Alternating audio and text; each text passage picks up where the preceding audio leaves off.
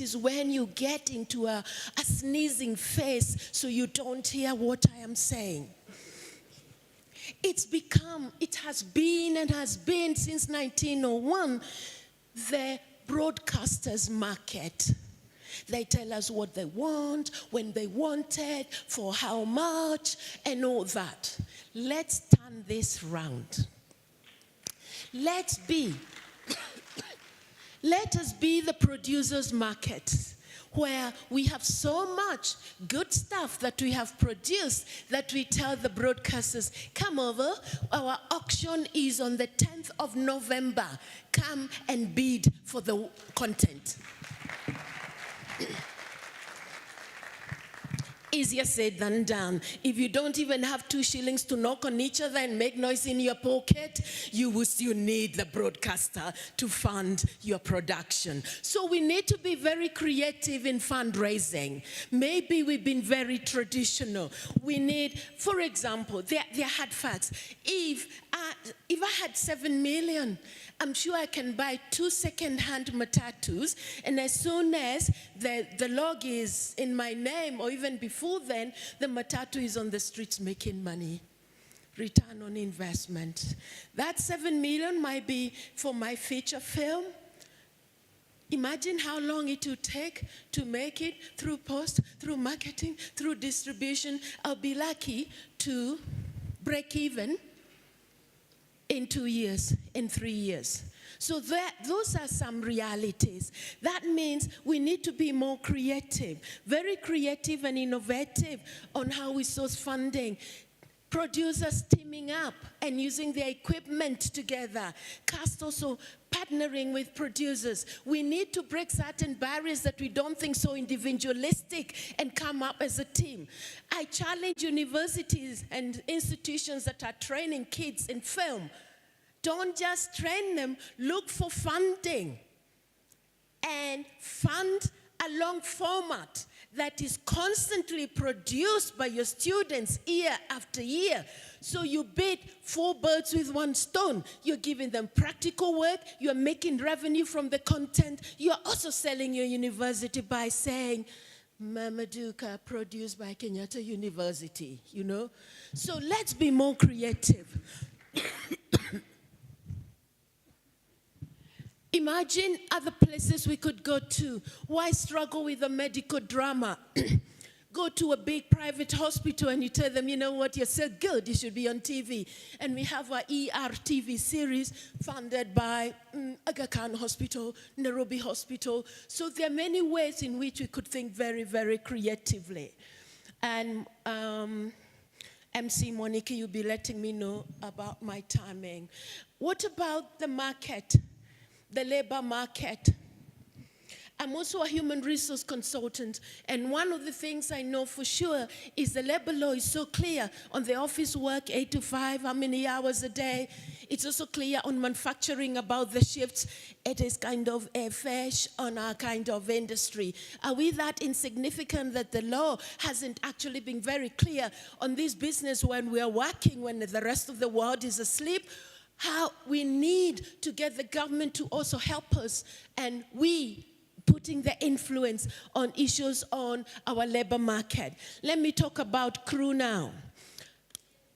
I am tired of pleading with fellow big producers, and I'll ask my friend here, AP Matere, AP, I hear you are taking so-and-so as your cameraman. I really wanted him.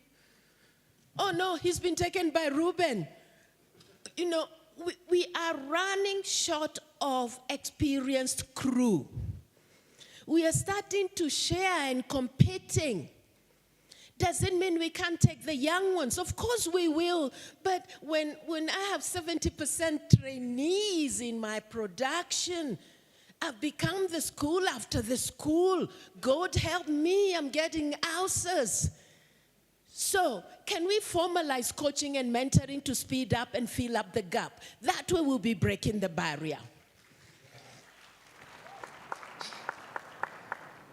I don't know whether Ruben Odaga is here and Tosh Getonga. You have no idea. You have no idea how many conversations I've had with those two in the last 2 months. Please, can I have 411 to be my lead? No, you can't. They're already on schedule. Oh, no, can I have Boogie on this? We are now at the point we are pleading with each other. Imagine then if you're not even friendly with these producers, they will whip your main lead actress or actor, and they'll take them and pay them more. It is so difficult that when people go to pitch to popular channels, they are told, don't even dare talk to that one. They're already in our other production.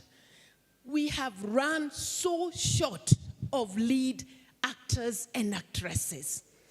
Can I use the word? I'll be damned if another relative tells me, I could act. Yes, yeah, yeah. Okay, so we need to have specialist acting schools. And I give compliment, recognition to Charles Ouda, who with Nice Githinji are trying to do that. But we need like short-term schools, a year, 2 years, specifically on acting. Passion doesn't mean you have the skill. And I'll move faster because I'm being told my time is up. Practical training. Those universities engage production companies to execute your training so it's practical.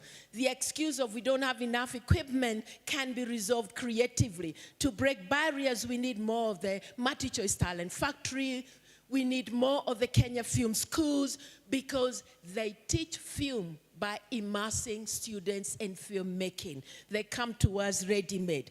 Holistic training. Don't just teach them how to handle a camera, how to direct, how to do makeup. Management trainees in a bank go through management training. They are taught supervisory skills, communication skills, problem solving. We are dying, we are having ulcers because of simple things like problem solving. Many think in social media is the #1 recipe for problem solving instead of having equal to equal discussions. We need corporate behavioral skills taught to our filmmakers. People issue concerns. Yes, we work long hours. Yes, the funding is limited. We need to increase our funding so that we give people better working environment. And the guilds, crew, cast, producers work much closer with the Ministry of Labor and Executing Employment Act. Now, the next one is a sad one. Mental health is becoming a big issue. And even when you give them contacts like, we think you're not okay, go see somebody, they don't, because they still feel to accept you have mental problems, saying you are en route to the Mathare hospital. We need to sensitize the world more and more, and I thank those who came on my live broadcast on mental health. I had creative people, creatives on it. We need to really help our young people. The rigors of production is breaking their backs and their minds. Our project, our objective today is to break barriers, not to break minds and souls. Mental health is an issue. Now the next one. I will speak a little bit softly. You listening? You having drug and alcohol issues on your sets? We need to deal with this alcohol and drugs on our sets. People come to us, all talented, young, full of spark, and before you know it, they are giggling when they should be crying, and then you know somebody is taking something. We call them the happy team. And they're difficult to manage. It's a big issue. Some producers don't want to accept it in case people say, oh, people take drugs on your set. They do on mine, they do on every other set, and I don't know what to do. Let's deal with it. For the parents here, start at home. Finally, before my voice fades, I go back to self-identity. I go back to self-love. Why would we, I think our CEO KFCB and our chair talked about our content traveling all over Africa. But if we are not watching our own, why should they watch it? We need Kenyan eyeballs for Kenyan content. And I need you to say it after me. Kenyan eyeballs for Kenyan content. Once we are watching a lot of our own content, and I don't mean when you are launching your movie, the only people who come, your cast crew, your friend producers, and your relatives. This got to stop. We need to sell to the Kenyans, and we sell to them through giving them unique content, exotically Kenyan, made to international quality, and we need all our language to be punctuated by one term: local content. Local content. Let me hear you say it. Local content. Because when you have more local content, we'll have more eyeballs, and it will sell itself. Finally, the Kenyan eyeballs for the Kenyan content. And it can only be achieved if we willingly and proudly accept we are the cradle of mankind, and the whole world knows that. Can we be the cradle of film for Africa? Thank you. Now I can take a real serious cough.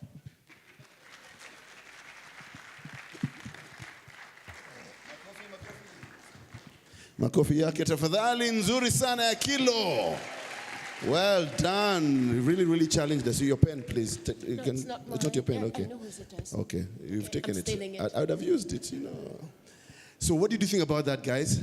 I'm sure you've got notes. I'm sure you've got questions. Yeah? Or comments. Or comments. And we're going to take those after the next two speakers. So we're going to have two speakers, and then after that we'll be able to have a session where we just interact. So please note them down. We'll be able to interact with them. I remembered you talked about your fuel bill. Your petrol bill is 1 million shillings a month. Hey, anybody from Vivo Energy here? Give them a contract, man. These guys, they're doing a good job. Eh? And then she talked about SMEs being the ones that create jobs, and that we in the film industry create all the jobs. She said, call yourself to a meeting, jita mkutano, know your identity, know who you are. And if the whole of Africa is listening to us, we know we are important. We need to know that we are important and that we make a difference. And then she said, coaching and mentoring, very big one. Bob, do you have trainees in your organization, interns? Yes. Josie, same. Let's do that. Let's train these young people. That's why Michelle is here, to be trained to do these kind of things. Yeah? Right? Okay. And then finally, what I liked was Kenyan eyeballs for Kenyan content.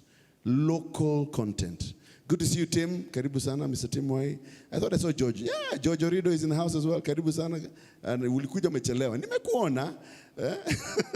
Good to see you, Christine, as well. So, ladies and gentlemen, we want to have hear from the government.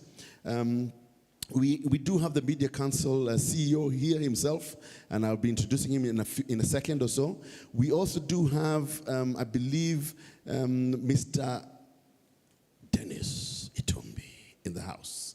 He's going to be also saying something on behalf of government. You know that he is a creative himself by excellence, always on the winning side. I wonder how he does that anyway. So, ladies and gentlemen, without any further ado, I would like to invite onto the stage a gentleman who's very passionate about the media industry, has been involved in safeguarding media freedom and enhancing professionalism through setting media standards and ensuring compliance by all media practitioners. He will speak to us about monetizing creativity and the nexus between freelance journalism and the new media in the digital economy. Ladies and gentlemen, please put your hands together for Dr. David Omoyo. Karibu sa.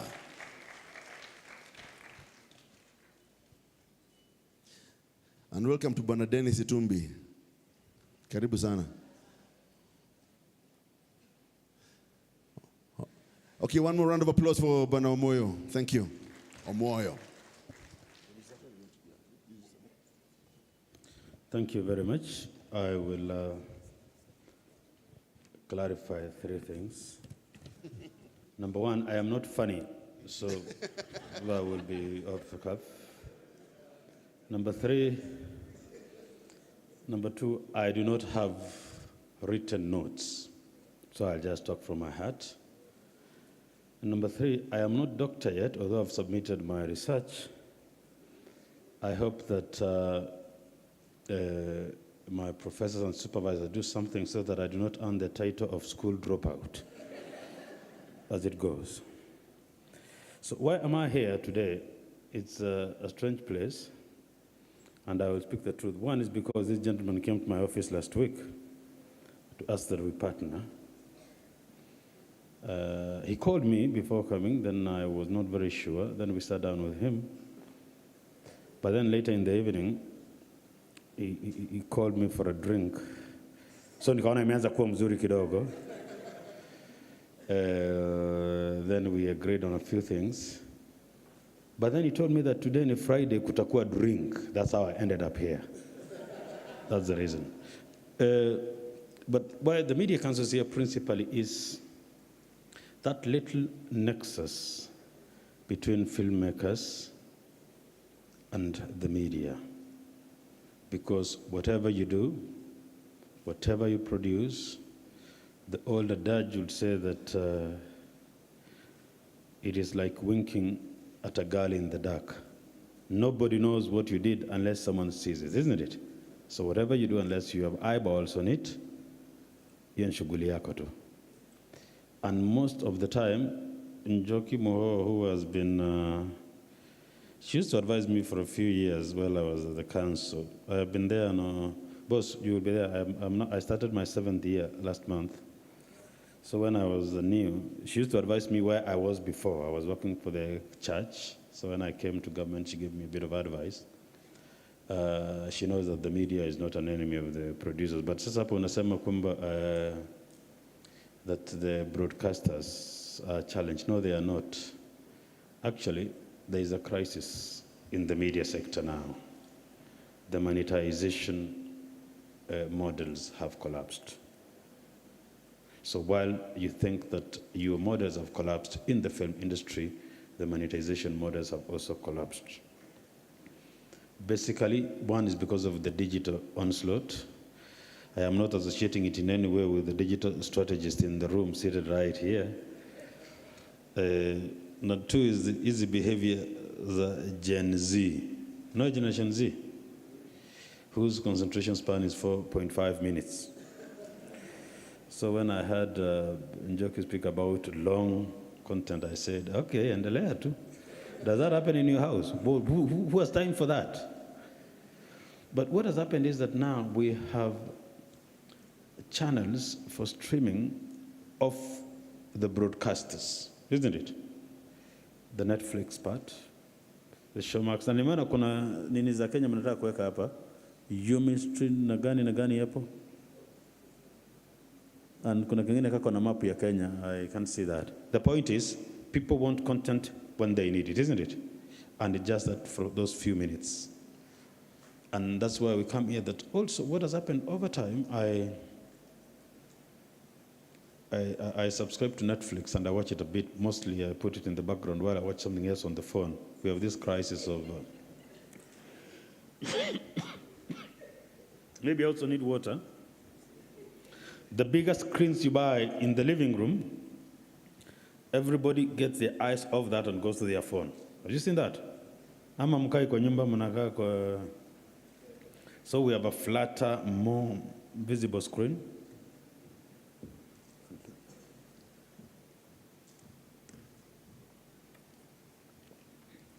Yet, the people who stay in our houses rent-free and have a lot of demands, and they even have commissions on human rights. My daughter is 16, I call her Chief Justice. She calls me to account on everything that you've said, that you promised, that you kuja tuongee kidogo. Nini watoto?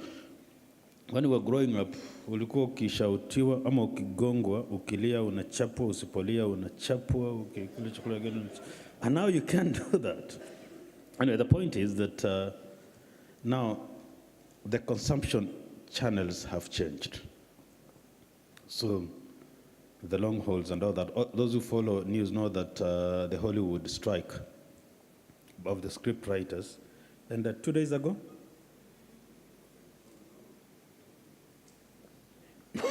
Or at least they signed that agreement 2 days ago because of artificial intelligence.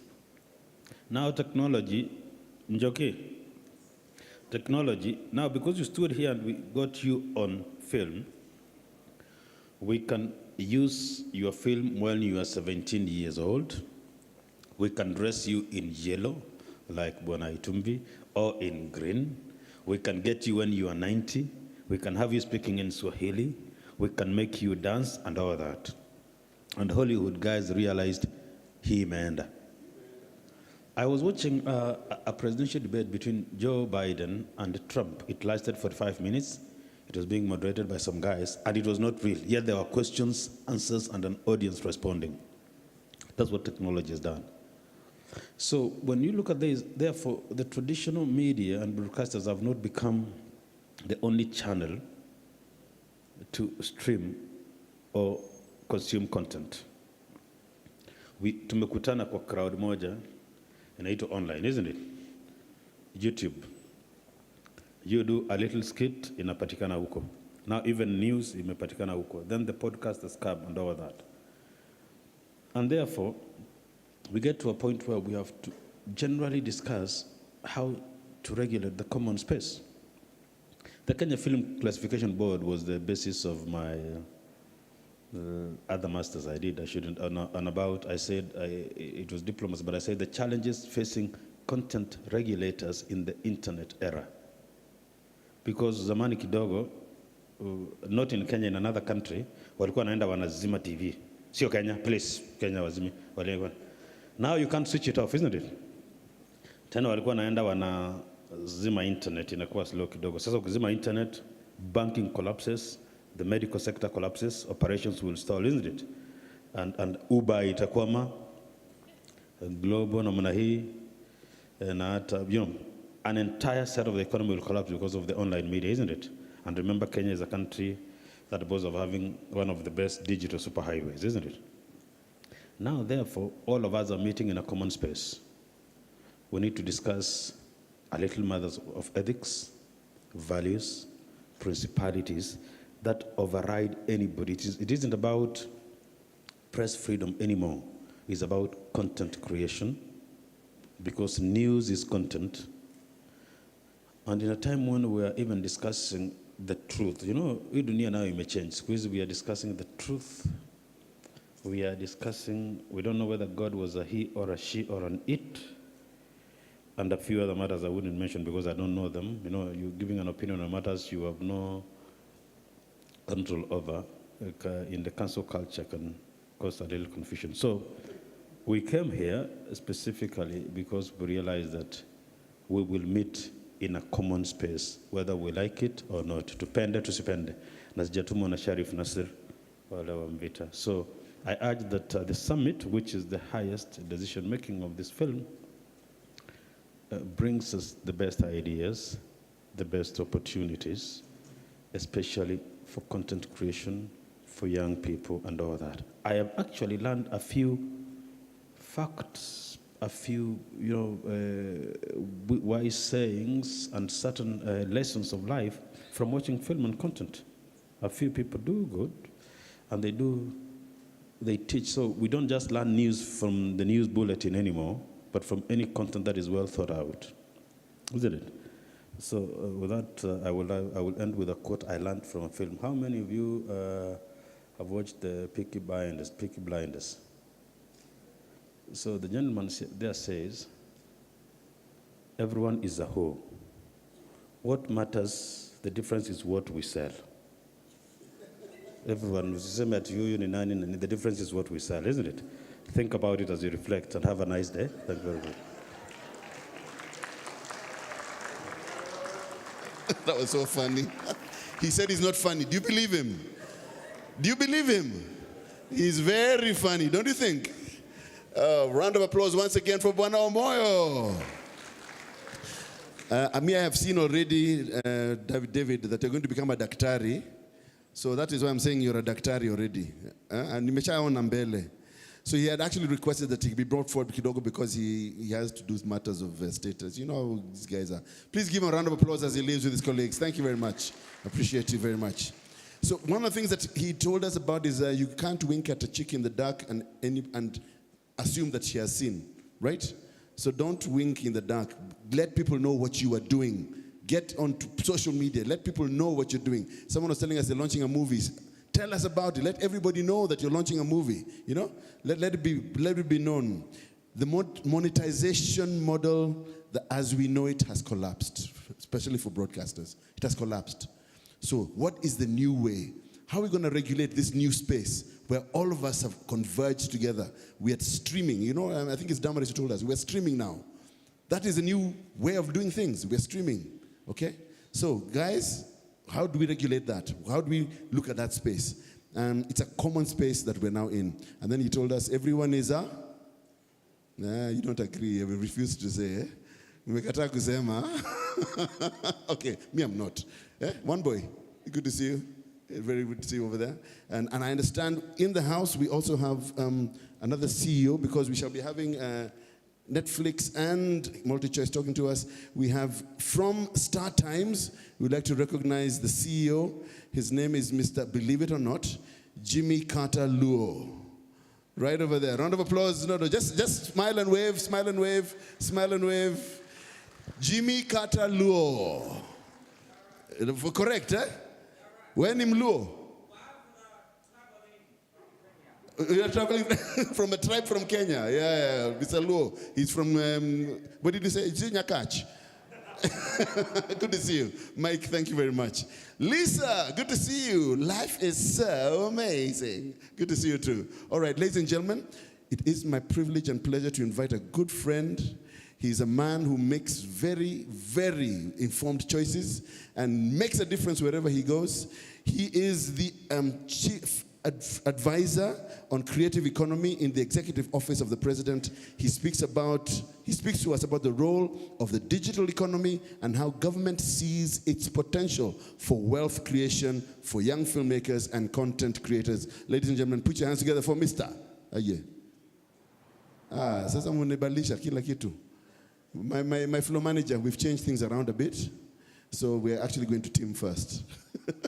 Ungetuambia kama mumaliza hiyo story hapo, ungetuambia tu. You just have whispered to me. All right. So ladies and gentlemen, let me start again. Okay. So now, when Dennis comes next time, I want to introduce him again. I just say, Deno, ingia. All right. All right. So ladies and gentlemen, this also is a good friend of mine. In fact, he pays our bills quite a bit. In fact, by the way, Tim, if you sneeze, we will catch a cold. Yeah, as you know, I work with Eugene Bogwa. He's my business partner with DNR Studios. We do a lot of great work with Showmax and Mnet, DSTV. Thank you for the support of the industry. Now we're waiting for Netflix to do the same. I'm not naming names. Okay, ladies and gentlemen, our next speaker is the executive head of programming in MultiChoice Group. Now, not just for Kenya, whole of Africa, which is the home of Salem, the home of Sakina, name of which other one? Second family, which other one? At which one? County 49, which other one? Hey, Zote, Showmax in the whole of Africa. Ladies and gentlemen, please put your hands together for the Kenya's longest serving television. Yes, that's a Maisha Magic Plus is the longest serving running telenovela platform. Showmax hits, let's see what else. Showmax hits, of course, we give them all the Faithless. Who was in Faithless? Anybody was in Faithless? Yeah? Yeah, Faithless, Pepeta. Yeah, hear you, Njoro Auba. Yeah, I was the bishop. He will give us a presentation on the multi-choice ambitions across the region. Ladies and gentlemen, Mr. Timothy Okwaro. Thank you. Thank you so much, Monica. You didn't say Real Housewives of Nairobi. Oh, sorry, I forgot. Sorry. Real Housewives of Nairobi. Thank you so much, everybody. CEO, Kenya Film, Classification Board, Mr. Joel Wamalwa, CEO of the Media Council of Kenya in absentia, Mr. David Omoyo, who told us he wasn't funny, but apparently was. And then Mr. Ezekiel Onyango, the chairperson of FTPA, and the chief advisor for the creative economy, Mr. Dennis Itumi.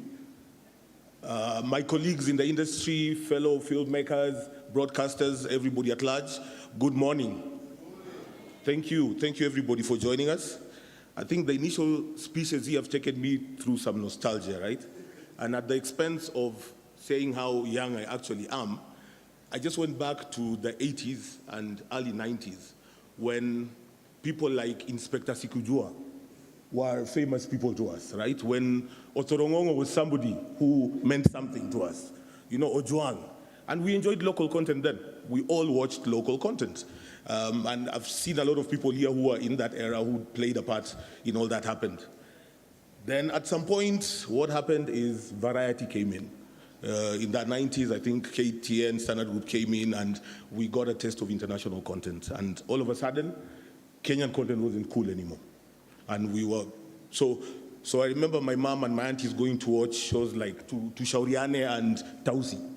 And then now it became The Bold and the Beautiful. That's all we were watching, right? But somewhere along the way, we started getting back on track. I think earlier today, somebody spoke about Cobra Squad. You know, there's other shows that came in between, but they were far and few. And we didn't really jump on that bandwagon. And I'm here today to show you what MultiChoice Group and Mnet have done to sort of bring back the track on local, because I truly believe we were the pioneers in bringing everything back on track. I remember around 2010, 2011, and the people in this room who are there then can hold me honest. I see the two of you. We did changes. And then we went and did Corner. And at that point in time, these were very, very high quality productions, right? Comparing from where we were. The reception was great, but not so great again, because we're finding a Kenya that's used to a lot of international content. But we kept at it, right? We took a step back and thought maybe, how do we come back? How do we bring the passion for Kenyan content back? And so we launched Maisha Magic. And, okay, thank you. And on Maisha Magic, we started what has now become Kenya's first and probably only 100% local content channel. And that's just a background of how MultiChoice Group and Mnet have been playing a part in developing and growing this industry. And I'll speak to a bit more. I have a presentation here. If Murphy's Law is not going to apply, we will enjoy it together. If it does, tutajipanga. Okay, so yeah, so I just want to thank again KFCB for mobilizing everybody in this room. I think from the initial speeches we've had, everybody's excited and happy to have the opportunity for the whole industry to sit down, have robust and honest discussions about what's happening, where we are, where we've come from, and where we're going, and chart the way forward. Because I think, Dennis, and I think the Kenya Kwanza government has established that because we understand that this is the one sector where the youth can get employment. Anybody from anywhere, we had Ezekiel who's a doctor actually, you know what I mean, can get employment. So this is the one area that if you put focus on, the benefits for both the citizens and the government is plenty, right? So jumping into it here, sorry. Our investments in the film industry are based off of 5 pillars. So number one is, you know, we've increased our investment in the local content, and I'll speak to that as we go. Expanding the viewership of local content. So we are forefront of taking Kenya's local content across Africa to the different other markets. I was in Lagos a year or two ago and I met some producers at a forum and they were extremely gobsmacked. That's the word I planned to use. Gobsmacked by the quality of content coming out of Kenya. It was amazing and it was interesting to hear them because we sit here and see South Africa and West Africa as being way ahead of us. They know we're coming, guys, and well done to each and every one of you in this room. Our investment in technology, I'll speak a bit through that, what we're doing there. Collaboration with partners. We see the production industry and you producers as partners, as collaborators. We don't do this on our own. We don't have the cameras and the people to go around and shoot these things. You guys do the hard work, manage the HR, and Joki has spoken about it not being 8 to 5, it's going until 10, 11 p.m., right? It's all you guys, and kudos to you. And then our role in creating future content creators, right? The pipeline. Njoki, you've said that you have to call your colleagues to find casts, to find crew. I don't know whether that's a good or a bad problem. Could be a good problem because that means there's a lot of work going on. An opportunity to create new faces and bring new people on screen.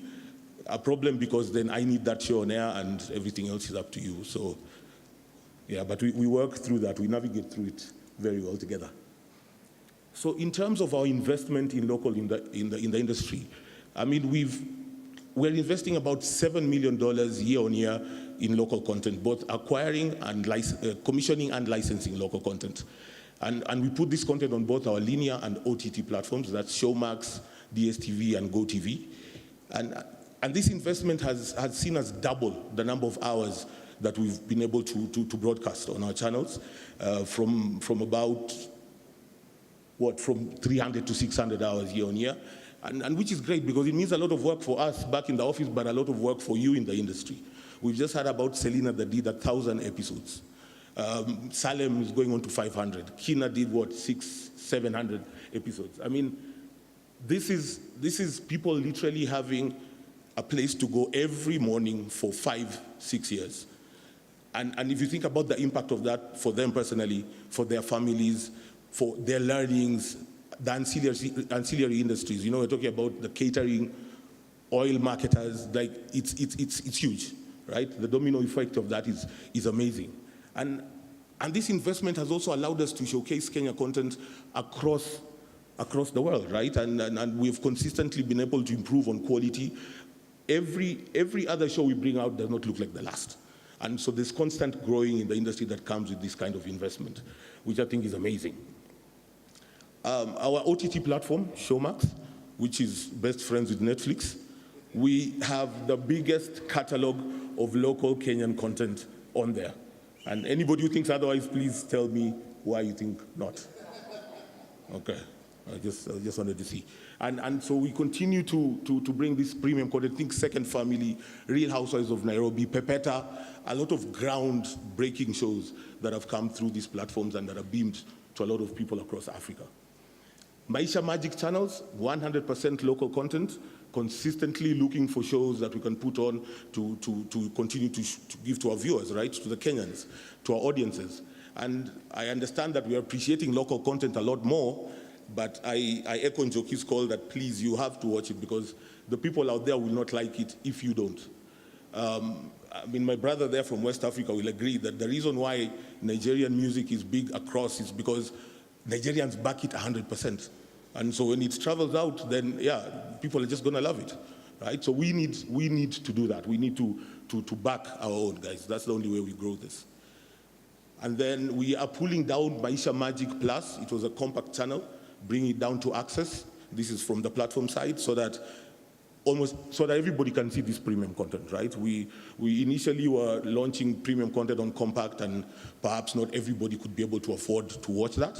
Now we're bringing it closer to the people so that the beautiful content that the people in this room are churning out can reach the masses, because I think that's the goal ultimately, right?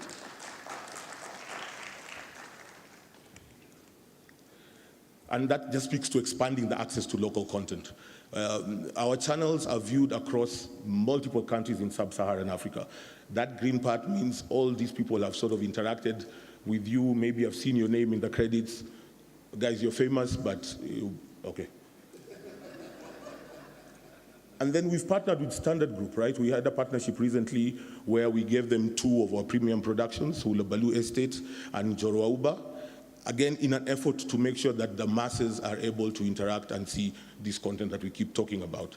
We want to make it accessible to everybody, really, literally. I think that's how we win back people's hearts, right? We can be talking about something on this corner, but if that corner hasn't seen it, then it's just noise to them.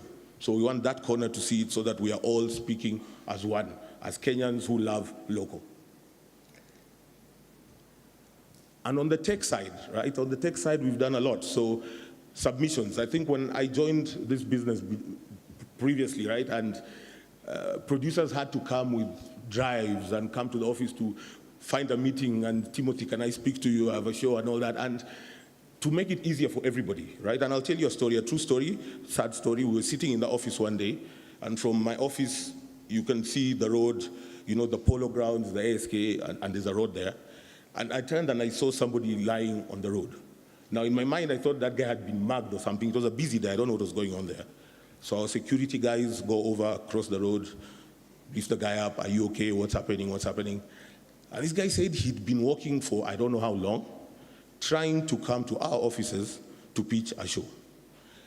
Did you have an appointment with anyone? No. I mean, I've been trying to call the office.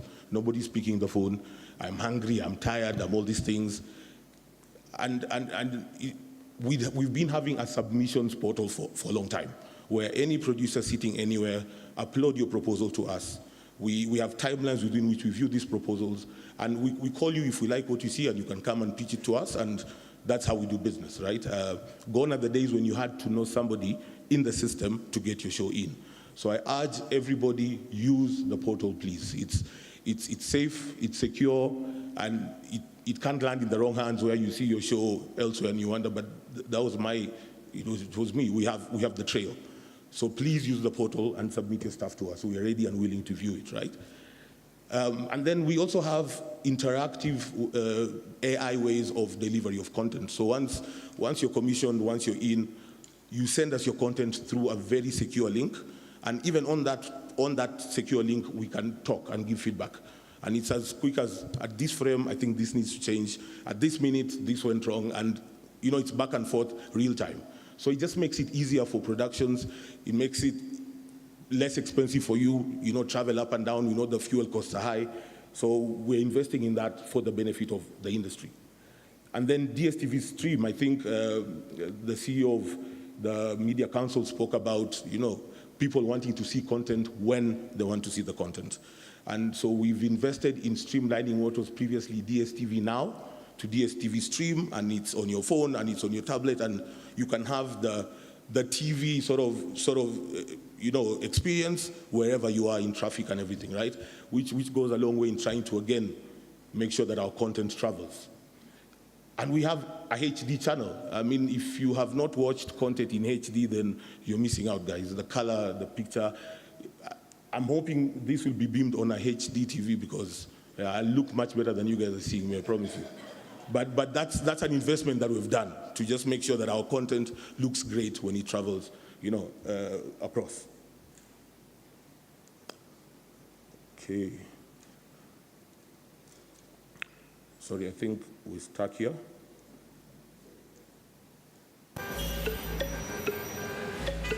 He might not need him, he doesn't need him. Stunning first snap. No, he's not the biggest entertainment show in Africa. I'll battle her tonight. Want to have a divorce party? Cheers to that. Yo, dude, back there? Louis, inside voice. Never wanted any. Listen, it's a joke. Flavors of Africa. Enjoy your favorite shows anywhere. Download DSTV Stream today. Yep. We are both a content and a technology business, so we follow the customer wherever you are, under the vehicle, in the bus, wherever. And then collaboration with the industry, right? I mean, like I said, we are partners with the industry. And everybody who's walked through our doors, who we've worked with, who we've generated content with, they know that it's a very collaborative approach. You will come with your concept, we will workshop it, we will work through it. Our aim is to make it better, if possible, and we're not saying the concept is bad, but we also have the benefit as a business of international best practice, sorry, that was slipping me, which we can collaborate and teach, right? I mean, the requests we ask from producers who have worked with us, and kudos to all of you who've stayed all through, the paperwork, the admin that you need to put, whatever you need to send, the quality of the imagery you want, who's your script writer, who are your HODs. We go through all that so that the end product can be what we know the customer is looking for and willing to pay for, because we're behind a paywall anyway, right? We leverage off these partnerships to bring some workshops and trainings. We had a collaboration with Bollywood where we brought script writers and they workshopped with the industry. We have a great resource in South Africa who does very good final mix.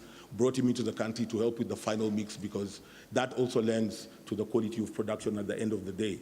And so we collaborate and work together to make a final product that each one of us will be proud of. This is just, sorry, I don't know if this video is going to play now. Okay. This is the home of Kenya's brightest stars. Yeah. You've experienced the magic of our stories, lived our love of local. But you're about to hear a roar like never before. We're bringing the much-loved Maisha Magic Plus to even more homes on DSTV Access and GoTV Plus. To victory. Boasting 5 Kalasha Awards and 3 MVCAs to its name, it proudly stands as one of the most awarded channels in Kenya. And we're only getting started. But wewe wacha nikwambie. With 2 brand new drama series ready to shine. Zari. Yani mom na dad wana fight na wewe kazi yako ni zodiac signs. That girl is not his daughter. That DNA test will prove me right. And Kasri. Get your stuff and get out of my house. Do not make me throw you out. I assure you. We're not stopping there. 2024 will have you rolling on the floor with our brand new comedy, Bwana Chairman, and have you questioning the justice system in Hakim too. Yes, we'll still be bringing you Kenya's most loved shows, Jorowa Uba, Salem, Kina, The kind of things I have seen. and more. Maisha Magic East continues to bring you unbeatable and unforgettable shows 24/7 with the very best telenovelas, dramas, comedies, lifestyle, and reality, all bringing the hit fresh from the East. We have to have a good time. Sawa. So join us as we usher a new era on Maisha Magic Plus and Maisha Magic East, with stories that speak to your heart and a brand of magic you feel in your soul. Forever, forever. You're going there. It's a done deal. Looking very good, guys. And on Maisha Magic Plus, 163, starting October, we've got 2 amazing shows. If you're not watching those shows, guys, you're missing. Zari, 23rd of October, and Kasiri on 9th of October. Amazing shows, guys. All local. Yeah, we're going to make you fall in love with this local again. Promise.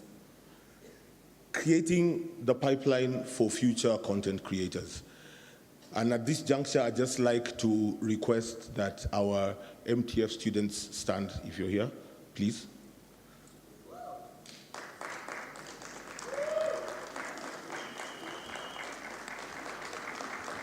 Thank you. This young lady and gentleman, there are 4 here, but I think the whole cohort is 20, and there's some upstairs. It's 20, and it's that MTF Multi-Choice Talent Factory brings in students from Kenya, Uganda, Tanzania, Ethiopia. All come here for a year and get taught the business of film, all free of charge, and then sent back home to go and thrive. And by go thrive means then they form part of the industry and they come and pitch for content in their respective countries, and just to continue to ensure that, Njoki, you're not calling somebody else to look for a DOP, right? There's going to be DOPs coming out every year in every market that you go to. And we have impacted the film industry creatively by doing this, because even a lot of our productions or other producers get the benefit of these young people on their sets to help them with their work as interns, right? But we also just make sure that the business of film is seen as a proper business, right? Because these are young people and they're going to come out feeling very encouraged in this world. I know the people who've done this for a long time know that it has been a labor of love. It was always your heart pushing you out there. I remember having a conversation with Appy one time, and she talked about how hard it was starting out, working with all that equipment. Times are easier now, and the kids have the benefit of an easier time, but it's being imparted to them. And I thank all the guys who collaborated. A lot of the industry comes in to mentor them and workshop with them. And even through the MTF and the connections, we give workshops to the entire industry, master classes, where we've gotten people from, we got this guy from the States who does sound. What was his name? And he gave us sound, a masterclass to the industry as a whole. It's not only closed to the students, right? So again, that's more on our investment as MultiChoice and Mnet, on how we are impacting the industry, because we all grow together. We can't do this by ourselves, guys. And rolling action.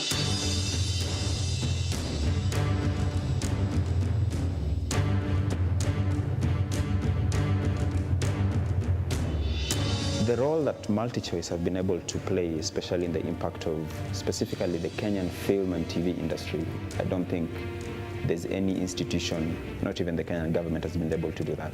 Nema, what is this nonsense you're telling me?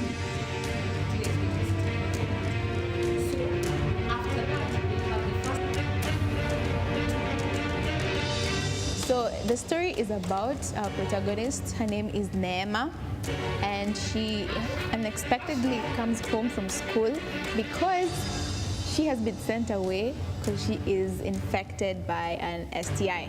My name is Henok Tashoma. I'm from MultiChoice Talent Factory East Africa Academy. I'm originally from Ethiopia. I'm the DOP for this project.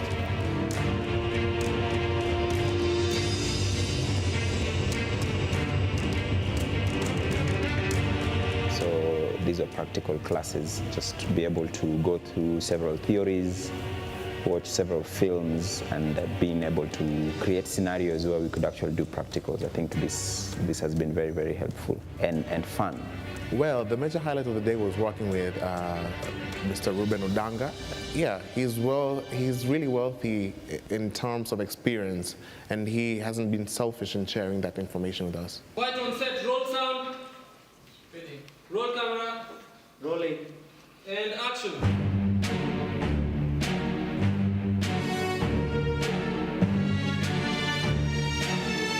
Okay, so today's first scene, we were shooting a scene in the dining room with a family here at the dining room having breakfast. Then the daughter comes in. She's chased from school. Then we let the whole scene plays out in the living room.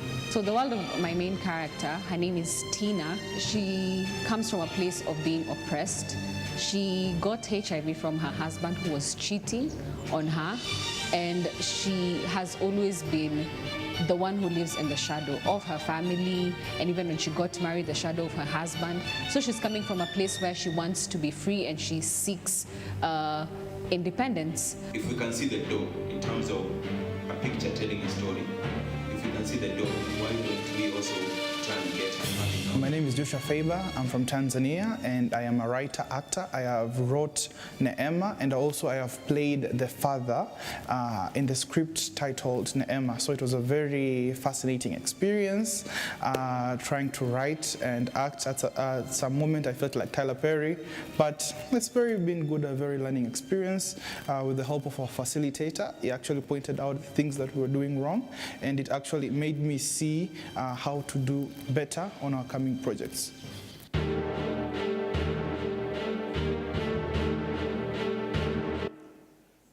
Yeah, that's just a bit from our MTF.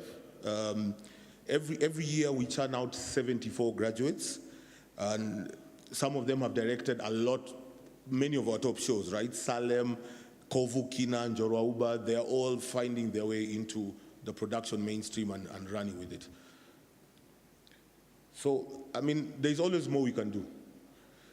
Key on our priority is do more on piracy, right? I mean, we've partnered with a lot of industry people. We've partnered with Kekobo, Bansoft. There's a whole team of people you see down there who we've partnered with, and we're championing against piracy. Piracy costs the creative industry a lot. It erodes a lot of the gains, that we're seeing here. For the people who do makeup, right? For the people who do catering, the actors, all that, the script writers, piracy erodes all that. If it impacts the broadcaster, then with the value chain, it impacts all the way back, because then we can't afford the content anymore. And I know Njoki wants it to be a producer's market, but before then, while we still are doing this, we need the opportunity to do it so that we can continue to sustain this, isn't it? And I'll not speak to the figures there because I don't know what I'm doing for time, but we're seeing billions, we're seeing a lot of money, right, in the different sectors, in the music, in cinema, on TV. All that is money getting lost to piracy. And not only us as those sectors, but also the government, right, in terms of tax. It denies the government a lot of money in tax. So in our own way, whatever we can do against piracy, I urge each and every one of us to do their part. We as MultiChoice and Mnet are doing our part. But also more importantly, what more can we do, right?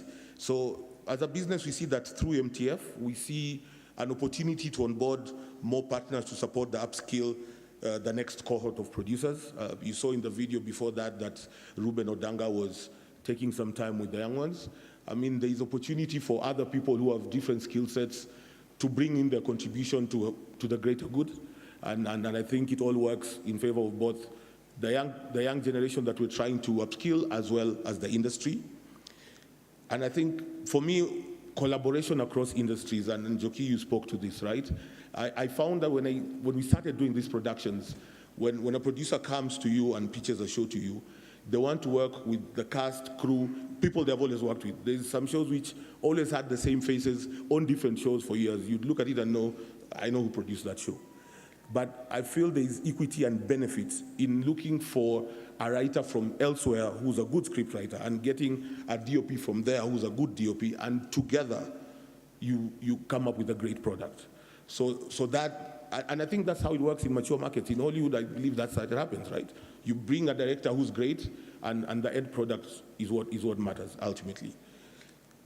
And then also adapting international best practices and standards. I mean, the professionalism of the business. It has to be a business like any other. And increasingly, when other players, international players, are coming in to commission shows in Kenya, their requirements will be very stringent, right? When they're investing money in you, they will require a certain type of quality, certain documents from you, invoices, receipts. How did you spend this money? And so it's important for the business of film to be run as a business. That's the only way you know that you're making money or not. If money comes in and just goes, then halfway through you come back and say, oh, Pesa Elisha, I need more budget. It's tough. And we had that the revenue models are changing. There's not that much money anymore. So every cent we give, there's some accountability required, guys. There is. And then this is also a pet peeve for me. There is a certain group in the TV industry that's not celebrated enough, and that's your scriptwriters. And I've found that then many of them, like even in the MTF, I told you that we need scriptwriters, right? We need, because the story is what sells.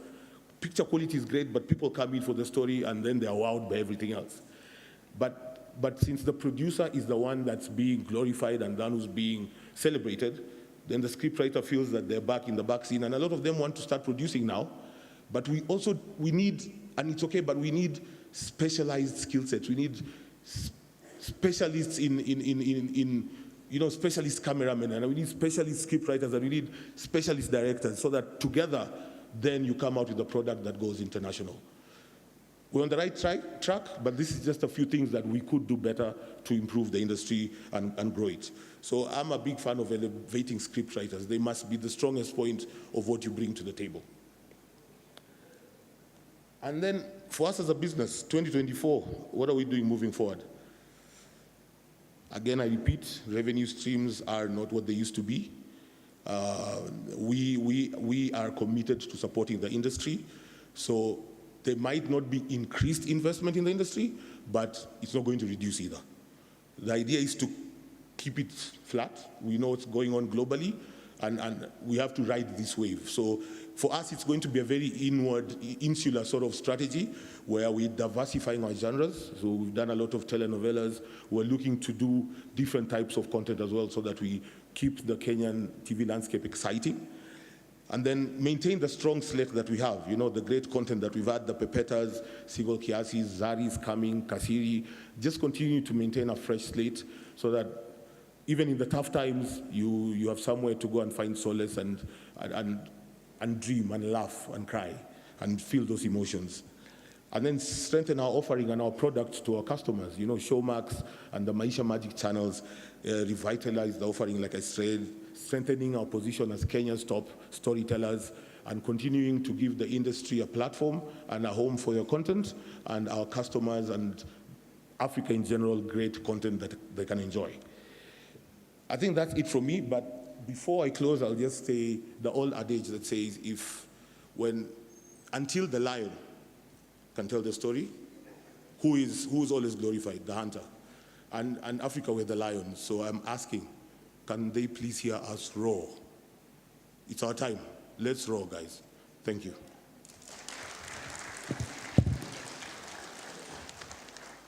Thank you very much, Timothy. Hey, kumbe uko na kizungu mingi hivyo, umechoa jasho kizungu mingi sana. Round of applause once again for Multi-Choice Africa. We really appreciate you, and as I said, you have really made a big impact. You saw the impact, guys? 600 hours.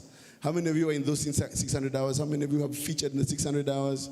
I know more hands than that. All of you, why aren't you putting up your hands? All of you featured in the 600 hours. Over there. Hey, Mageto, you've not featured in the 600 hours? Oh, 40 Sticks is Netflix. Nakuana. Well, okay, ladies and gentlemen, I want to recognize a few people who've walked in. First and foremost, Timothy Owase. We love this man. Kenya Film Commission CEO, thank you for your good work that you're doing, supporting us, giving us a lot of money to make movies and supporting empowerment of the filmmaker and work across all the counties. And thank you for being here. I hope they give you a chance to speak after tea. Yeah? We'll give you a chance to speak after tea, surely. Afternoon, eh? Uko hapo? Bas, excellent. Good to see you. Very, very good to see you. Who else have I not noticed? One boy, nimekuona. You know, people don't know how hard you work behind the scenes, eh? Making things happen. One boy, tunakujua sana. Well done, well done. Who else have I not seen? Eh? When did you arrive? I've not seen you. As Virani, good to see Bana Virani. Lots of good industry players. Now, Virani, by the way, is a gadget guy. Now I'm wondering whether he's got a zoom on that lens. Can you see the pimple on my nose? You know this. You can see that, eh? All right, great to see all of you guys, and I hope you're having a good time. I hope you've written down your questions. We're going to field questions, as I said, after 2 or 3 speakers. We are now going directly to the next beautiful people. We love these guys also, eh? Because we have seen Bangarang, we've seen Nairobi, we've seen, what else have we seen on Netflix? What else have you seen? Eh? 40 Sticks, 40 Sticks. I even watched Disconnect 2. I watched, what's this one by Kangeda about Uradi. Oh yeah, sorry, you beat me on that one. You know I wanted to act in Uradi. You beat me to it. By the way, guys, I am an actor. Do not have to recycle the same old guys. I mean, Raymond Ofula is always Mr. Kamau. What's his name? What's your first name? What's your first name? Remind me your first name. Chris Kamau. You know, it's time for Moniki Mageria. I can act bad boy, even me. I can be, but don't give me those roles of the guy who's have got 6 wives and 3 girlfriends. I've been offered those, but my wife has refused. So, ladies and gentlemen, I'd like to introduce now to you. She is the director of public policy for Sub-Saharan Africa at Netflix, which is home of those beautiful, beautiful shows that we've talked about just now and films. She is definitely not Kenyan, but my goodness, she loves Kenya very much. Put your hands together for Shola Sani. Karibu sana. And she'll be talking to us about the ambitions of Netflix across Sub-Saharan Africa. I'll use this one. Yeah. Asante. Thank you very much. Good morning, everybody. And I'm going to steal part of the MC's job and introduce my colleague, Ms. Dorothy Getuba Pala, to come up. Yes, please.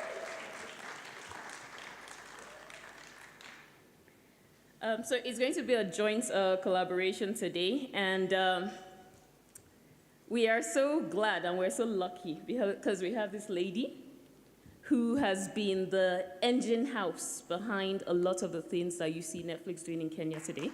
So before I go on, I will let Dorothy say a few words also about how we'll be doing today's presentation. Hi. Bwana asifiwe. I've wanted to say that for a very long time. I was sitting here and I was thinking to myself, this is so surreal. It's a little bit emotional for me, so I'll take a minute.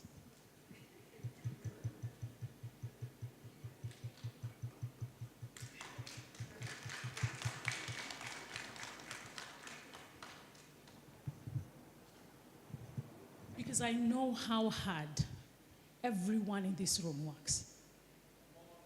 Ooh. So it is so exciting for me to come here with Netflix, because Netflix is ready for Kenyan stories.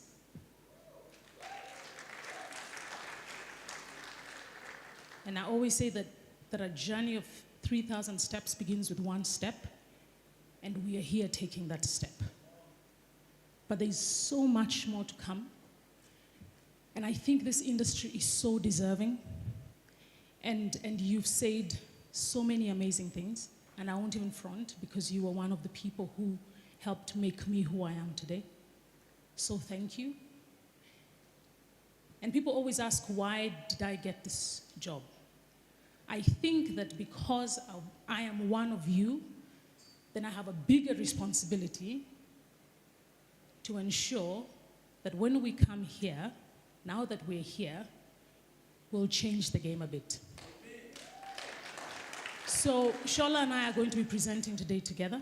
She's from the public policy team, and so we'll touch a little bit on that. We'll talk about what we are doing in the content team and what we hope to get from you guys, share a few things that we hope that when you pitch us, when you send us stories, these are the things you will send to us so that you can make our decisions very easy. And then Shola will close up, but we'll do this together. And then later, I believe we'll take some questions. Okay, cool. Yeah, spot on.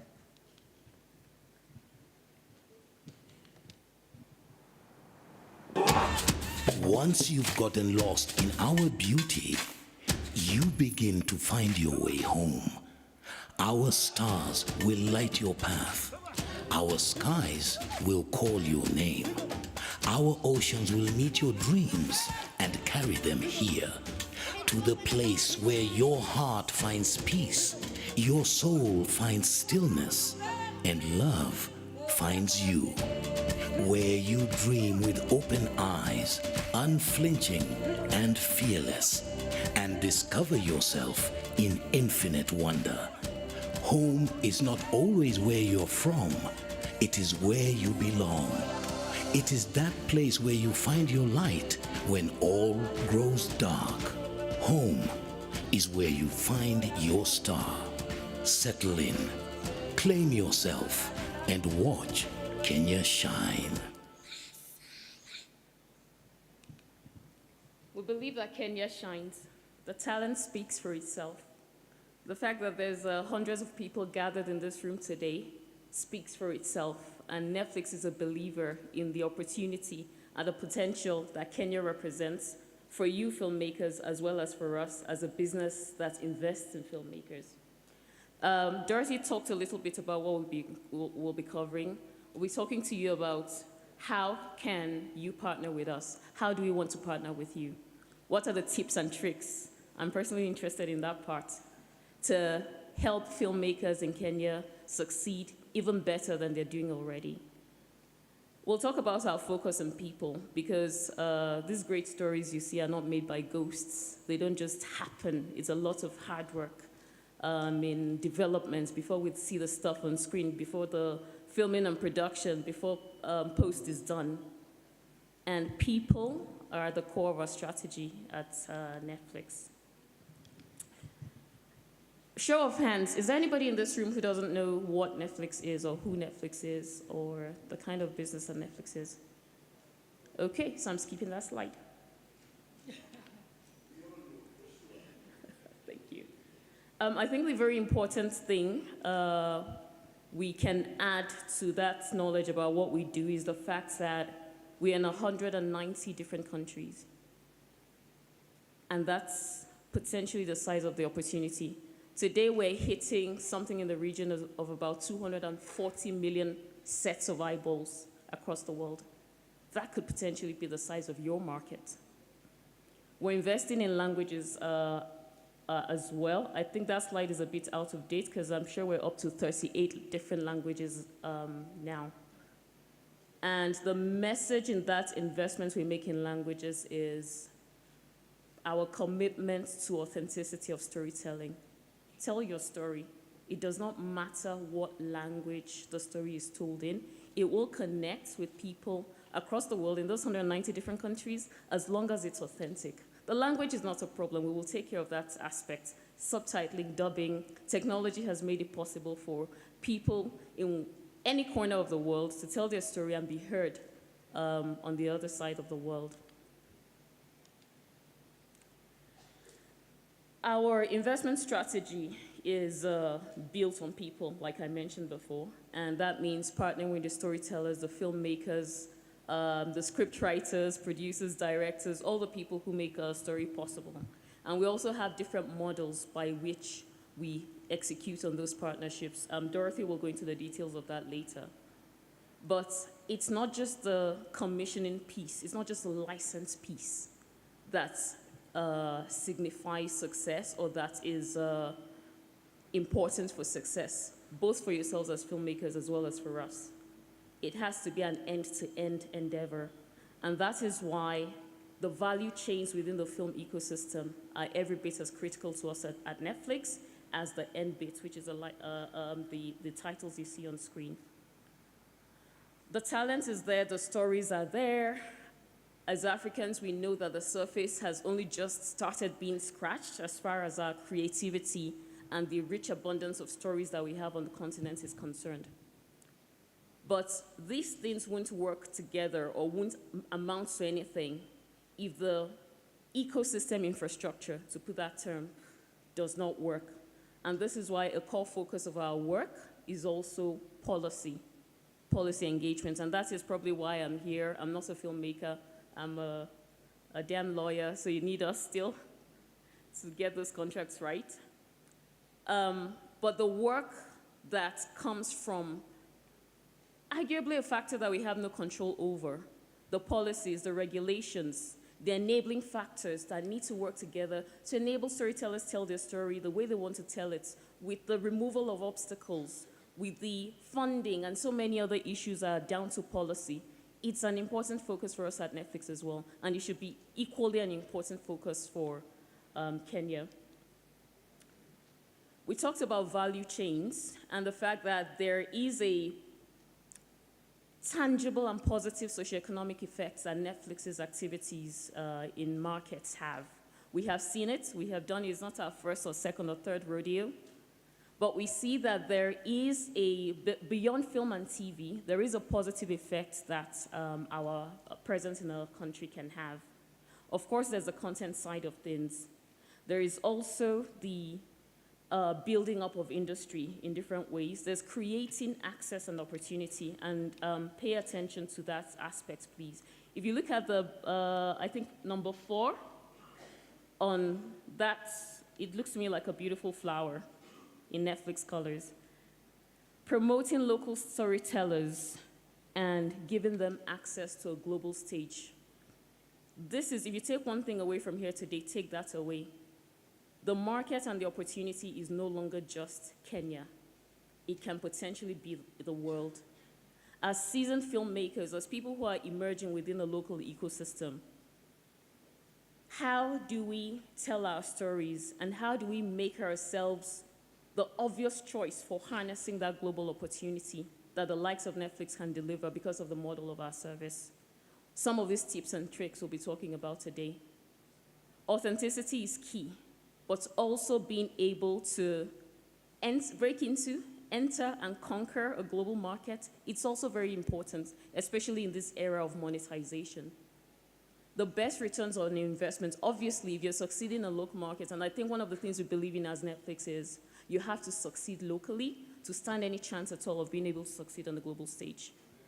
But if you're succeeding on a local market and you're generating some form of returns, yes, it could always be better. Even I want a bit of a raise. How much more does that exponentially build out when the world becomes your oyster, so to speak? So how do we, it's not about telling different stories or doing things, maybe doing how we tell the stories, but how do we place ourselves at the forefront of that global opportunity that Netflix presents? We published a report sometime earlier this year, and this is a snapshot from one of the pages in that report, and you will see there Disconnect, the wedding planner, and the way Disconnect was tracking in the top 10 in Kenya for 25 weeks straight. But beyond Kenya, Disconnect also made it to the top 10 of most viewed titles in 16 other countries. 16 potential markets. That is the size of the opportunity. And that's just like scratching the surface of the size of the opportunity that streaming services and global services like Netflix represent. Am I stuck? Yeah. We had an idea that this is our impact. We see all those different value chains. We see catering being impacted by Netflix positively when we're in town and we're working on a project. We see construction also deriving benefits. We see everything from design to retail to hospitality generating some income by part and parcel just because Netflix is running a project. So we had an idea that yes, we do have an impact. But we went a step further and conducted a survey. I'm sure there are many people in this room who are part of that survey that we did earlier this year. And the feedback is 100% of the people who have ever partnered with Netflix say they would do it again, 100%. And that's because there's a strong belief that Netflix's presence and impact and contributions to industries, to creative economies, is something that sets us up for success and pushes us to new heights. We spoke about the ecosystem effects already and the kind of value chains that you can see being impacted by Netflix. And this is an example, especially for our policymakers in the room. It goes beyond film and TV. There's so many other sectors that can also derive benefits, both economically and socially, by the outputs that film and TV contribute. It is way beyond time. It is long overdue for mainstreaming of the creative economy, for film and TV to be prioritized in the same ways we have seen agriculture, what they call the real sectors, extractives, oil, if you come from Nigeria, and maybe manufacturing being prioritized. The creative economy has just as much potential to contribute to the fortunes of countries. And we need a fighting chance. We need, even without the kind of focus that these other sectors get, there's so much more that we'll be able to do. At this point, I'm going to call up Dorothy. I mentioned the tips and tricks for how to target and address that global market opportunity. So I'll hand it over to you. Which is the button first? Oh, yeah. This to go back. That's to go forward. Yeah, let's go forward. All right. So pointing. No, I think I'm good. Hi. Oh, great. So this is serious now. We had to put that there. I just want to say real quick that I hope that you notice in the slides there's a lot of reference to Anikulapo, to shows in South Africa and so on and so forth. But I know this is going to change because I know quite a number of people are working now so that if we are here again next year, this slide will have more than Disconnect. It will, we will have much, much more. So I'm here to just talk a little bit about the content team and what we are doing and how we do it at Netflix. So we work hand in hand with independent producers in a variety of contexts across Africa. So what does this mean for Kenya? In Kenya, this translates to significant investment in local content, which creates new opportunities across the ecosystem. I just wanted to throw something here. 7,600,000 hours. We've started 1.25 million, 50 hours. Exactly. Let the math. We also want to bring significant investment. We know what it takes to develop story. It takes time. You alluded to it, right, as a super important. They need to be paid because they are the people who create the value. And then production, post-production, all of it costs money. And so what we want to be able to do is to ensure that you as creators have what it takes and what you need to be able to tell the shows that will bring joy to Kenyan audiences and to the global audience. Because as you've seen, our shows are transcending. Our ultimate goal is to entertain the world with the best-in-class stories from Kenya. We believe great stories can come from anywhere. And what does this mean for storytellers?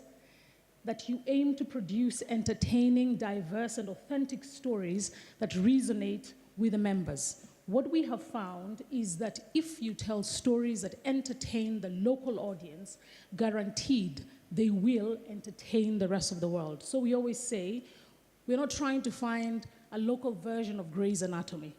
Shonda Rhimes has already got that covered. But what is happening in Kenya? What we have found is that someone in Brazil, someone in Japan, someone in South Korea are very curious about what is happening here. And so the more local, more grounded the stories are, the more people tend to watch. Shola alluded that we want to bring local content to the global stage. This we know is our competitive edge. 1901, Tia Roosevelt movie. 2023, you said we were left behind. We're here to change the game. Our stories to the local audience and the global audience. We had someone, an editor in the Disconnect movie saying, working with Netflix catapulted me to the global stage, including adding to my IMDb profile. We know, we've experienced it. We are fighting to have some of our local actors in some of our shows, to stay in our shows because people want them. Directors are getting opportunities to see their work being showcased around the world. And this for me is really super important because I think that Africa's time is now. Our stories are amazing. The world is embracing them.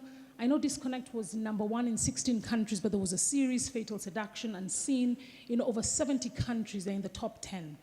I was walking, because now, of course, I'm based out of Amsterdam, and I was walking in the mall the other day, but when Unseen had actually launched, so a few months back, and they have these billboards that show the top 10 shows on Netflix every week. And I was just waiting for the elevator, and I saw #3 was Unseen. And that shook me. And I called my mom, and I said, I never thought in my life I would be standing in front of a show that I helped produce that is top 3 in the Netherlands. Maybe I can understand Uganda, I can understand Tanzania, maybe even the United Kingdom, but the Netherlands. So to have our stories not only be enjoyed locally, but also globally, I think this is an exciting time, I think, for African storytellers. The other thing for us that's super important is that we are creating a consistent source of income. Working with us creates long-term jobs. Because of our presence in South Africa, we are finally employing people over and over and over again, and this is our desire, that in time we'll be doing that as well here in Kenya. So let's get to the creative. Some tips and some tricks. So what are we looking for? We are looking for the best in class, locally specific series, films, and unscripted shows that bring our viewers joy. The viewers have to derive joy, and it doesn't mean the show has to be a comedy. Because people get their thrills from crime thrillers, from dramas, whatever it is, but whatever it is bringing the viewer joy. For those of you who subscribe to Netflix, you know that someone only has 5 minutes to convince you that you should use your data on their show. And so the first 5 minutes are so important because they lead people to watching the next 15 and the 30. So shows that bring viewers joy, that is very important to us. This is some of our titles. I'm gonna skip. So for scripted series, what are we looking for? Serialized storytelling. So we don't do procedurals. We want serialized storytelling that go episode after episode and have an opportunity to have multiple seasons. So we try not to do limited shows. So please, when you pitch, don't say, this is a limited series. Because what happens is you do such a great show and then the audience loves it and then we don't have a second season. So serialized formats are what we are looking for. Strong characters who are engaging, strong cliffhangers, twists and turns. You guys know how to tell this story, so I need not repeat, but these are the things that we are looking for. For feature films, we look for standalone stories that will resonate with our Kenyan audience first and can be watched across the world. So let me tell you the words that send shivers down my spine is when you pitch me a show and say, I have an international show. That is super stressful because really there is nothing like that. There is a strong local show that Kenyans love and the rest of the world will love. There's a series we did called Squid Game. And this was, I'm telling you, this show, guys, was created purely for the Korean audience. The Korean filmmakers, they were not bothered about trying to see how can we entertain the Kenyans, how can we entertain the Brazilians. What they did is they told their local authentic story. And then what happened is the Koreans watched it and they loved it and the groundswell started building and suddenly it's one of the highest watched shows. And one thing I always say is that when you see Bridgerton, Bridgerton is a local American show. It just travels very, very well. American shows travel very well. Number one, they've been in business since 1901 and way, way before that. So they have finessed the art of storytelling, and so their shows tend to travel across the world. But I'll come to Nollywood and say Nigerians are also categorically unapologetic about telling their local stories, and what this has meant is that the stories travel globally.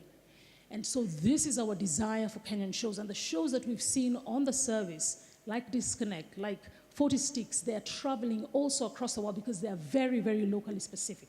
So this is very, very important to us. For our nonfiction content, for the folks who are interested in unscripted and nonfiction shows, what are we looking for? We are keen on content that resonates with our local members. As you can see, this is something I keep on saying over and over and over again. And some of the genres that are interested in us, in case you want to pitch my colleagues, myself, this is some of the things that we are looking for. So we are looking for docu-soaps like YFA. We've gotten some pitches from some of you, so exciting to be reading about that. Dating reality is also something that's really, really big for us. As you've seen, we have shows like Love is Blind, which are social experiments, and that's super, super, super interesting. And then topical documentaries. And I don't know if anyone watched Who Killed Senzomeiwa. So those kinds of documentaries that are topical, that are engaging, that will cause conversations, those are some of the things that we are looking at, or looking for rather. So this is very, very important. We normally say there are very many paths to yes at Netflix. Well, technically there are 3, but there are many paths to yes. So we have something called owned originals. And this is what I look after. So these are the shows we commission. So you can pitch us and we will say we want to do this particular show. We are not yet there in Kenya, but I promise you we will get there. We then have licensed originals, which are the co-productions which we work together with you. You know how the model works. We fund, we help give you the money that you need to actually produce what it is that you want to produce. And then we have licensed acquisitions. This is when you have titles, films, series that are already made. And how can you reach us, especially for the licensed originals and also the licensed originals and the licensed acquisitions? We are working with certain aggregators. I believe we have Okada Media. I believe we have Media Pros. Njoki is in the, you can go to her. If you, Wageshi, sorry, not Njoki, but Wageshi. Njoki, you can go if you want to act in Salem. But if you want to bring some of your titles to us, our aggregator, Media Pros, Okada Media, AAA as well, they're the folks that we work with. So I think people ask why must we go through Wangeshi? Because Wangeshi helps us, again, and the other teams help us, because you can imagine my inbox.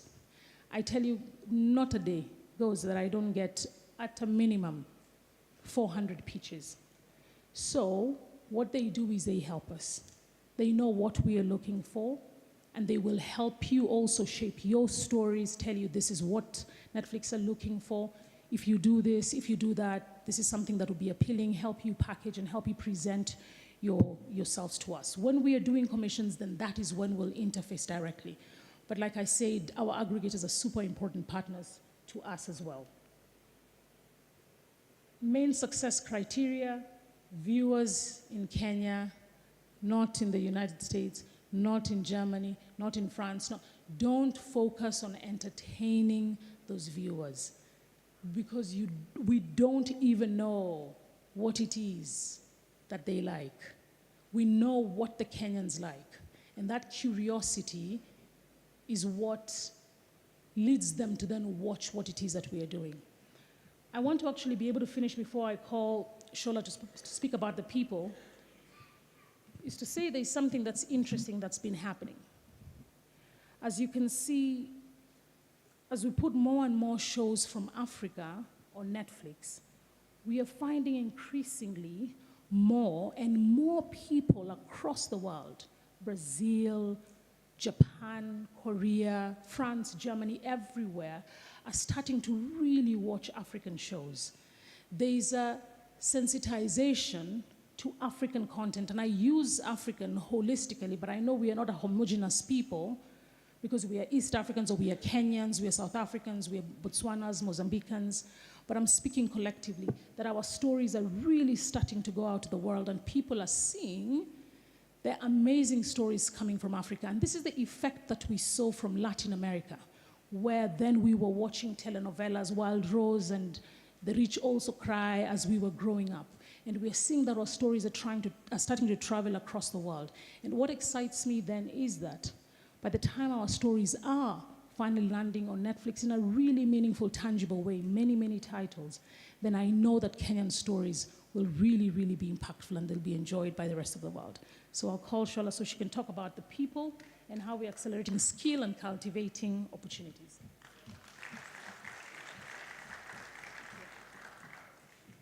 Thank you, Dorothy, so much for that segment. I know people are taking notes and are probably like, okay, we can go now. So I'm going to rush through the rest of the not so boring stuff, actually, because this is also trying to build a sensitization here and help people in the room understand that, gosh, even in my heels, I struggle to be seen from behind these podiums. So maybe I stand to the side. Beyond the off-taking or the last mile monetization, there's also a lot of opportunity and investments that we're doing in people across the beginning of the value chain or the pipeline. Because again, we understand the market has gone global, and how can Kenyan creators cut it on the global stage? Not just cut it, but leave the competition in the dust on the global stage. We're in 190 different countries.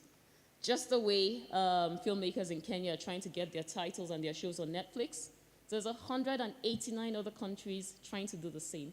So for everyone who gets their show on Netflix, know that there is something special, and you have beaten the competition in that context.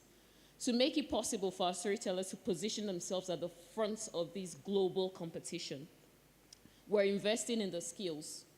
How do you get Netflix coming back for more? Not just Netflix. How do you get the studios and the production companies and the investors who fund shows? Nobody wants to fund a show that doesn't succeed because, hey, we're a business and want returns on our investments just the way you want returns on your stories. So we have built a program where there are different models for participating in and getting an opportunity to join the Netflix, it's not an academy, but it's the different labs we run, it's the different scholarships we run. I think in Kenya at the moment we're sponsoring 42 scholars in different institutions to hone their skills in film and TV so that they get that qualification and are able to have something that shows that they are seasoned professionals or they are qualified professionals in this area. Some of the faces on that screen will be recognized. For the scholars in the scholarship program, for instance, at this point in time, we're now working towards, they've come to the end of their studies for many of them. How do we translate the classroom experience into on-the-job training? Somebody who's probably in this room said to me the first time I came to Kenya on behalf of Netflix a couple of years ago, I think it was during the pandemic was still raging, and he said, the best way to learn how to make a film is to make a film. So we do appreciate that it doesn't end in the classroom. So scholarships are great, but it's just one of the many models that we have. So right now we're working on a project where we can place those scholars on actual Netflix productions, whether locally, but my dream is international, to be honest. I want Kenyan creators to be able to go to the set of, I don't know, Bridgerton, Squid Game, and understand even better how to make a story that's successful locally, but that will also resonate globally. I will skip through to this is an important slide before I go to the final bit of our delivery. This slide is important because it talks about the different areas of filmmaking where we have delivered and continue to deliver upskilling for the different partners that we work with. Some of them came as a surprise to me. Ethics, I cannot see, so I will look at the big screen. Ethics, interpersonal skills, business management, networking, design, post-production, stunt training. These are examples of the areas where people who have worked with us have been able to generate some additional skill building to build upon and layer upon the talents that they already have. And all of them have come out of it, the better for it. So as part and parcel of how we focus our investments, we're not just licensing the content at the end of the day. We have teams, and would have loved for our listeners to be here today. Unfortunately, she was unable to make it. We have teams whose dedication and work at Netflix focuses exclusively on the building of skill sets that enable you to compete on streaming services, because again, the market has moved global. This is a snapshot of the kind of opportunities that are available with Netflix when it comes to doing the work of capacity building and investing in human capital development. So as you can see, there's not one single model. We have at least 5 different ways where you can address a training need or a skills gap as far as filmmaking is concerned. And because I'm a public policy employee at Netflix, this is the key focus of my portfolio. How do we enable all these fantastic opportunities, including being able to market Kenyan storytellers to the global economy? How do we make that happen? Netflix alone can't make that happen. Tim spoke earlier. I'm pretty sure MultiChoice alone or Showmax alone can't make that happen. We have to work hand in hand with the governments of the day who call the shots as far as policy and regulation is concerned. We're not strangers in this space as Netflix. We have an MOU, which I think comes to an end at the end of this year, with the government of Kenya, and it had a focus on different elements, which we have been working hand in hand with different agencies and ministries of government upon. But the important thing, and for policymakers in the room, if you live with one thing, live with this. investments or monetization doesn't just happen at the end of the value chain. It needs to happen from the very beginning. What you don't see when you see that great show on Netflix and you watch Country Queen or Disconnect the Wedding Planner, what you don't see is the blood, sweat, and tears and more sweat that goes on in development before people are able to go film their production and put it on screen, and all the post-work is done and all of that. Investment in those unseen tears and unseen sweat, it's every bit as important as investing in the end bit. So we're enjoining people who have the authority and the mandate to put in place enablers to understand that investing in training and capacity building, for instance, is every bit as important and legitimate as off-taking a licensed piece of content at the end of the day. We're also enjoining our policymakers to understand that the world of media and entertainment is so much bigger than just linear TV or traditional broadcasting nowadays. The opportunities are there. We are Netflix, we're just one. Showmax is another. There's Disney, there's Prime Video. The skies are almost the limits as far as streaming services are concerned now. And I think it was the CEO of the Media Council who made a comment earlier that with the generation in which we live and breathe at the moment, they leave the big screens. It's there in the background noise, and they're watching on the palm top. So competition for eyeballs is intense. It's incumbent upon governments to give their creatives in the local ecosystem a fighting chance to survive in this world where attention span is increasingly limited. What will hook the attention is a compelling story, whether it's in short format or long format. So how do we enable our creators to tell the story they want to tell? And this is why our second point is on creator happiness.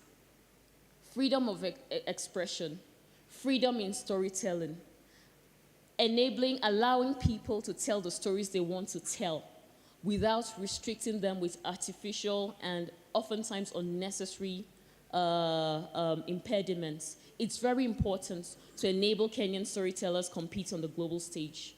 For a service like Netflix, we have all sorts of genres, thousands and hundreds of thousands of hours of content, cutting across different walks of life, created in different countries by different kinds of people.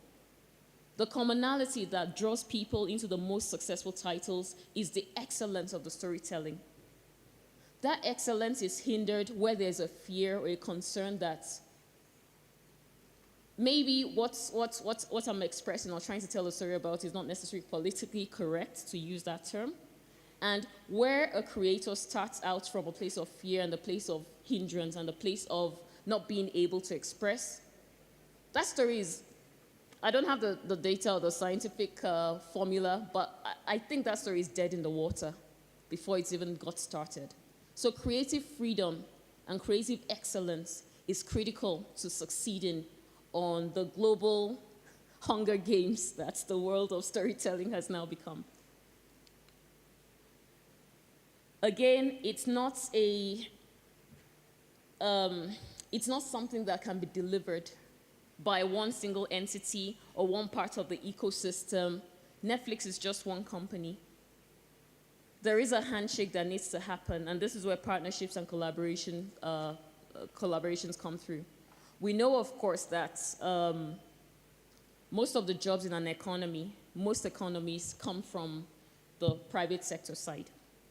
We know, again, that within that private sector side, especially for our industry, which is populated by many young, many creative people, it's mostly small businesses that make up the bulk of the sorts of entities that work and deliver services within the film space and make it possible for those great pieces of content to happen. So it's imperative that policies and funding and all the great public goods that can be utilized to support this sector come into play for those young people, for those small businesses, for those elements within the film sector, film and TV sector value chain that make it possible for businesses like ours to thrive. because we're hyper-local in terms of our focus. If the local industry succeeds, the chances for Netflix succeeding also exponentially increase. And it's like a virtuous chain, because then tax revenues increase, investments into content increases, people like Dorothy are able to come here and maybe take 200 titles in one go.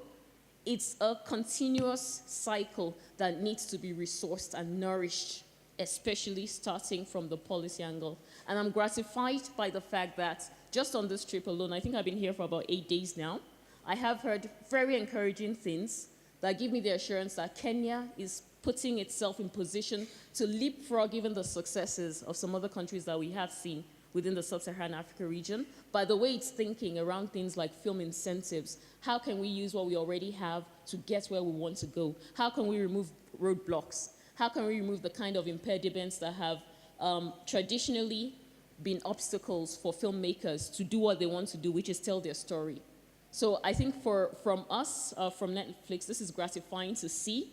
And we do offer our experience across those 190 different countries to help fine-tune, contribute knowledge, work out models, give feedback on the kind of programs that we have seen succeed, just to make sure that that handshake that needs to happen between the government and enablement side and the filmmaking side continues to happen, so that Kenya can truly continue shining and take its rightful place on the global stage of storytelling.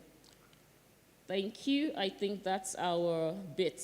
That's already covered in terms of the job creation effects, contribution to tax revenues, contribution to household income, and all of the great things that the Netflix presence in a country can achieve. This is cumulative, our scorecard on ourselves and our activities between 2016 and 2022 in the sub-Saharan Africa region. But again, Dorothy always says something, we're just getting started. And we want to do more than this. The power is in our hands only if we collaborate and if government comes to the table as well. And there we have it. Thank you.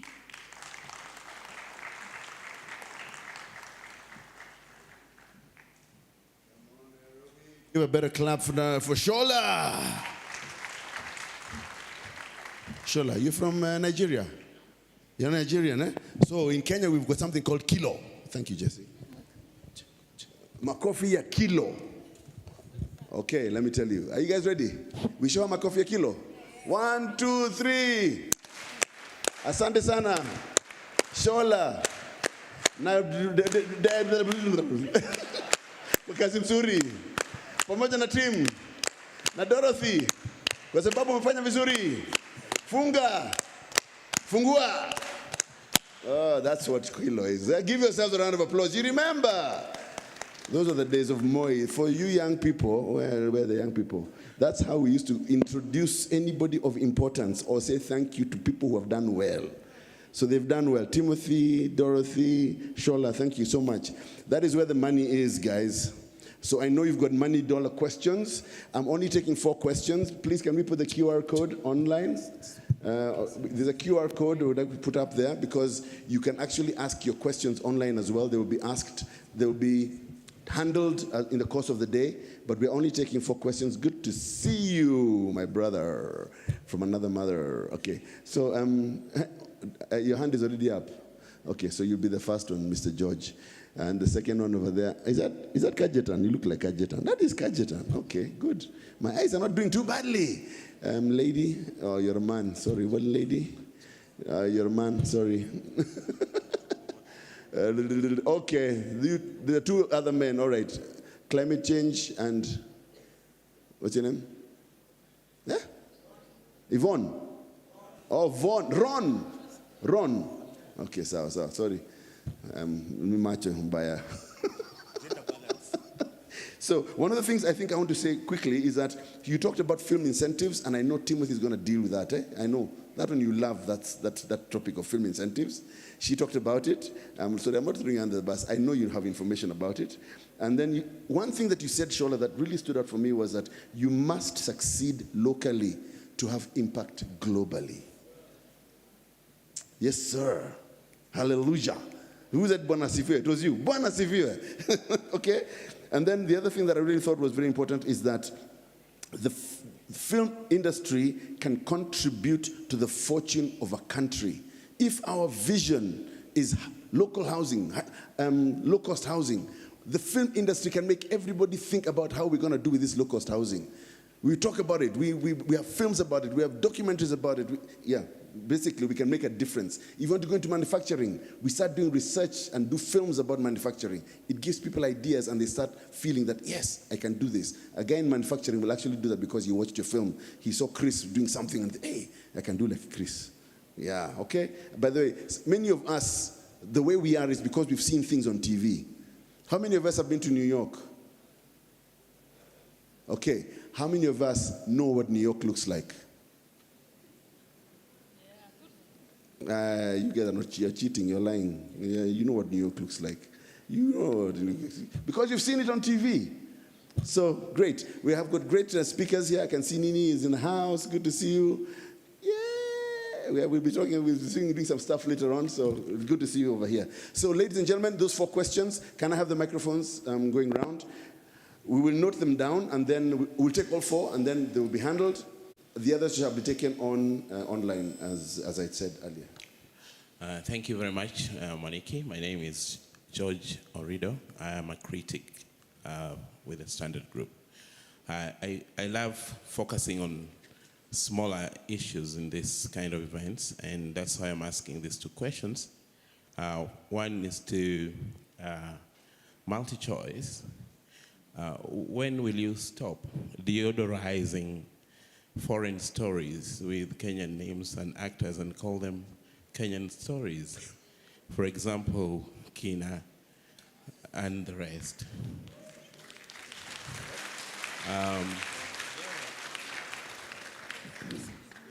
For Netflix, the last time you appeared on these spaces, we had issues with you, especially the project for reimagining African folktales, where communities that generated those stories originally have been disenfranchised because nobody pays them for that.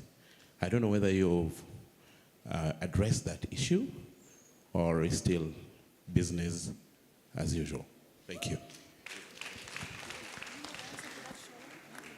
Thank you, George, and thank you for being short and sweet. Next was Kajitan.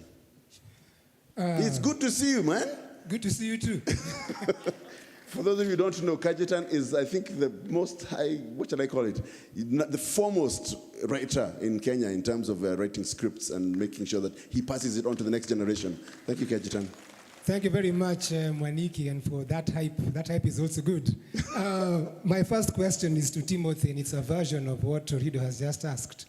If you recognize the Kenyan script writers and the need for having a good script, but why so many adaptations? When you have so many shows that are adaptations, what are you saying about the writers and the Kenyan stories? Also to Timothy, it's great to see that MultiChoice wants to better the life of the creatives. In line with that, could you put in some more consideration in terms of royalties and residuals for the performers? To Netflix, are you open to sci-fi series? And finally, to the organizers of this event, I would like to thank you for putting together such a good program and such good presenters. And the program and the presenters are actually an indication of the state of the film industry in Kenya, which is a situation whereby the writer is relegated to being an afterthought. Everybody else is factored in, but the writer is never thought about until something happens. So thank you, Timothy, for remembering the writers. Thank you very much. I like that. Okay. Mr. Climate, sorry. Is it Climate what? Oh, my name is Joseph. From? From Africa Beauty of Climate Stories. Okay. And we've not heard much on how environmental stories and how we can come up with documentaries, movies, stories on climate, and which in real sense is a disaster at the moment. And our chairman, Mr. Ezekiel, said that like we were left behind for like 100 years. And if you not be careful, we might not be able to tell these stories maybe for the next 10 years. And just to give ourselves a caution, can we come up with the people who understand environment into your team? And the next question is kujiita mkutano. Our lady here told us like we have to call ourselves to a meeting to change and do things the right way. I think that is it. Thank you. Yeah. Thank you very much. Appreciate you. Round of applause, Mr. Ron. You can get him, yeah. Just stand up so that she sees where you are.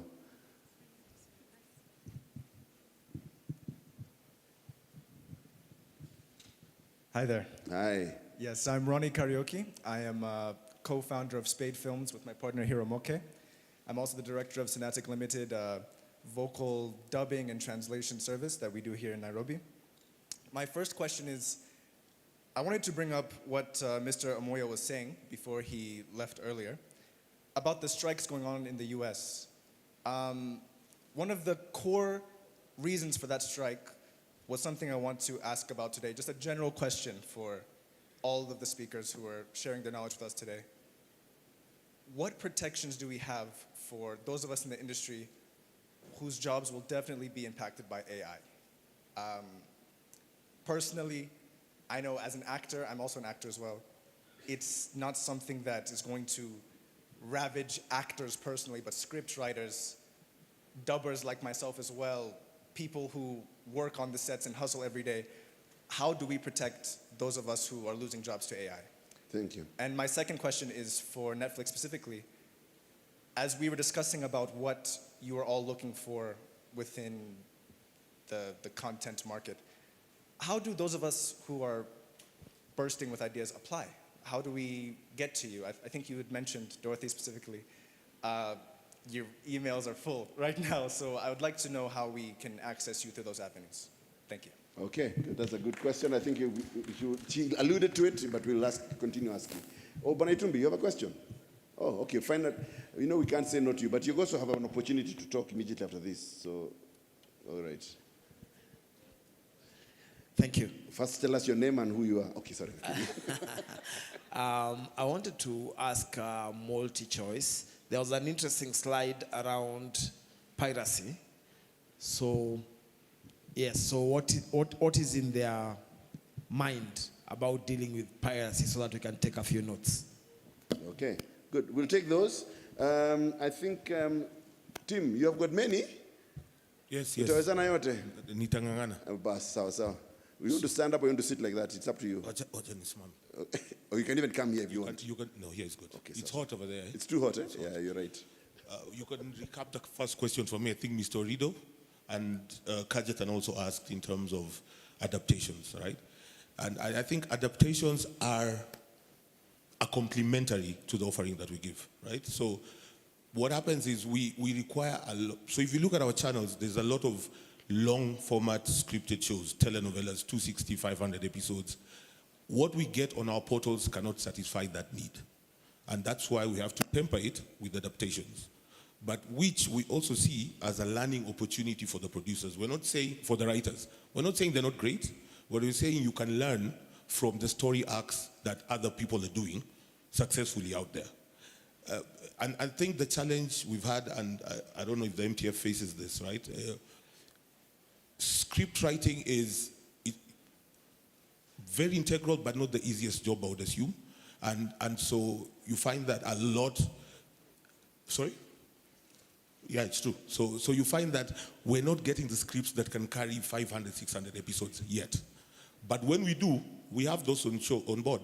If you think about Kovu, you know, if you think about, we've done a lot from the coast. We've done long-running telenovelas that were originals. But it's the volume of what you're getting versus what we need and how we bridge that gap so that we create entertainment. Increasingly, the next two telenovelas you see, I've spoken to Zari and Kasiri, that's all local, right? It's not adaptations. So we are slowly moving out of that, but again, we have schedules to fill, we have content that we need to deliver, and we feel that that's how we bridge the gap, but also help the industry see what's going on out there. Because so when you do an adaptation, and this is what we're also skewing the producers to understand, you don't translate the story into a Kenyan story. Adapting means put it in the Kenyan concept. Follow the storyline, look at the story arcs, but make it Kenyan. Some we have done that very successfully, where it's totally different from the original story, and others, for example, like when you've given examples, look like the original story. But it's a learning curve for everybody. But what an adaptation is when you take that story, don't take it and then juxtapose Kenyans on that, and it's not an adaptation. Contextualize it into a local format. I'll give you an example. We've done that also in other countries, and in one, okay, I won't disclose, but the story was on the fashion world and everything, but the local guys who adapted it made it a TV world story, because that's where it makes sense in their world. And it's totally different from what the original was. And to the content creators, this is another way. It's like book adaptations, right? It's another way of getting content out there. If you look at a great story, I don't think I would be against somebody doing, maybe, for example, a Kenyan version of, what's that Reddington show called? But making it Kenyan, right? Just follow the story arc, because stories are universal. Love is universal. Joy is universal. I don't think there's any story that's coming. You've cut me off. Okay. So I don't know if I've answered your question fully. I'm happy to take it aside, but no. That might be a good idea. Maybe it's good to have a South African adaptation of Higher Learning and of Block D. And to be honest, they're looking into that actually. Yeah. They think we do comedy a lot better, and so they're trying to take our comedies and see if they can adapt them. We're actually funnier than them, eh? Oh, we are.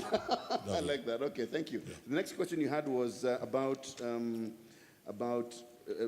residuals and royalties. Residuals and royalties. Well, I think we are compliant with royalties, as far as I know. Okay, so you need to have a discussion with are you guys the makers with Kajetan? Kajetan, chai pamoja, mkunywe chai pamoja nyinyi wawili, eh? These are residuals. And then you go onto your social media and you tell us what you have decided. Actually, I will record the conversation. Okay, Timothy, be warned. And finally, we talked about piracy. What would you say about piracy, and what were you suggesting to handle piracy? Look, like I showed on the deck, I think there's the Partners Against Piracy, a lot of people who've come together to try and protect it as much as possible, prevent it. I think it's more about the regulations around it. If from a government perspective, how stringent can we be, right? Because from a business perspective, there's so much we can do. We've gone to YouTube a lot and seen our shows on YouTube, which we didn't authorize, and then we obviously write to them to take them down, but that's as far as we can go. But I think maybe a round table where we can all discuss what's possible from a regulatory government perspective, as well as from the broadcasters and the actors in the industry, and see how we deal with that. Thank you, Timothy. Thank you very much. Appreciate him, ladies and gentlemen. Thank you. Shola and Dorothy, you have got some interesting questions here. Emerging Africa. Was it Emerging Africa? Yes, it was. That was the first question. And then so I'll get Shola to answer the Imagine Africa question. George, thanks for that. I know you're pushing for a response for that, but she'll let you know. I want to speak about 4 questions that I was asked. I have them here. If I miss any, let me know. Go ahead. Okay. Kajitan, you asked about sci-fi, right? So what I want to ask you is, what do you think will resonate with the local Kenyan audience? So allow me to just throw this back at you, not for us to have a discourse now, but for you to think about it, so that when you come at me, right, then at least we are on the same page. So my questions to you will be, what stories in this genre do you think will resonate with the audience? What is your version of what sci-fi is? Is it Star Trek and Star Wars? And does that really apply to us locally? What then applies to us locally? What version of sci-fi? What is that version of action? Because an action series is, when someone is watching an action film, they think Extraction. Because remember, you're communicating or you're telling a story to an audience that has already been served sci-fi at crazy budgets, so there is an expectation. So we look at where we are, we say, how can we cut our coat according to our cloth? So my challenge to you is, what is that? So because if you come and bring me Star Trek, then I will say to you, my grandmother in Nyamira, how is the mathing for her there? So that's my challenge to you. I won't say no, because I'm looking for compelling stories. And if you can bring me a genre story that is compelling, that you can tell me the Kenyan audience will enjoy, they will love, they will watch, and then by virtue of that, because you're telling something so different and novel and interesting, then it will resonate globally, then I'm all about that life. Yeah? So I will not say no, and I will not say yes. I will say, bring me the best story that you have, right? So the second question was on climate change. I think that's super important. I think one thing I will say to you is, we're in the entertainment business. I say that I work at Netflix, I don't work at Point of View Flicks. So what I want is really not important. What is important is what the audience wants to watch. We have the movie called Don't Look Up. That is a story on climate change. But when you look at it, do you really think it's a story on climate change? Not really, because it is first entertaining. Because when we entertain, then people later will be like, oh, if we are not careful, we will, like it will be blackout, like that final screen when we all cut to black. So my thing is this: if you bring me again a story, and this is to the creators and the writers as well, I will just check, is this entertaining? Even if it's a documentary, the entertainment factor is there. We are a media and entertainment company. So that's what I'd encourage you. But if you have stories that are interesting like that, I'm happy to listen to them. So, how can you access Netflix? Again, I will say it. Great question. I want to say it again, and I'm going to ask Wangeshi to stand. I think it's super important. After this, I just need everybody to just go after her. Oh, no. Right? So for our licensed title, and please understand that she is here to help you. We have worked with her, Okada Media. I don't know if they're in the house as well, because I would have wanted them to. I don't know if they were coming for the session as well. But if they can, if you're here, please stand up so folks can know. AAA, it's super important. Speak to Wangeshi. Please speak to her, because she just helps the work easier. When we are finally commissioning original content, then we'll interface directly together. But I always say it's a step. We start with that licensed content, the licensed originals, and then we'll do the original content as well.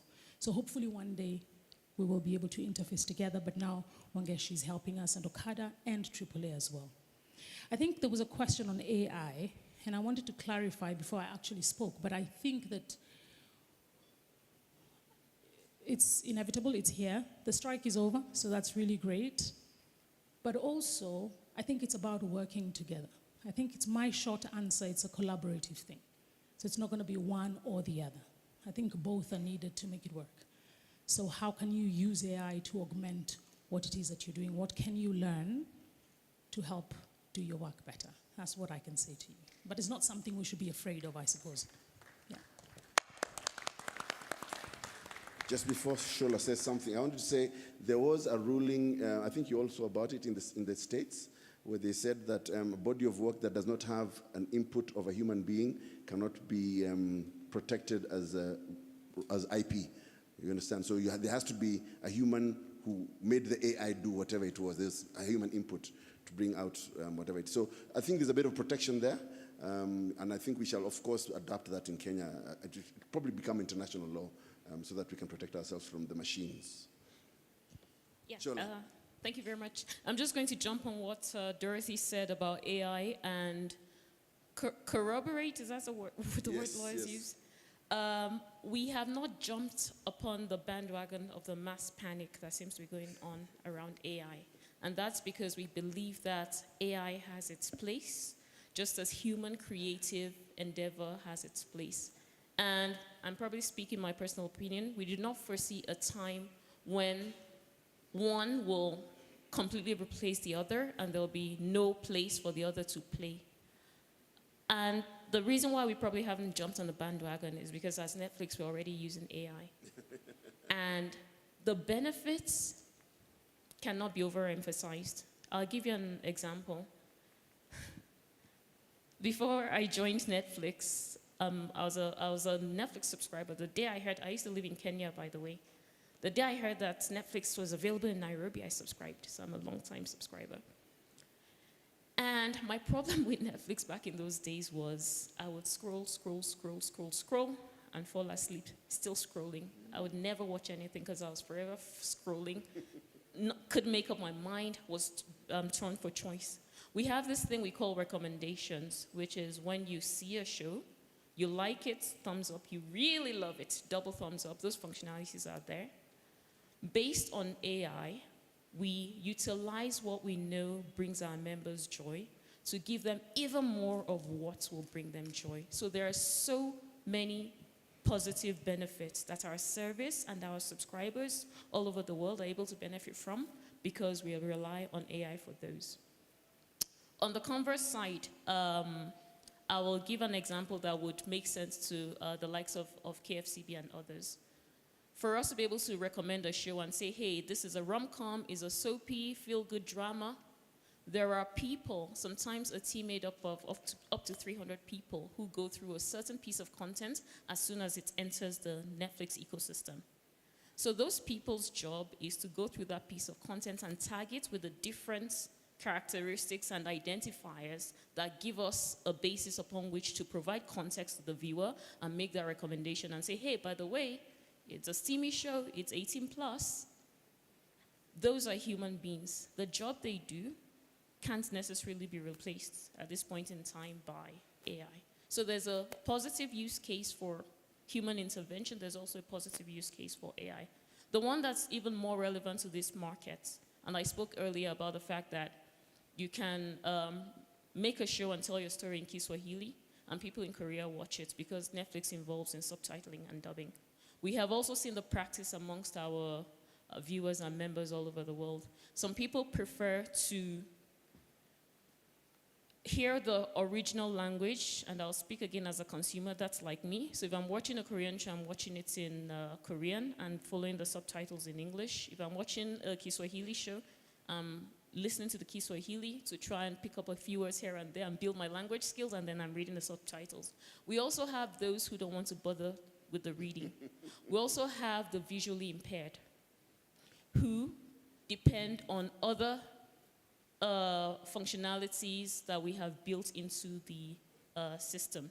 So some people want to hear the dialogue in their local language, and for those who have both sight and ability to hear, sometimes they want to hear the dialogue and don't want the person to finish talking and the mouth is still moving. And what we do with AI is to make that friction less visible and make it possible for our dubbing, when it involves translating a show that's filmed in a different language into a language that the consumer themselves enters into the system and says, hey, I want to hear this in my language. AI plays a critical role in providing that joy for that sort of member. So before we jump on the bandwagon and vilify AI, let's realize it's already here, and there are so many positive use cases. Personally, I don't see a world where the sheer creativity and talent that comes from human beings replaced by machines, maybe. But I personally don't see it happening. Definitely not in the world of Netflix. We don't believe that they are, one replaces the other. So they are coexisting already within our service. So I hope that helps shed some light on our perspective. And the other question, I think, was... Emerging Africa. What's the question? I'm sorry. He was suggesting that the guys of Emerging Africa weren't paid. Is that what you said? Mr. Orido? Oh, yes, I remember. And it's not the first time. The last time we were here, we had that question as well.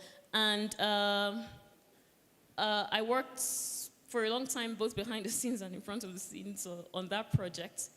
And for us, the supposition that the beneficiaries of that project are not from local communities, it's a bit painful. We conducted this short film contest that drew from people from all over the continent, again in line with our inclusive and diversity principles at Netflix. And we're able to We had a show that was filmed in, does anybody here know the Fulfulde language? Fulfulde. We had a young Nigerian woman tell her story in Fulfulde. The Fulfulde community, moment of pride. So let's not just see people as, I don't know, maybe just as creative professionals. Everybody here belongs to a community unless you descended from the sky. I'm sure there's even a sky community. And the Fulfulde lady's story, by the way, was a reimagined. It's not just regurgitating the folklore, local stories the way they're commonly passed along. That was not the brief. The brief they were given was reimagine African folk tales. And she came up with a story. If you have not watched it, please watch it. There's an anthology of short films from across Africa. 3 of the short films are from East Africa, by the way. I think that says something to the talent that lives in this part of the world. And this lady told a story about people uploading their consciousnesses to a cloud somewhere. Based on, when I'm Nigerian, I comb through my folklore. And yeah, there's nothing about us uploading our consciousnesses to the cloud via AI.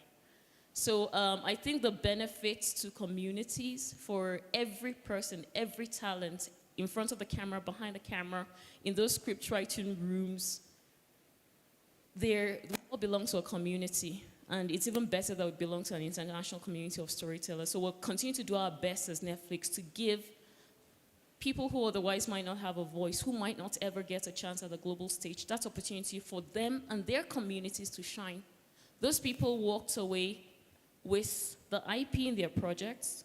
They also got personalized prize money from Netflix, different from and in addition to the production budget that they got. So we don't see it as a minus, we see it as a major plus for Africa. Those storytellers won.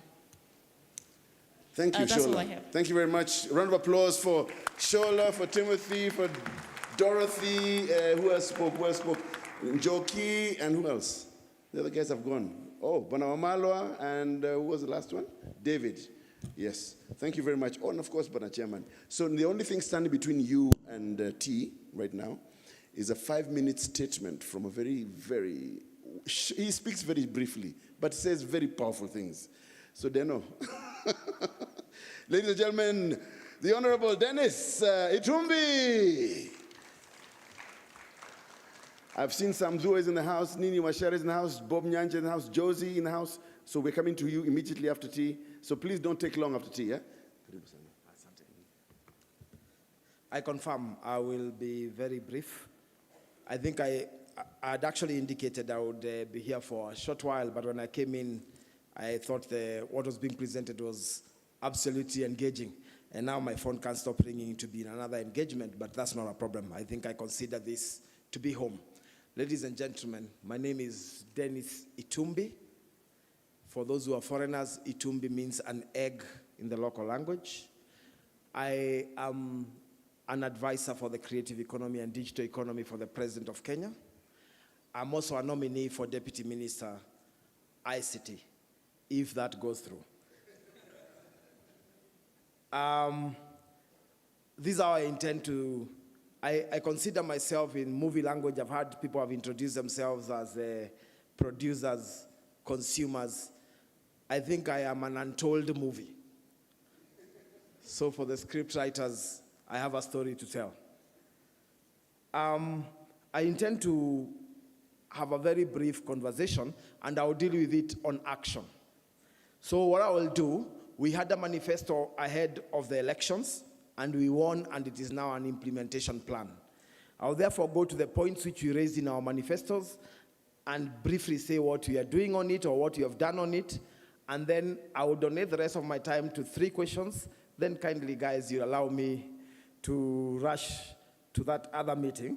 So, number 1, we promise to pass the Creative Economy Bill that will enable the establishment of a film fund.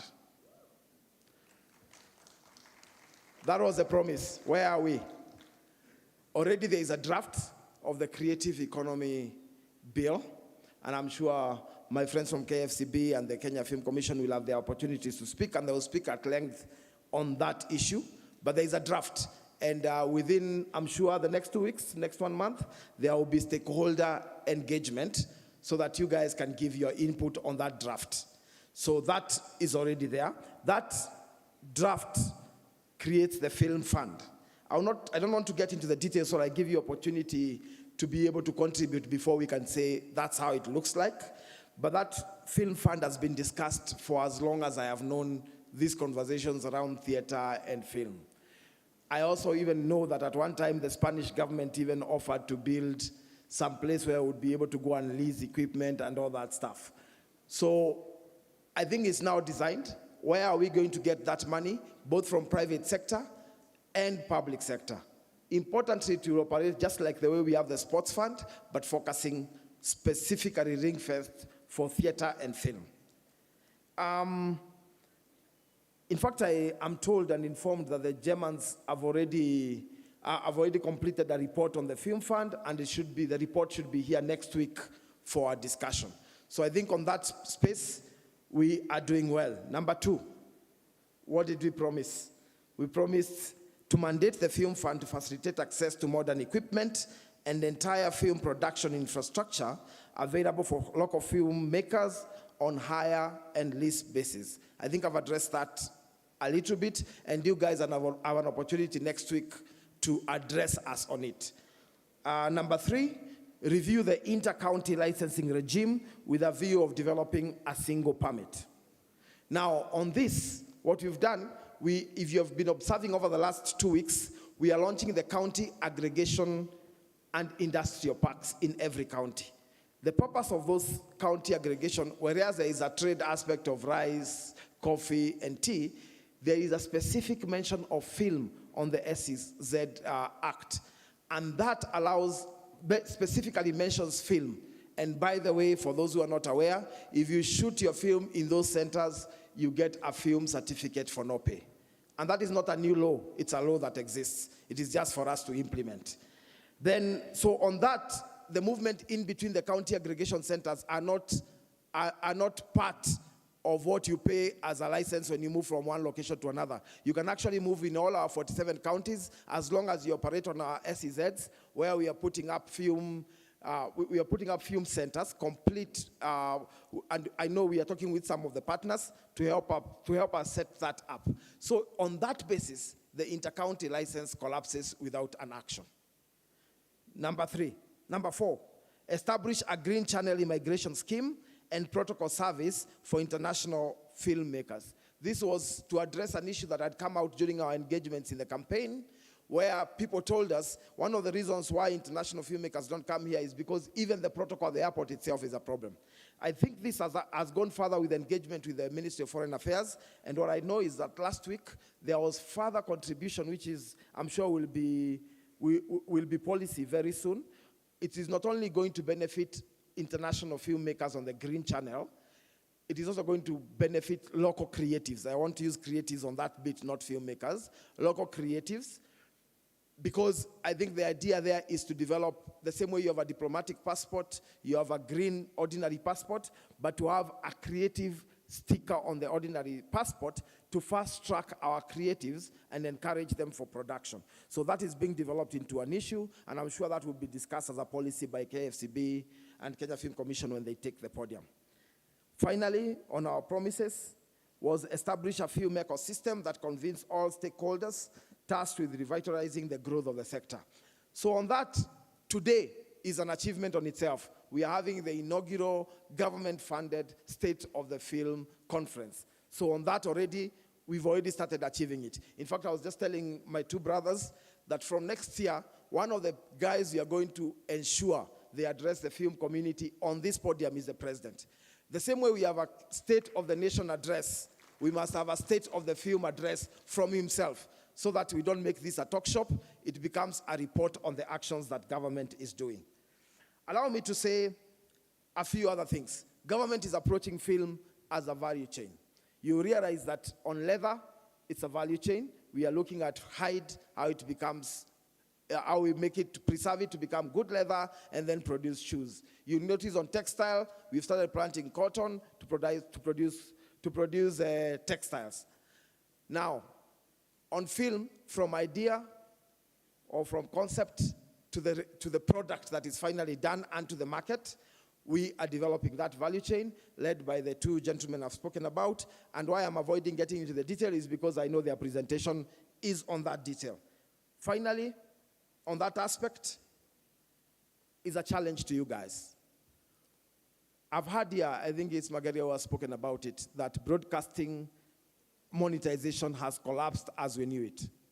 But government advertising has not collapsed. Government spends about 60 billion on advertising every year, even with the county governments.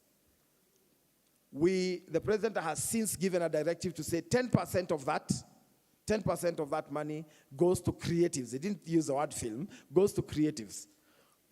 You guys control that market. I sit at the very place where that money is shared to broadcasters. My challenge to you is, if you lacked a godfather in government, I am your new godfather. All you need to do is compile your ideas and pitch them for advertisement within the films. And your contact person for this purpose is KFCB and KFC. And we are going to create it to be more transparent, because I also know most people also say, we are unable to access that part. We have asked them to develop a portal, a film portal, where your ideas can come in and pitch for advertisement, so that then we are able to use government money in what you're producing as films. And as I said, that is one thing I am willing to die for. So I am going to stand with it, and I am going to ensure that you guys get advertising for your films. So the idea of getting money for films from government, that is one. Number two, produce also films for government stories. I know that's not a very popular thing. But government has stories, has things that government has done. I mean, if you came to me and told me you want to do the story of an 55-year-old who's never had produce in their farm because they have never gotten fertilizer, and that is a story you're selling for government fertilizer, why would I buy an advert for 10 days on, sorry to say, NTV for 10 days at 10 million when I can give that for your film? But you have to pitch for it, and you have to understand what government is doing for you to script a story that on government achievements. I am encouraging you. Government is the biggest home of stories. But we'll also only fund, just like Coke will fund stories that say Coke tastes sweet. It's the same way that government will only fund stories that say government is performing. So think about government performance and pitch to it. I'm trying to see whether there's something I've left out. I want to mention also that you guys also need to understand government law. There are a lot of government laws that actually enable film. You can operate on film without paying tax, just by understanding the tax regime provided by the current laws, without anything else. And I encourage you to look at the income tax. I encourage you to look at the Investment Promotion Act. I encourage you to look at the VAT Act, Cap 476, EAC Customs Management Act, Miscellaneous Fees and Levies Act, number 29, and the SEZ Act. All those acts mention film and exempt film from taxation. Finally, December this year, as you're well aware, we have changed our national holidays look like. So December this year, during Jamhuri Day, we are marking it under the youth, creative economy, and entrepreneurship. So that is our whole week from the 5th to the 12th. You guys are the guests of honors. Let's have your ideas on what you would want to do for that week. Probably from this conference, you should have a resolution to probably have a special screening, which government is willing to invest money on for you to have it. Come up with something from this conference that government can support for that week, so that we can showcase film and position film during the week and during Jamhuri Day itself, and also identify one or two people who are not KFCB or Kenya Film Commission who can speak on Mashujaa Day. Also, please identify for us, not through your film commissions, identify for us about 5 people who you think deserve state commendation for this year. And that is a very political process, and I therefore will leave it up to you. And finally, for the professional bodies that you guys own, please structure them for us to be able to speak to them. It is impossible for government to speak to each of you individually, but if you come together as groups, it becomes easier for government to come to you. I mean, if you register as an SME already, you also qualify for other exemptions under the SME Act, and also you qualify for money from government. Ladies and gentlemen, having said that, I appreciate for listening to me. If the MC allows me, I'll take a maximum of 2 questions. Please help me pick the questions, please. Okay. Hey, there's a hand already over there.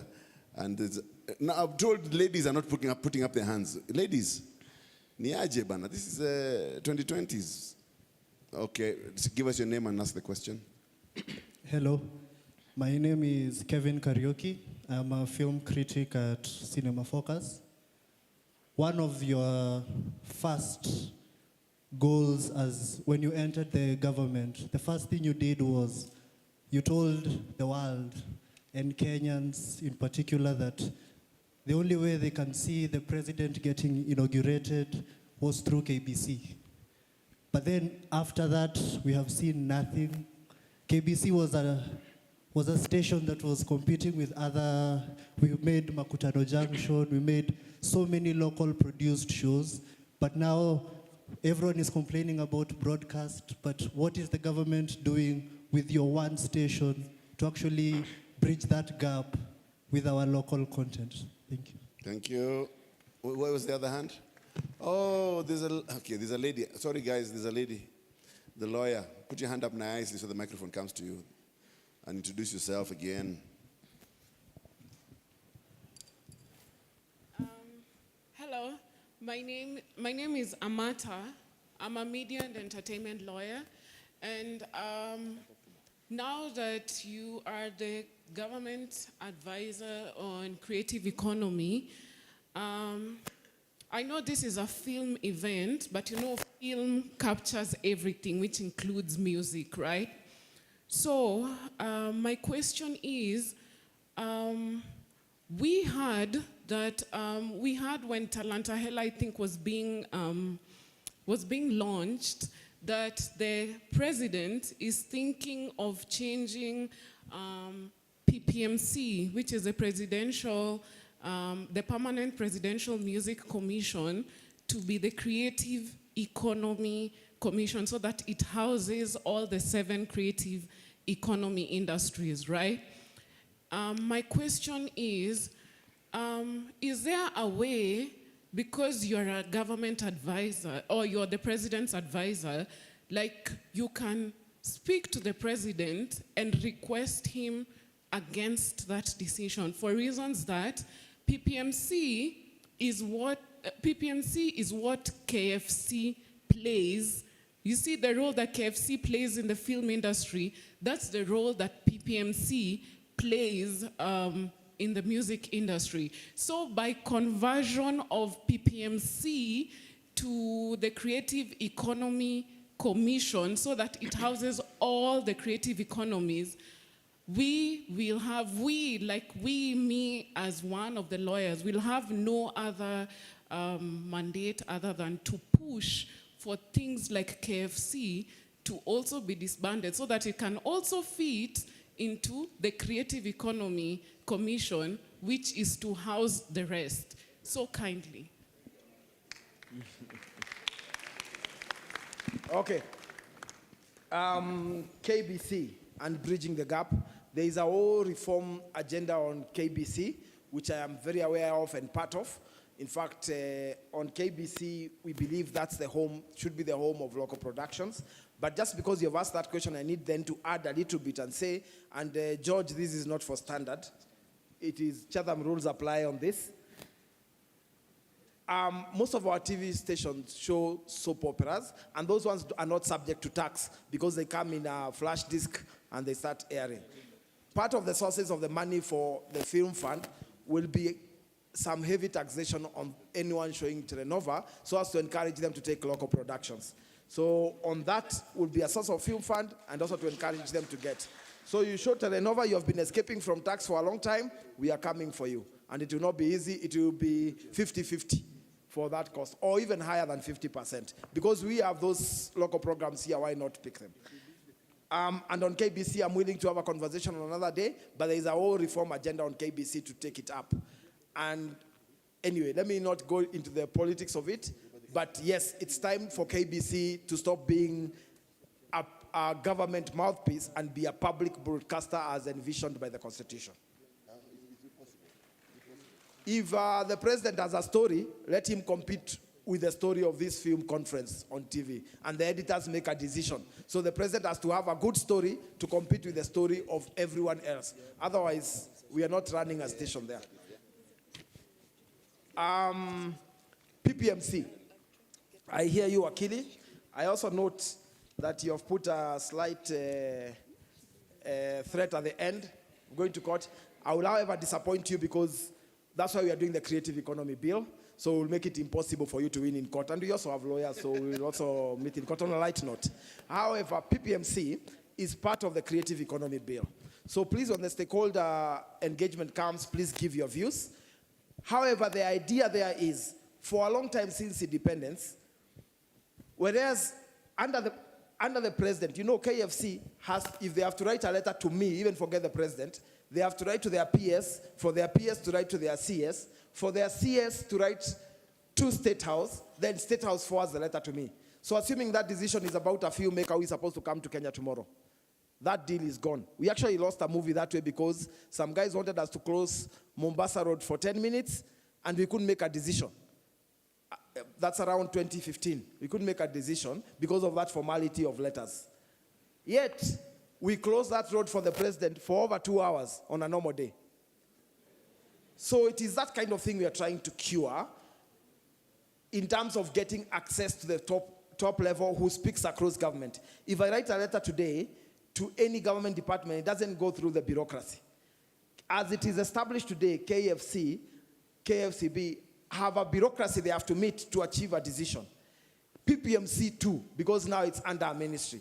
But by bringing the creative economy under the president directly, reporting directly to the chief of staff and head of public service, and therefore the president, you kill the bureaucracy, and creative economy decisions are made on the spot, which is a good thing for us to achieve the quick thing we want to turn around the creative economy about within the next few moments. And that also because I've seen my teacher from Kenya Institute of Mass Communication also applies to Kenya Institute of Mass Communication. There is a film school there.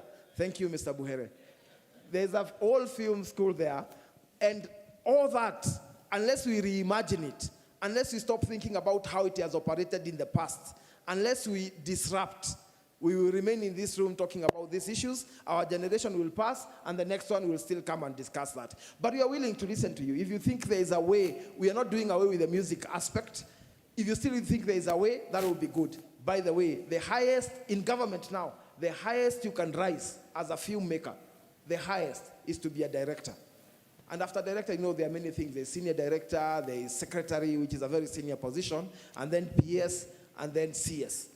The highest as a career filmmaker you can rise is director.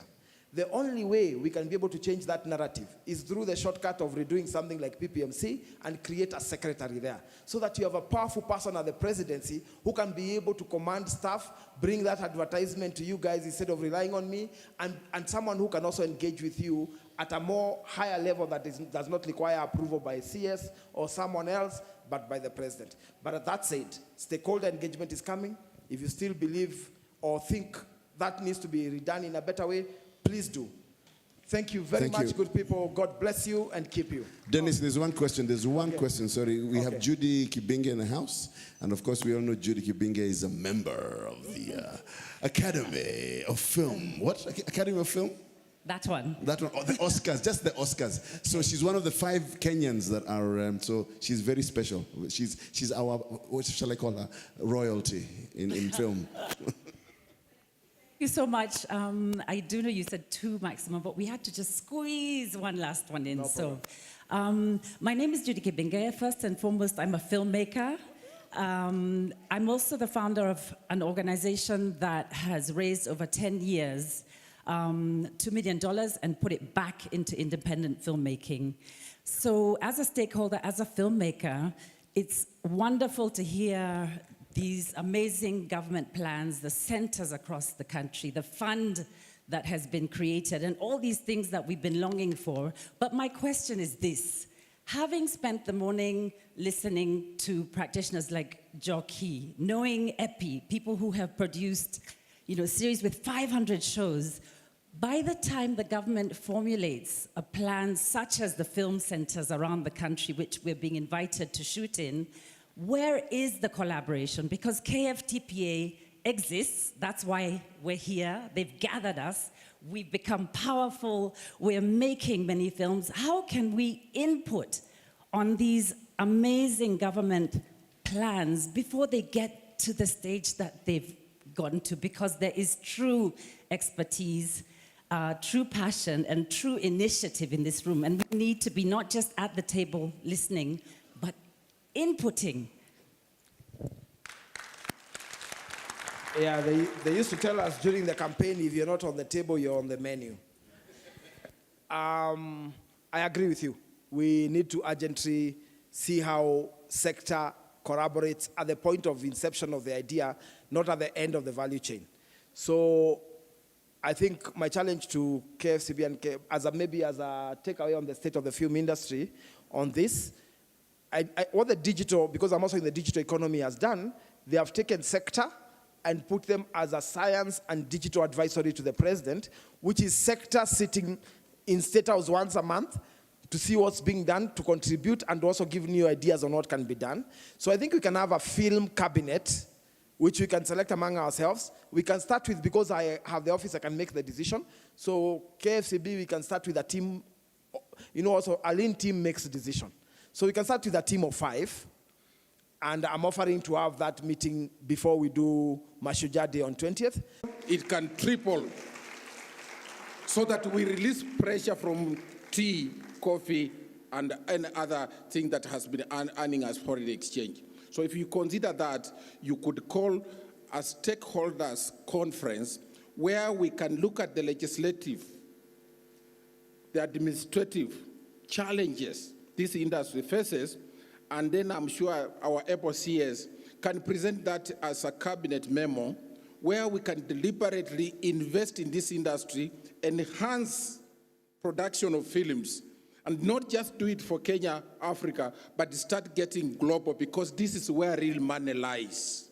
And these things that you have been complaining about will be a thing of the past. So I appreciate you, and I honor you, and I'm looking forward to be being part of this journey, even if I'm in a different ministry.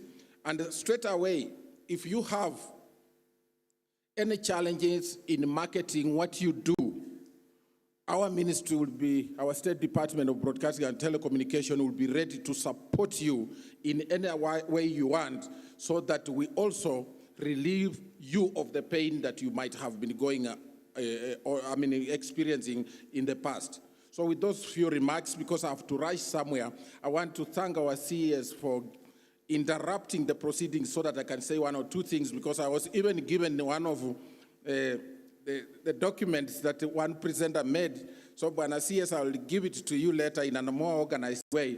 But thank you very much, my brother. Thank you very much, my brother, the PS. Thank you very much, my fellow citizens. This is the best place that I've visited since the beginning of this year. Being in this kind of company. Thank you very much. Asante sana. Asante sana, Professor. Thank you very much. Appreciate you. Well, a round of applause once again for Professor Edward Kisiangani. Asante sana. Wow, that is indeed very wonderful. And it would be nice if the government could fund that film, eh? The one that Nini is going to write. Absolutely. Well, Honorable CS, Bona PS, distinguished guests, ladies and gentlemen, I'd like to move right away to the program, with the program. The gentleman coming onto the stage is a brother from another mother. Man, I mean, for real, it's like we were circumcised together. That tells you, we've gone through the knife together when we were really starting way back in the 80s. Ladies and gentlemen, he is the director and founder of Cinematic Solutions. Bob is an industry veteran. You all know that. With over 23 years experience in the industry, he has made films for local corporate organizations like Unilever, and production documentaries for BBC and Channel Global Television. He also did a great movie. I think it was the first blockbuster we remember. This is long before Nairobi Half-Life. Do you remember Malund? Yeah, Malund. It was Malund. Sorry, my dear. They were in the loo. They were Malund. Ladies and gentlemen, put your hands together as he talks about the state of the film industry in Kenya, Mr. Bob Nyanja.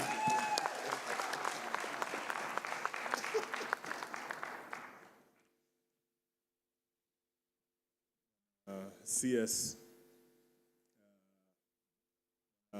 PS, CEO, Kenya Film Commission, CEO, Kenya Film and Classification Board. Distinguished guests, ladies and gentlemen, thank you, my brothers and sisters, for this opportunity. It is tough listening to Nini this afternoon. I feel ashamed standing here. This is not the dream we had when we were starting Kenya Film and Television Professional Association in 2003, 20 years ago. And I can't even, everything I'd prepared is gone out of the window. It's heartbreaking, it is sad. And let me apologize and say, I'm sorry.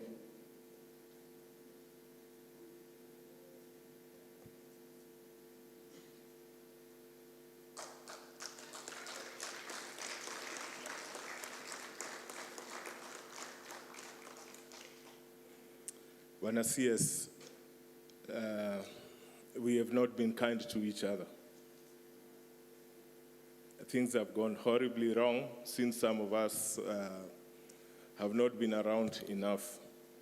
And Nini, Mageto, and I know Kajetan also has his stories. Let me apologize on behalf of everybody else, but we have to fix this. A problem shared is half solved, you know. And you've spoken. I felt like closing the doors. I felt like going out there and saying, let's switch off this live stream. Let's talk in-house, because those are our internal problems. But the world is what it is, and we have to lay ourselves bare. But it is not who we are as Kenyans. That is not us. And but we can fix that.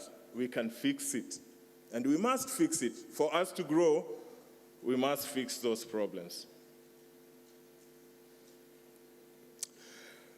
In 2003, we had a very grand idea about the Kenyan film industry.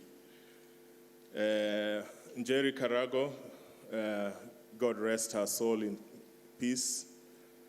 Jenny Pont, who is, I think she's been here. Judy Kibinge, Jimmy Shamoon, Yaya Chavanga, many others. When we got together, we had a dream of what the film industry needed to look like. And in 2003, if you had walked to any of us and asked us, what will the film industry look like 20 years later? We definitely had not planned to have a film summit. We had no plans to be sitting around scratching our heads and asking ourselves what really happened. Instead, we had a better dream. We had a better dream. We saw that we could be creating almost 10 feature films every month, 120 films every year, hundreds of TV commercials for Kenya, the region, and the entire continent.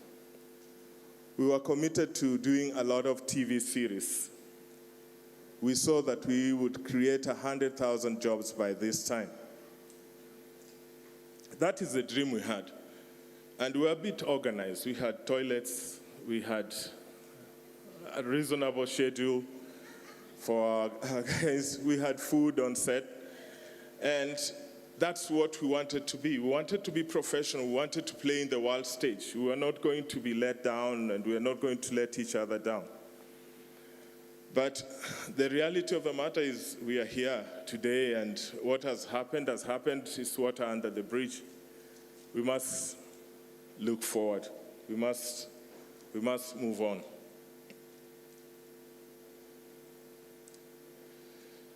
A lot of things have happened over the last 10 years. I could go back in details, but I know there is little time allocated for this, and we need to move on. We need to move quickly. Some of the seismic shifts that have happened that made many changes in the industry included the digital migration with the film, with many TV stations, major TV stations closing down for several months. 2017 elections are always a hard time. And the COVID pandemic and everything else that has gone on, all these things have had an impact on us. But although we are not where we want to be because of a lot of things that we could unpack in this forum, 50 bob, it's not something they need. They drink it for 10 minutes. They'll watch your film for 2 hours. That's a better treat. It's a better entertainment.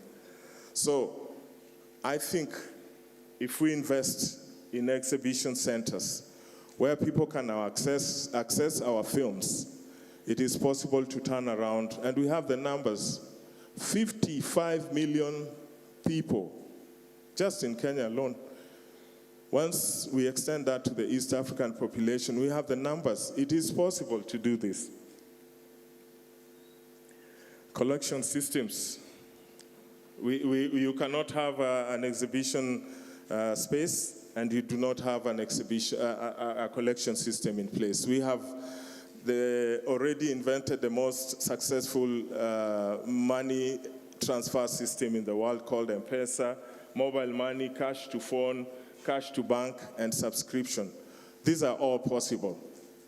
And I'm talking as a person who has walked through this industry. All our problems, if producers will make enough money, actors will make enough money, everybody will make enough money. If we have goodwill, we have good policies in place, and we have the spaces to showcase this. Finally, film, if we are able to have those exhibition centers, have a collection system where it is very easy to access funding and financing. Banking, investment, returns will follow. So for me, I wasn't going to suggest something extremely, because for me it's very, very simple. These are the things that we need to do in order to make our film industry work. We have to think ourselves. We need to create a rapid response program for the film industry, and in 3 years be able to see maximum results. By 2027, if we have 100,000 viewing halls in this country, this government will have no problem being re-elected, Bwana CS. So I'm giving you a tip. Work with us, we will work with you, we'll give you results, and we will change the situation of our people. The dream is still alive. We can still make this happen. We can be shooting 10 feature films every month, 120 films, hundreds of TV commercials, TV series and documentaries, and we can easily create more than 100,000 jobs and have more than 500,000 Kenyans growing from our industry. It is possible. We just need to believe. This is a great starting point, AZ. Thank you for doing this. We really, really appreciate this. It's a beginning. We have the mindset. There is an army of people. Put us in a room. We will make this a reality. That's all we need to get. Facilitate this, and we turn around this country and make it great. Make it great.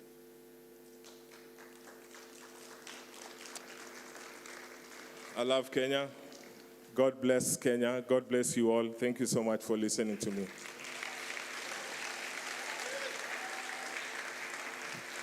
Mr. Bob Nyanja.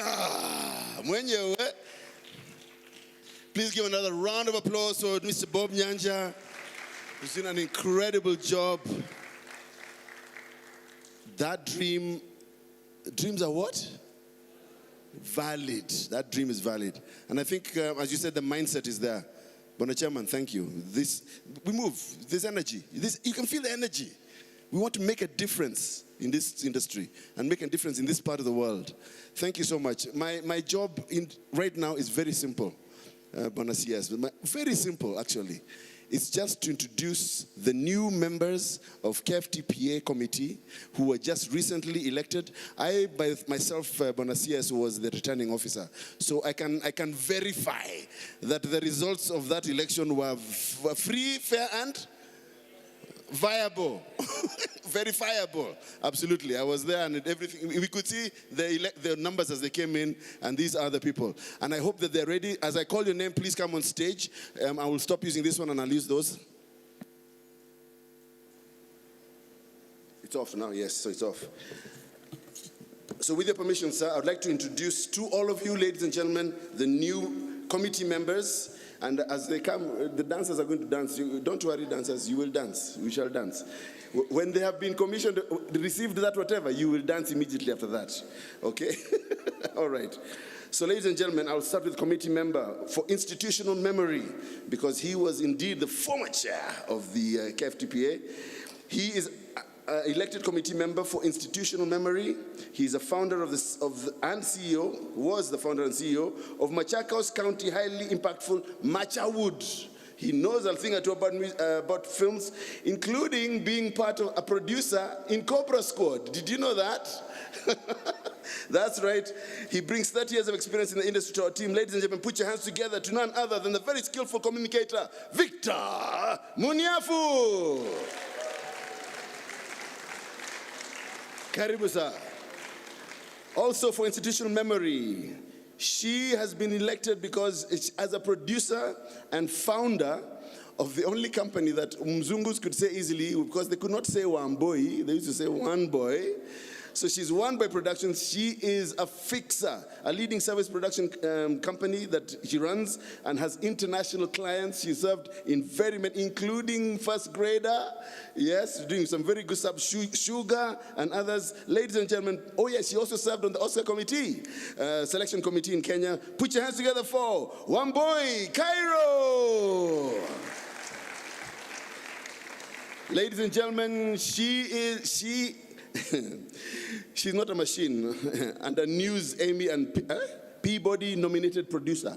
Amy and Peabody nominated producer. How many of you nominated for Emmys? How many of you, hands up? How many of you, apart from Judy, please, Judy, don't put her hand up. Only her. And Peabody as well. She recently produced the Sundance Award-winning movie, Softy the Documentary. Ladies and gentlemen, she is a member of the Oscars. She is a member of the Oscars, not the Oscars in Kenya, not the Oscars selection committee in Kenya. The Oscars, the Academy Committee, that big one that does the Oscars in the States. Ladies and gentlemen, put your hands together for the one and only, the delightful Tony Kamau. Hey, Maze.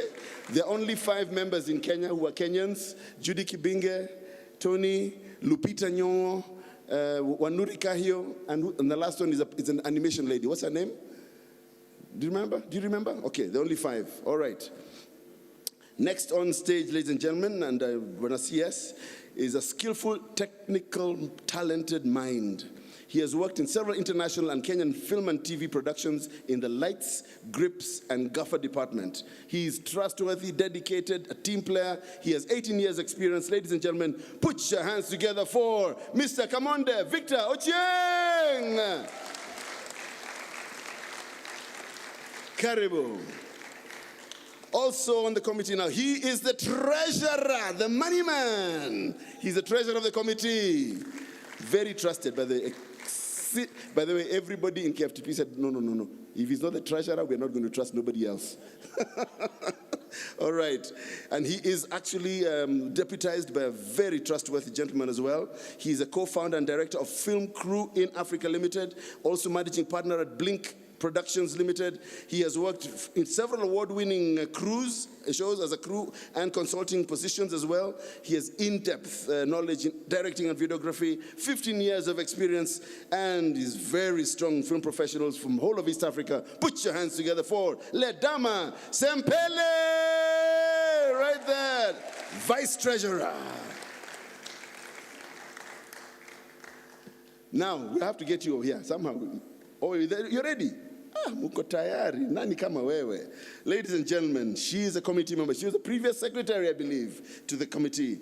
She was elected as a continuing member of KFTPA, as a production coordinator at Blue Sky, and you all know Blue Sky, a leading service production company. This lady has worked on several international feature films and TV series. These include Lion King, the one that you know, Paramount's 1923 series, an advocate for diversity and inclusion. She brings a wealth of experience from past involvement in various film guilds committees, as well as a committed in driving positive change and innovation. Ladies and gentlemen, with great pleasure, I introduce to you committee member, Consolata Karani.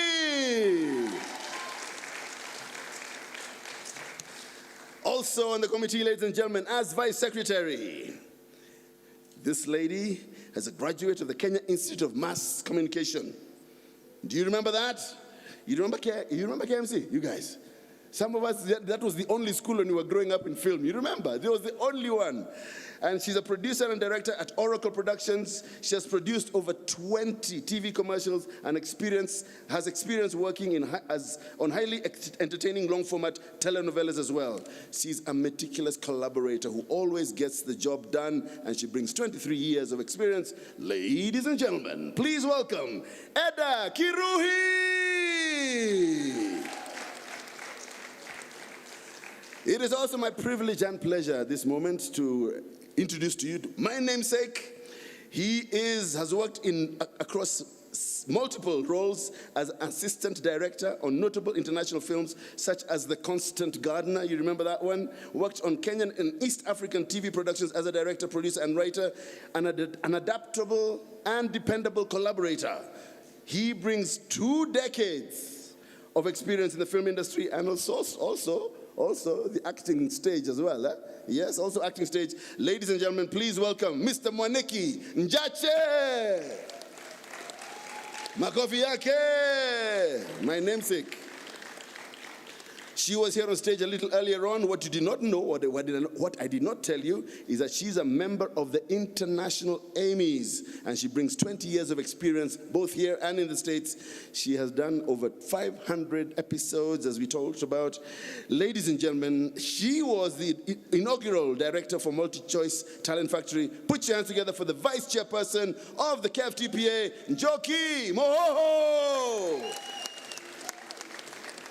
Last but not least, ladies and gentlemen, our erstwhile captain, our champion of our industry, with great ideas and making sure that he listens to our needs and makes sure that we are heard.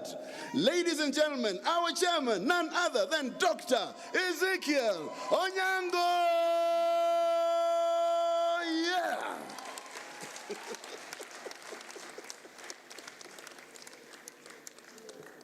So, Mr. Chairman, with your permission, I would like to ask that the Honorable, who is doing this, by the way? The Honorable Banwar Malwa will come on stage.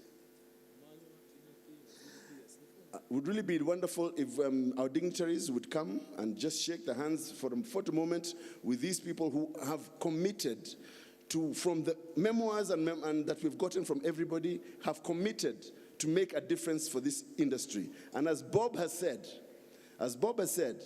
we work together with your ministry. We will make such an impact. Those 100 jobs will look like a walk in the park. We'll be talking about millions of jobs. We work together hand in hand. So please, Mr. CS, by your permission, please come on stage, Madam PS. Madam Chairman and CEOs, please come on stage. Let's have this photo opportunity. Shake their hands. We shall do the proper ratification of these guys in the office of the CEO a little later on. But I'd like this photo opportunity. Ladies and gentlemen, our committee and office bearers, the new KFTPA committee.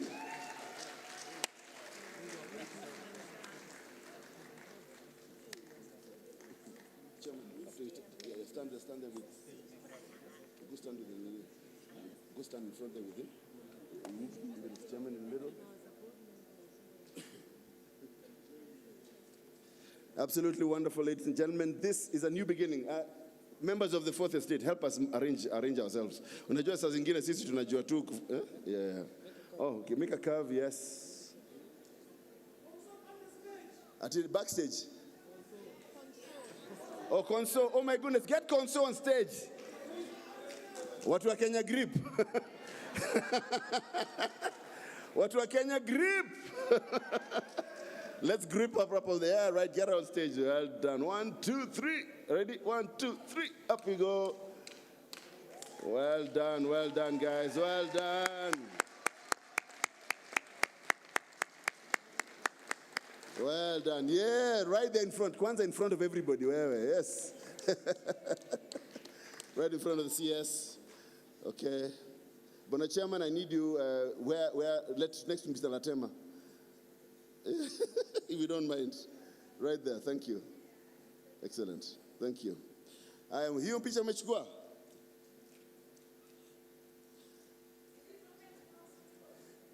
What I want to find out is, when we're taking photographs, why do we keep quiet? It's like... Thank you very much. I would like now just to ask the CS, the chairman and the vice chair and consul and the committee members only to please be on stage. Just committee and the CS. Sorry, 1 minute. Just 1 minute. Just 1 minute. Allow me. Blame the guy. Okay. Photograph. Look at the camera, guys. Look at the camera, Joki. Look at the camera. Thank you very much. Thank you very much. I now would like to hand over to the chairman, who will take over this session where we shall be talking, where the dignitaries shall be talking to us. Thank you very much. Always a pleasure.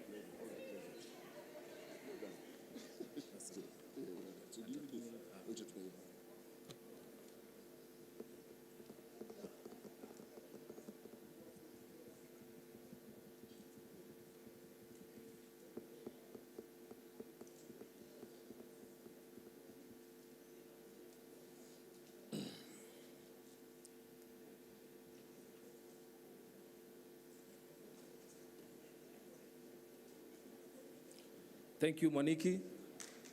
Thank you so much.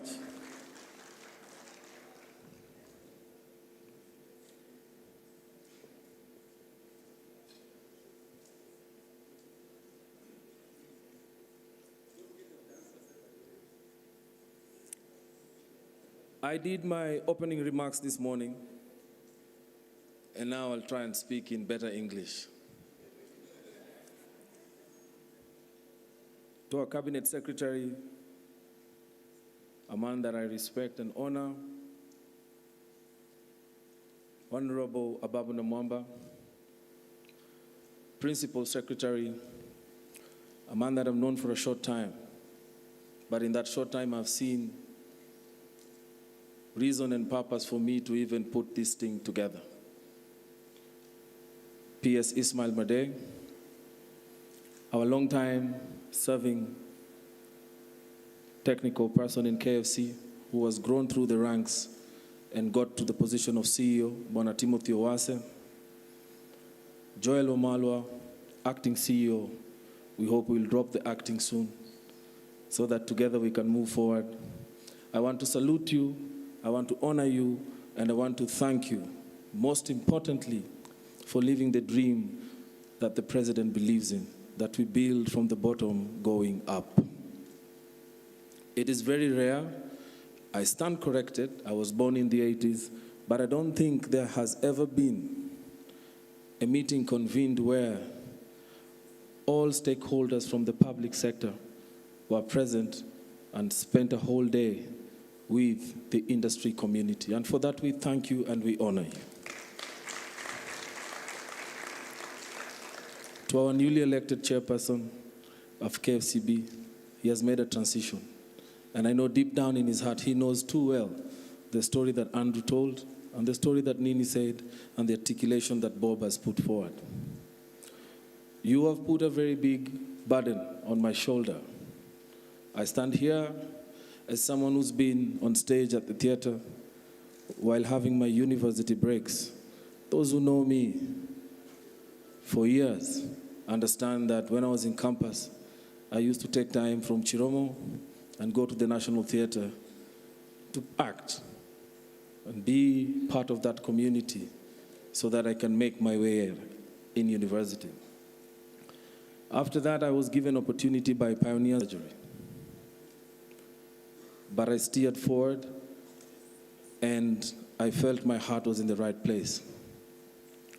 Today I stand before you as someone who has been an actor, I've been a crew member, I've been a first AD, I've been a producer, I've been a business owner, so I know too well what each one of you is talking about.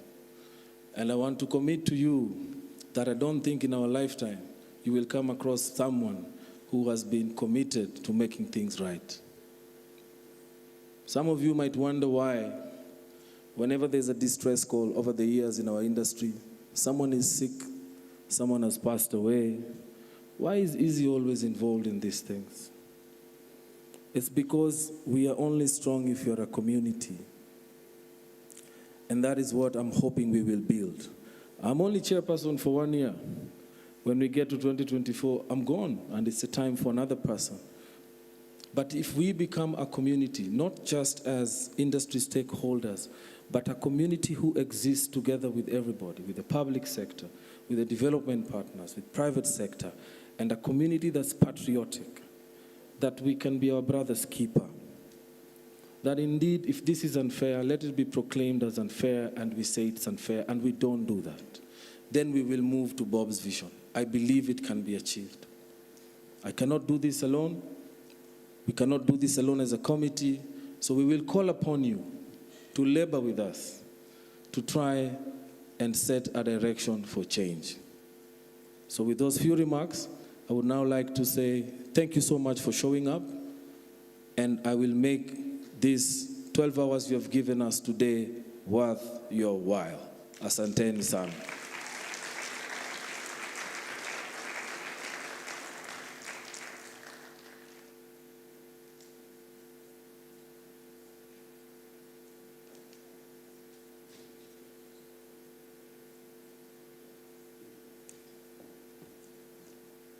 I've been informed Moniki left. So now I'll try and be an MC. We have a convener who was hosted here today. So I'd like to hand over the program to our convener, Joel Wamalwa, CEO of Kenya Film Classification Board, to carry forth the program. And as we wait for what will happen in the evening, to ensure that the remaining segment is of value and we get to ensure that our CS understands exactly what it is we need to do to fix the Kenyan film industry. Bwana Joel, please, thank you.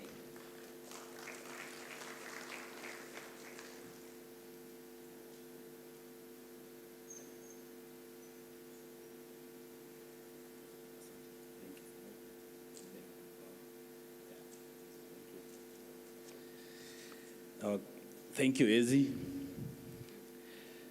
Our Cabinet Secretary, our Principal Secretary, Ismail Madei, Board, Kenya Film Classification Board Chair, my distinguished guests today, and my filmmakers. As I said, I made my remarks in the morning as well when I was welcoming you, and this has indeed been a very enlightening session for me. I want to thank the speakers who've been here before, and as we reiterate our commitment to making this industry a better place for each one of you. I had been tasked actually to make a few remarks. And ladies and gentlemen, allow me to highlight some of the key interventions the Kenya Film Classification Board will make as a takeaway from this particular session. I've looked keenly in what you have made, the actors, the crew, and I've reflected in the amendments that have been done to our act that governs us as industry. They have been great, yes. They were interpreted as instruments that were undermining creativity. But from your own submission here today, I have really seen the purpose of Kenya Film Classification Board existing as a regulator of film creation, film exhibition, film distribution, and film possession in the country. It didn't occur to me why we had security on set. Some of you made submissions that indeed it was oppressive. I have seen the role they play. And today we are asking you that indeed you have to be responsible. Film producers, take care of our brothers. As we make these interventions that you have requested, we want to do so with a lot of humility, to realize that indeed we are only doing to protect the businesses and the nascent industry that is really an employer of many youths, or many others to come. And to make sure that this business is properly regulated.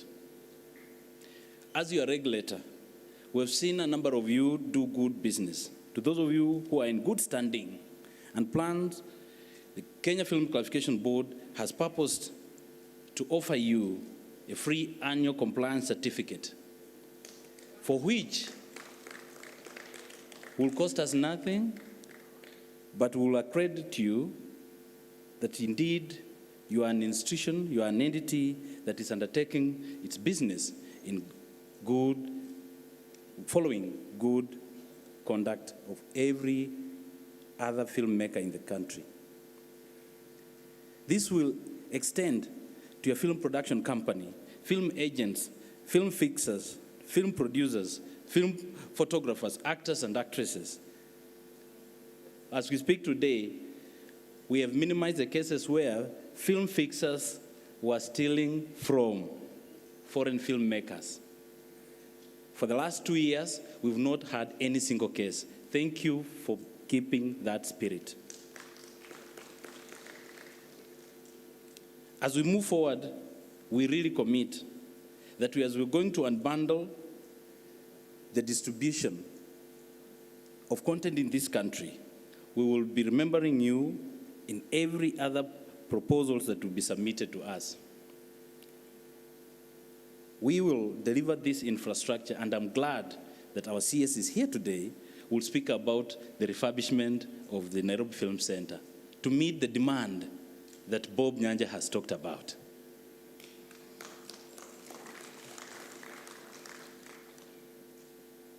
One notable element that we have pushed as a regulator is to review instruments and our classification fees that we have proposed. You are aware, we submitted this document to you. Your comments were really accommodated. And we have made it sure that airing foreign content in this country will be more expensive to our linear broadcasters in this country. This will create an opportunity for you to air quality local content. As a regulator, we are doing a part of our bargain to transform. And as I mentioned earlier, Kenya Film Classification Board, an entity that was established in 1963, has endeavored to transform into a forward-looking entity that will respond to industry challenges. Ladies and gentlemen, this will do so by introducing progressive legislation, progressive regulations that our minister will speak about in the coming days, such that will make this industry very responsive and will enable our exhibition platforms and distributors to uptake our local content. As KFCB evolves in the 21st century as a film regulator, we want to reassure our stakeholders in the entire value chain that we will live up to our brand promise, that of safeguarding your real world. We still have that responsibility of protecting children and our general public from exposure to harmful broadcast and film content. This is a Kenyan child, and everyone, therefore, has a stake to play. This is not a task KFCB can accomplish alone. It is a task we must gather together, and let us also recognize that while we seek to effectively monetize the artistic creativity in audiovisual space, we still have to surmount the numerous challenges that have been highlighted in this very summit. Collaboration, innovation, and passion for storytelling will continue to drive our industry forward. Together, we have started to deal with the challenges and establish a thriving and sustainable world-class film industry. Ladies and gentlemen, with this, I believe, as we take stock of what has transpired in this, we are responsible, and as we've done before in previous stakeholder engagements, we will compile a matrix and we will responsibly communicate back our feedback. With this, I want to welcome my board chair,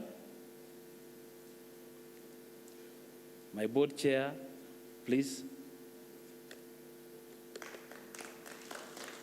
and my colleague CEO. Perhaps we'll follow immediately so that he can make his remarks and as welcome his guests. Thank you. Yeah, I know time is not on our side. Bwana CS, my brother PS, all the stakeholders, Mheshimiwa, CEOs, I'll just be brief. I don't know, Chairman, whether you'll accept me to be a member of your organization or association, because I remember back in the year 2008, I made a film, a vernacular film. It was titled Kamodo Gatune. A man in a red bag, on a red bag. And in fact, my movie premiered at a club called Sharks Palace at Kiambu Road. And the guest of honor was the late Governor Ndirito Gachagua, elder brother to our Deputy President Rigathi Gachagua. And I made some money, but that was all. I charged at the gate. A year later, a TV station came and started showing my movie repeatedly. And the excitement I had, I would call friends, hey, tune into Three Stones, you'll see my movie. And I didn't know that I could make money through those avenues. But now we are informed. We are in another era now. So, Bwana Chairman, perhaps I revive my interest in film industry, and being the chair of Kenya Film Classification Board, I know we'll work hand in hand. At that time, I was the director, executive director, director of photography, and I'm also the guy who did the script. So anyway, I wouldn't go far with such kind of a movie. But Bwana CS, I'm excited with the direction that the film industry is taking in Kenya. When I listened to Bob Nyanja, I used to hear that name Kitambo. I was like, this is something that should have happened before. But God's time is this time. And why am I so excited? We have a president who is so passionate about this industry. We have a CS. I've sat with CS several times. And in fact, he's making me run ahead because he's understanding more about this industry, more than I am doing. So I have to run ahead so that when I need to brief him, I can do it. I have a PS, my brother Ismail Mohammed. I've sat with him. In fact, he has great ideas about the film industry in this country. I'm so excited to be the chair at this moment when the film industry is going to another level. Secondary, and I want to be brief. We have a solution. I'm very sure Bwana CS in a few days or a few months, gone are days when somebody will be flying out to Mexico or Venezuela with flash disk, plug them onto a computer, come back, bring them into this country, movies that were acted in 2000, 2003, and then start showing them in this country. And even going to an extent of translating them in Kikuyu and Kikamba and Kimaasai and other languages. Then you look at a Mexican akiongea Kikuyu nashindwa tulipotelea wapi. But I'm very sure, Bwana CS, very soon this is gonna stop and people will be coming to look for their local content. Lastly, Bob Nyanja spoke about exhibition, market centers. I'm very sure, Bwana PS, next month, we'll be inviting you to receive a state-of-the-art mobile cinema truck from Mombasa, at Mombasa. Or it's in the high seas as we speak. And it will go all over the country. And I know the ministry will facilitate the board to ensure that we have more trucks so that we can have the spaces that Nyanja was talking about. Lastly, Nairobi Film Center, and I know my CS will delve into that. I remember we had a meeting with Netflix people up there. And there is something that they said that we have the capability of overtaking South Africa and Nigeria because we have the talent and we have the ways of doing it. And I was so excited when CS wakati muliendelea na hii maneno, mimi nikakwama tu hapo. But when I walked there and found the machines, the equipment that is out there, I was like, we need a robust conversation about how we can acquire such facility as a government and hire it out to the stakeholders in the film industry. Because nimefikiria nikashindwa, nikitaka kwenda kwa grips, kukomboa, to hire those machines, how much will it cost me? How much will it cost me? Lakini ikiwa na Bwana CS, Mheshimiwa Ababu na Mwamba, nikienda kwake, akiwa government, si tutakuwa mbali sana. Ladies and gentlemen, asanteni. Nataka tu nichukue hii nafasi to invite Mr. Owase Timothy so that we'll make a brief remarks and then I'll come back later. Asante. Karibu. Thank you, Chairman. Honorable CS, Ababu Namwamba, Honorable PS Ismail, Honorable Dan, the Chairman KFCB and Chairman KFTPA, and filmmakers, good evening. My role this evening is to briefly talk about the whole of government approach to film development in Kenya. This is a topic that is very dear to the current government, and I would like to paint a picture as to how you as a filmmaker, you interlink to each and every ministry. I know I do not have much time, so I'm going to condense my speech in a very few words so that we don't have to take so much time as we progress with this program. The government recognizes the importance of the film industry because, one, film is one single most tool that you can be able to communicate love, laughter, and emotions. It's a universal language. Film is capable of taking Kenya to the world and bringing the world to Kenya. So it's our responsibility for those who are here in this room today that we focus on one boat, that we champion the welfare and growth of the film industry in Kenya. My discussion today is to address how we can be able to foster bottom-up economic transformation agenda through film by approaching it through a one government approach. Why is this important?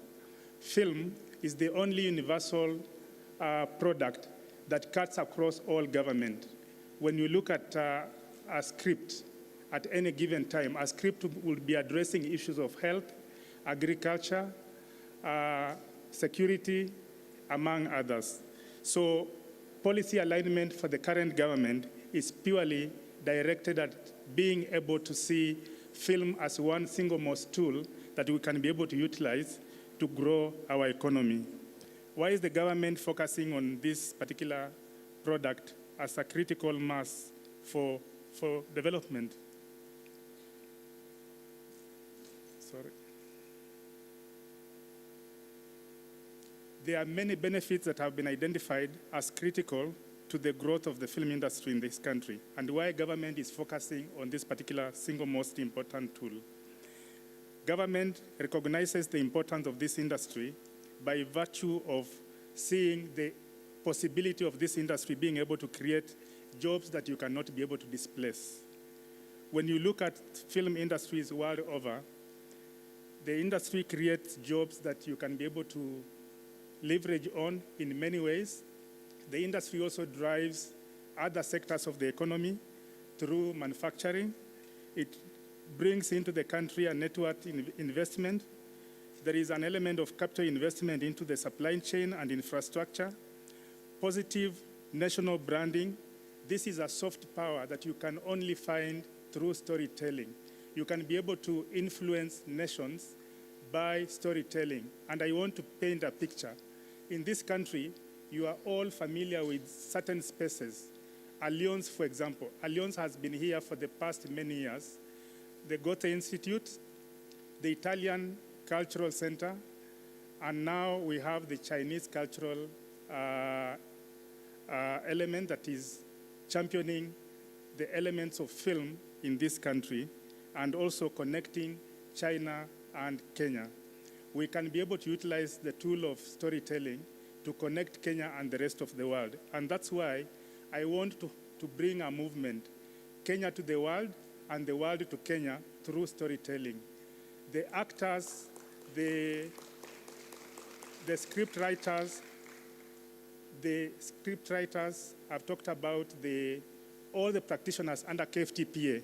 It's our responsibility to actually champion this together, because there isn't any other product that you can be able to leverage on better than the one we have today. We all talk about attracting 2 million tourists into our country. I think if we had 10 big budget films shot on location in Kenya and championing our own local stories and projected to the rest of the world, I don't think we'll struggle to drive films into our country. So how do I connect you as film industry practitioners to the all-government approach on what you do? One, I had the presenter from Actors talking about insecurity on film sets. This brings to the fore the importance of National Police Service when you're undertaking your activities. Please remember, the National Police Service serves the country as far as security is concerned. And it's your responsibility as a producer to ensure that when you're on set, you have services of the National Police Service to safeguard our actors and all our practitioners. If you have any difficulty in accessing these particular offices, that's why Kenya Film Commission is there to provide you with a linkage service that we can be able to access them at ease. We are connected to the Transport and Communication Ministries. How is the Ministry of ICT connected to the creative industry?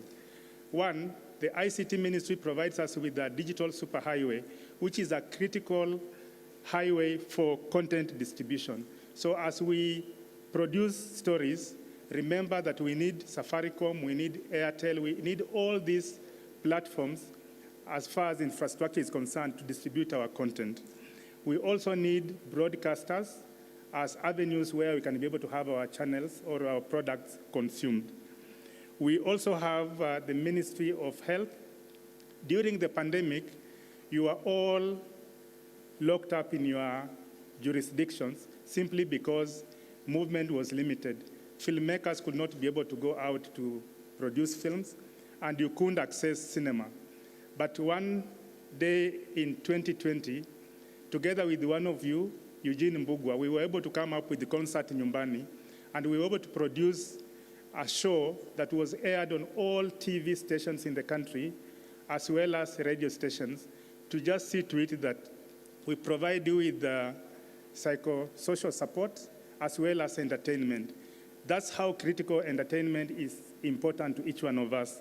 So I'm just trying to encourage each one of us in this hall that all ministries of government, led by His Excellency the President, provide a role in what you do. Anytime you think about going to film at any given space in a county, county governments are part of filmmaking or storytelling because all films take place in counties. In addition to this, we are also talking of, we would like to see a situation where we have a one-stop shop for filming in this country. And we cannot be able to do that if we do not have a linkage between the county governments and the national government. That's why we have to drive this economic activity as it drives adjacent activities within the creative industries. We also appreciate the fact that when you talk about film licensing, my brother Joel is championing that through film classification. I know there was an issue about welfare and welfare and welfare. I would like to challenge ourselves. From this forum, you have just confirmed, and Mr. Chairman, this is to you. I think we can be able to agree that we come up with one single association that will be able to take care of our welfare. And also when filming licenses are being issued, I believe it's possible that we can have that inherent in the license so that producers are compelled to undertake what they have to do.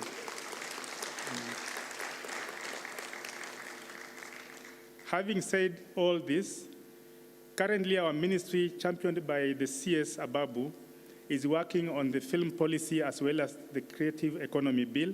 And this is aimed at streamlining the way the industry works and also to give us an opportunity to provide an avenue where we can be able to provide clear linkage between you, the filmmaker, and the government operations. We would like to see more infrastructural development, as Bob said. We need more cinema halls in the country. We need more studios. We would like you practitioners to access filming equipment, among others, and also connecting with the Ministry of Education so that we have more capacity in the country. Remember, we have institutions of higher learning as well as TVET institutions, where most of us, I would like us to undertake this particular opportunity to have more of our young practitioners get trained to become real practitioners, cinematographers who can be able to service the industry. I've always had this question. If Netflix was to commission 5 projects in the country today, at the same time, MultiChoice commissions another 5 projects, can our industry handle that at the same time? You are sure we have the capacity? Okay. That is a challenge I'm putting to you, that we are not able to undertake 5 projects at one go, mega projects, to a magnitude of 1 billion shillings. I believe we will not have crew to service that particular.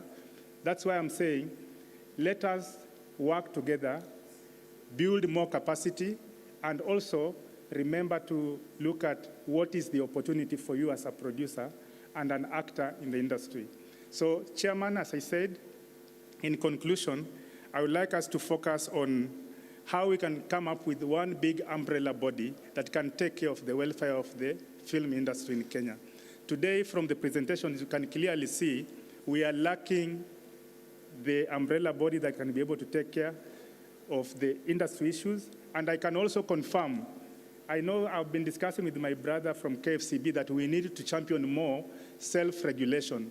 But if self-regulation on set is not applicable, will you be able to comply with self-regulation on government requirements? That's a question I want to pose to you. So let us focus and see that we are able to continue doing more.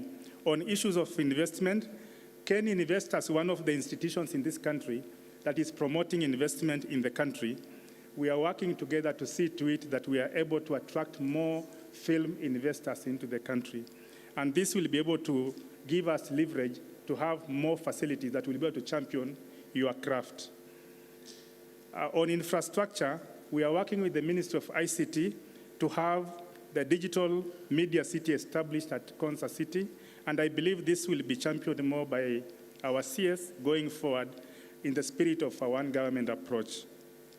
Then as I conclude, marketing Kenya can never be better if not through film. So let us encourage our stories. Let us tell our stories the best way possible. And also I'm calling on KTB, if you are in the house, that this is the best tool to market our country.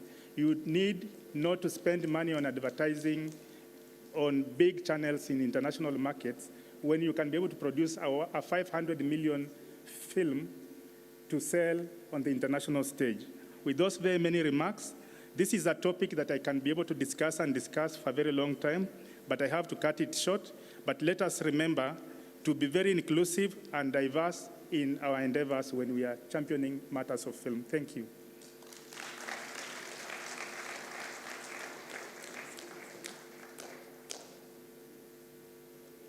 Yeah, Bwana CS, allow me to recognize the presence of Zuhura Oganda, Marketing Society of Kenya. I don't know whether she's still with us. And then I would request watu wangu Kenya Film Classification Board staff ambao wako pamoja nasi wasimame tu and wave to the car. Kenya Film Classification Board staff, simameni. Wave, asanteni sana. We are so proud of you, ile kazi ambao mnafanya. And now, ladies and gentlemen, it's my humble duty to invite the Principal Secretary, State Department for Youth Affairs and the Arts, my brother Ismail Made. Tumpigieni makofi mazuri, ladies and gentlemen. Karibu sana, Bwana PS.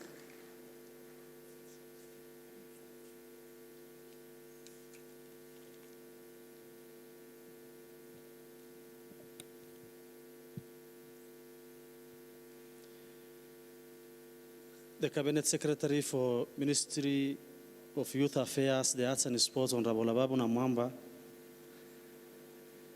our Chairman, Kenya Film Classification Board, our CEOs from the industry and our institutions who are around, His Excellency Ambassador Dan Kazungu, who is here with us also. Maybe Ambassador, you can just stand and wave at the crowd so that they see you. All the stakeholders of the industry who have congregated here today, good evening. From the onset, I must say, there is no better time to be in this industry than today. One, those of us who are lucky to have witnessed this day today, inside this building and outside, will acknowledge that this is the first ever film summit in this republic fully organized and funded by the government.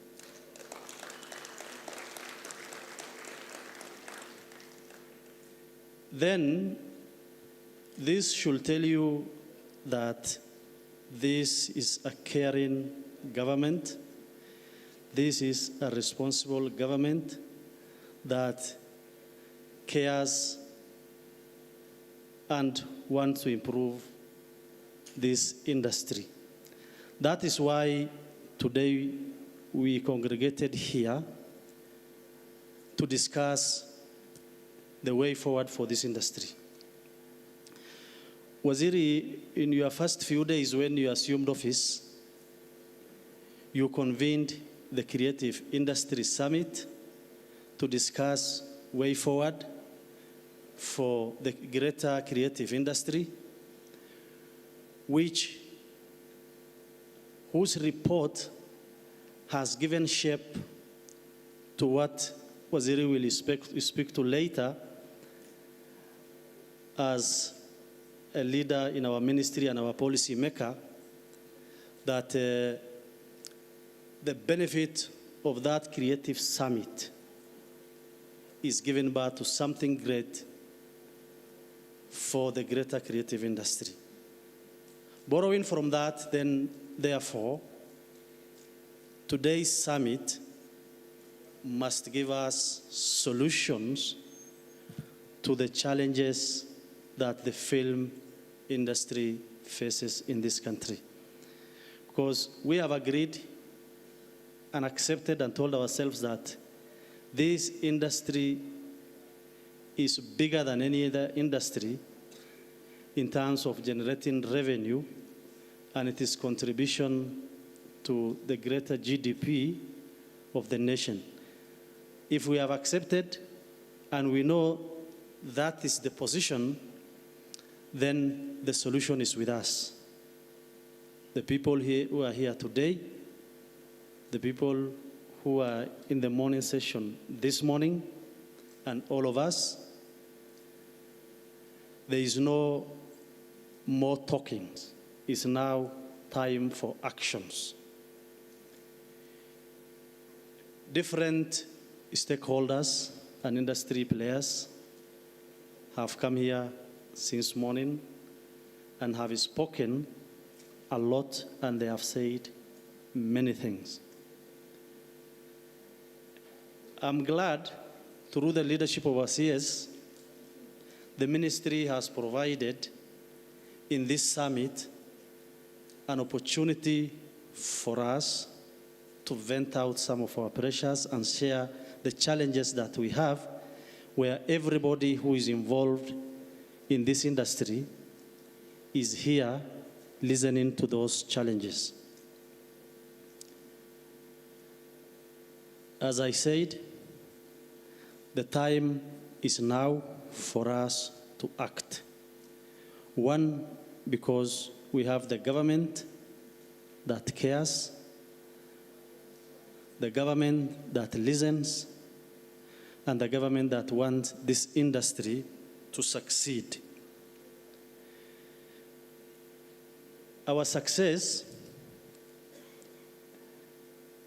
can only be achieved if we work together as industry players, all the stakeholders.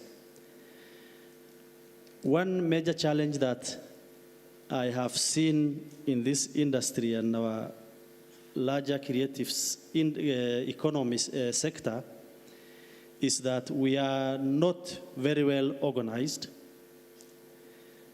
Our ministry runs also a State Department for Sports, which is very well organized into federations, into organizations, that every aspect of that sector or industry has been organized in a certain clear way. This industry is not. I've heard Andrew said that if you are given an undignified offer, you refuse. And if the same is offered to any one of you, you should also refuse. And Nini also said, in every contract that they sign, there is that perpetual clause. You can only achieve some of these successes if you are one, if you work and organized and put yourself and structure yourself in a proper manner, that you speak in one voice, that problems that affect one of you in the industry has affected every one of you, then you can give those kind of demand and maybe advice to your colleagues. But if you are disorganized and fragmented like the way the industry is now, then I'm afraid these problems will not go away just quickly like that. But now that we are here, and the main reason why we are here since morning is to discuss and share the challenges and opportunities that we have in this industry, and the time has come. So it is the right time for us to organize ourselves, put ourselves together, and get the solution to our challenges. I know we have a lot as a ministry that we have packed for this industry. Waziri is here, is our leader, and he will speak to that. I will not dwell so much on those. My only plea to you this evening is, let us not just the people who, when we get forum, we vent out our pressure, we talk every manner of challenges that we face, and then at the end of the day, do nothing about those challenges. Let us take the challenge upon all of ourselves.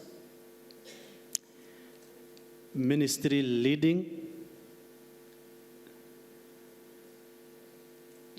to craft a way forward for this industry, because I've also believed that there is no one singular industry that, if put together in a proper manner,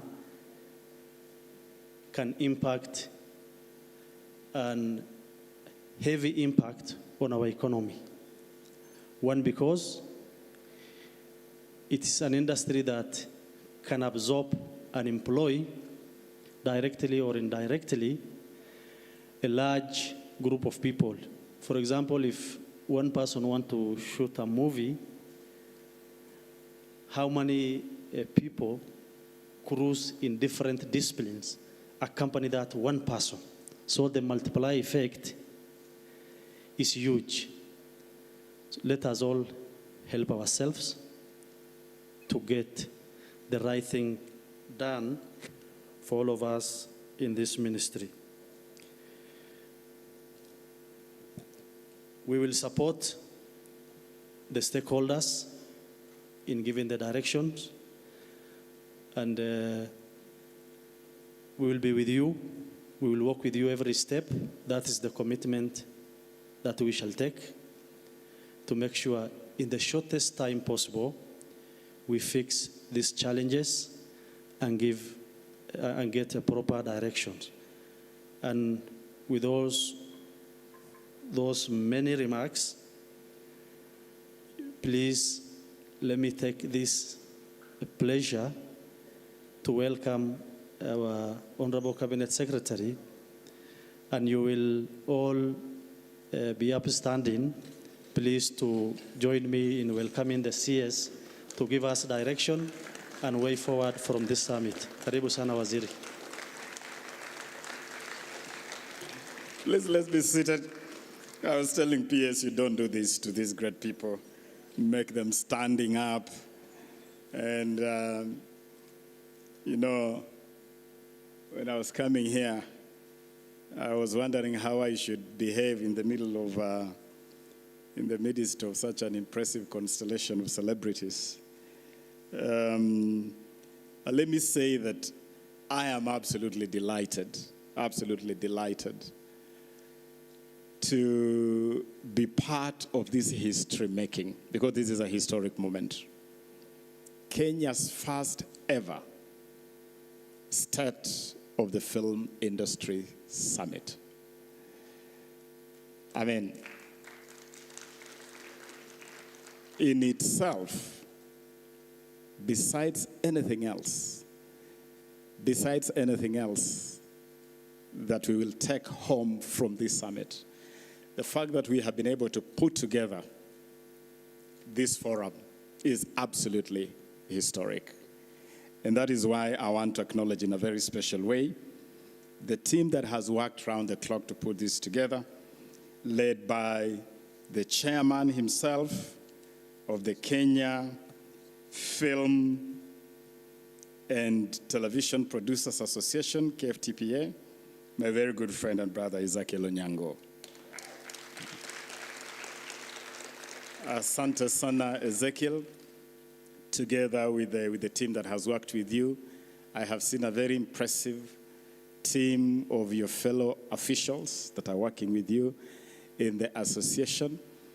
And of course, you have worked closely with the ministry, our team led by the principal secretary responsible for this sector, our CEO, Joel, responsible for the KFCB, chairman, Asanteni Sana, Timothy from the Kenya Film Commission.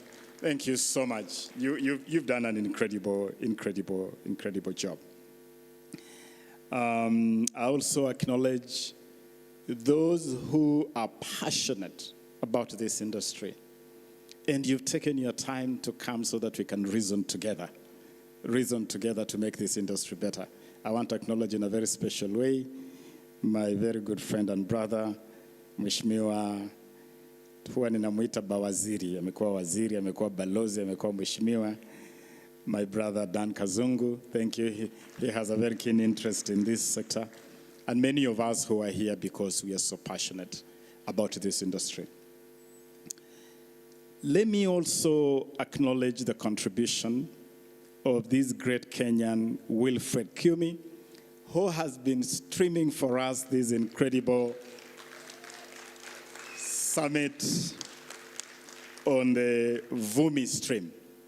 And I was not able to join you earlier, but I was able to plug into Vumi and really follow the proceedings that preceded my joining you. So Wilfred, wherever you are, asante sana, big up to you. Thank you very much for streaming this and just making sure that those who could not make it here have been able to be part of this incredible conversation. Now, good people, I have a speech which I'm not going to read. I've actually left it there because I don't want to read it. And I don't want to read this speech because I want to acknowledge right from the outset that this sector, the film sector, has been treated badly. Very, very badly.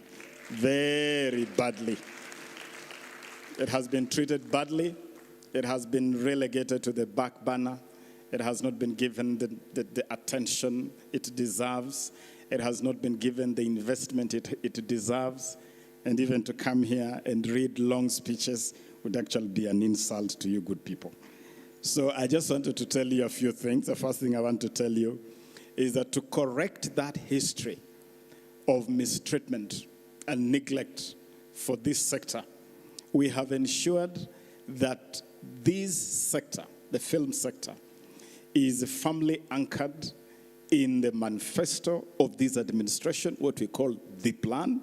And so when you go to the plan, specifically page 37 of the plan, you will see a whole page dedicated to what this government desires to see in this sector.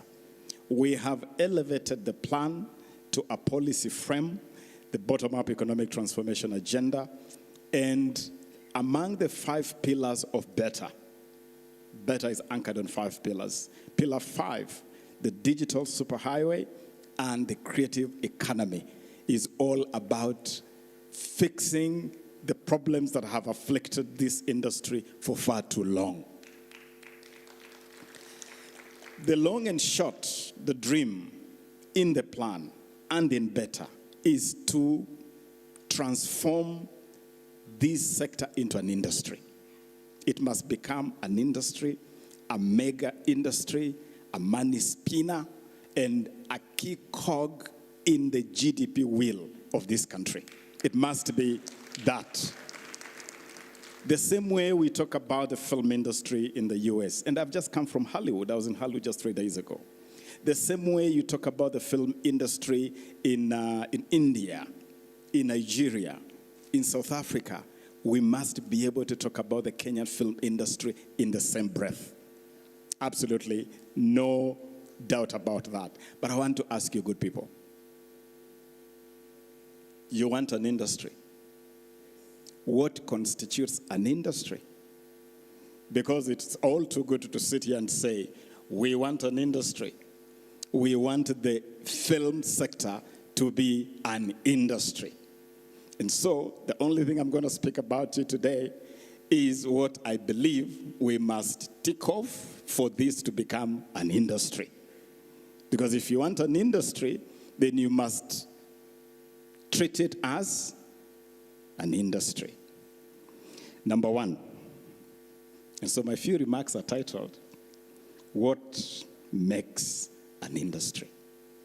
What will make film an industry in this ecosystem? Number one, we must have a regulatory framework that is supportive of a few basics. Basic number one, labor rules. You cannot have an industry where, I missed Nini Washira's remarks, but I have read them. And among the top picks from her remarks are words like, she has very choice words. For instance, she says, and I quote her, the Kenyan acting scene is more or less a full-scale battle zone. Those are her words. Another choice quote, I quote, the Kenyan actor basks in the glory of fame, but sadly, there is no accompanying fortune. And I could go on and on and on. Labor-related issues. Another one. The average salary of a leading actor today is $5,000 to $20,000 per episode in a local TV series. The wages are not consistent, reasonable, or equitable. I'm just speaking the line of the actor. Okay? Contracts are defined by what she calls the notoriety of the clause called in perpetuity. She defines it. In perpetuity means the producer or broadcaster has the right to use my name, my image, my likeness forever. Even posthumously. Even after we have RIPDU. Huh?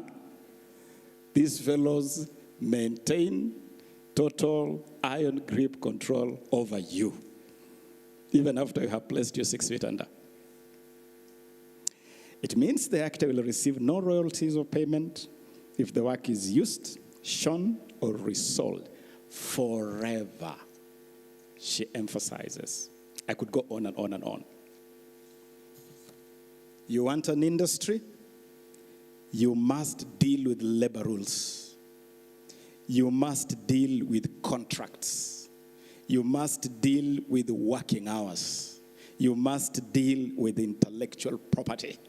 You must deal with issues like time off, family time. You must deal with the basics that define the labor space. You are not going to have an industry if you ignore the basics of the labor space. Are we together? Element number 2, if you want an industry, it must be profitable. There's no industry that is not profitable. Because an industry is not a place you come to waste your time. An industry is a place where you come to invest resources. They may be monetary and other type of resources so that they can be profitable, ultimately. And how are we going to make this industry profitable? 1, we must ensure original quality productions. Original quality productions. That will make this profitable. We must invest in outlets. And I also listened to Bob Nyanja, who is a legend in this space. And Bob says, we need something he called exhibition spaces. Okay? Exhibition spaces. And we could talk about social halls. We could talk about schools. We could talk about religious spaces, public spaces.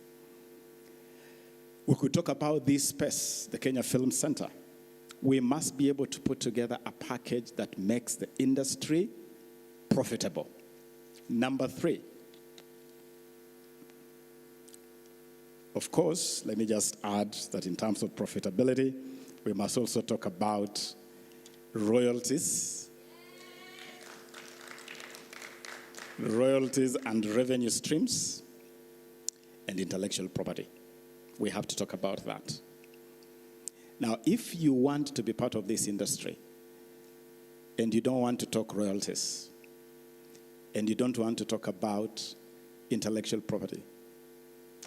Get out before we become an industry, because you're not going to survive in the industry we want to put in place. We will give you a window to get out, and then we will have an industry or people who will respect this, because we will not work with you if you're not respecting these things. An industry requires investment and financing. That is requirement number 3. You must structure this space in a manner that it will attract investment, it will attract financing. You're not going to run this space, okay, as a casual space, as a by-the-way space, as a space which you want to do when you don't have anything serious to do. This must be the serious space. And for us to do that, we must be able to attract investment. Investment that can go into infrastructure upgrade. We must establish the right infrastructure. We must invest in equipment. I have seen some incredible equipment out here. I was shown a camera which I was told it is the only camera south of the Sahara, north of the Limpopo, available for anybody who would want to shoot. I had an experience with it. So we have to invest in that kind of equipment. We have to invest in quality production. We have to invest in training. We have to invest in marketing. We have to invest in facilities that can support the industry. This ministry is going to start this journey by investing a colossal sum of money to completely transform this relic of history. This place has been here for forever. As a very young boy, I came to watch the premiere show of the Titanic in this hall many, many years ago when the Titanic premiered. Then it looked like a spanking, impressive, but now it looks like a piece from the museum. We want to transform this space as part of that investment in infrastructure. And that must go for many other spaces. We have to invest in an aggregated digital screen network so that we expand the space that is available for our products. Number 4, I'm just giving you my take. I'm not an expert on this industry. So you are listening to views from an objective bystander. And I'm just telling you, you want an industry, you must take these 5 basics. Basic number 4, you must be organized with a culture and a soul. Every industry has a certain culture that defines it and certain basics in that industry. Do you give food to your actors on set? Do you talk about safety? How can young girls on set talk about rape and harassment? And you say you're an industry with a soul and a culture. You have no culture. Who is harassing young girls on set? Who is endangering people on set? Who is ensuring the safety of everybody in this space? How can you have a set which does not even have toilets and basic sanitary requirements? So what culture are you talking about? You are disorganized, you have no soul, and you have no culture, and you must fix it. Because if you don't fix it, you have no industry. There is no industry that has no culture, that has no soul, that is not organized. So you have to look at all these things. You must deal with issues of abuse. Why are we abusing people? And when we abuse them, where do they go for help? Who offers psychosocial support? This is a high-pressure area. People suffer depression. People suffer stress. Who offers, do you have any system to offer psychosocial support?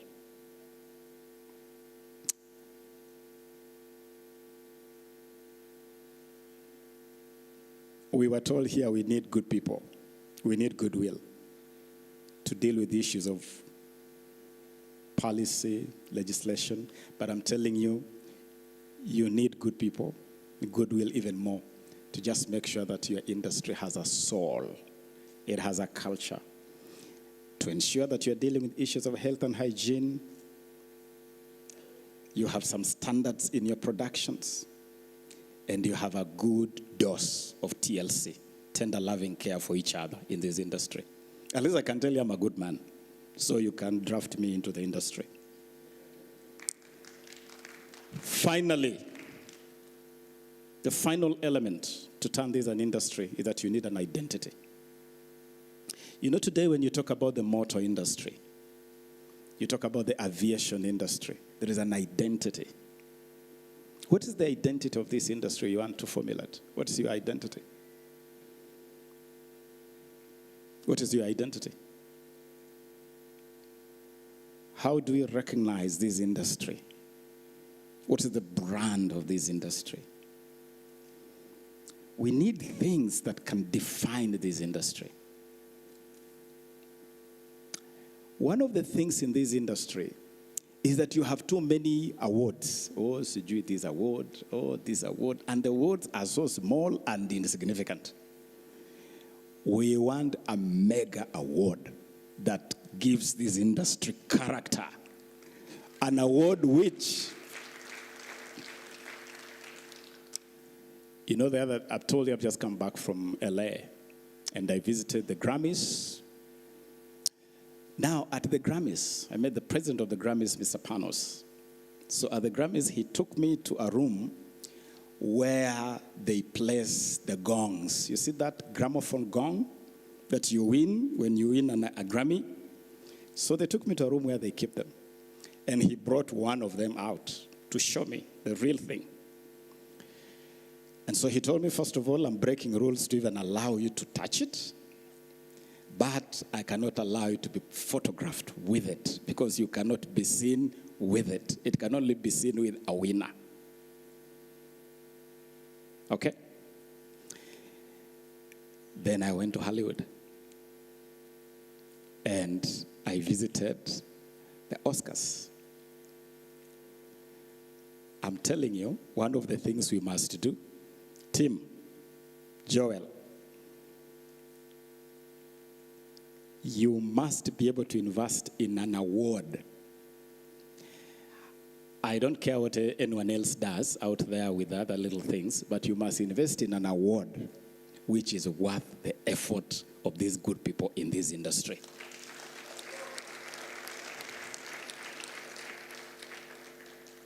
Those Grammys that I was being shown, it is made of a special material.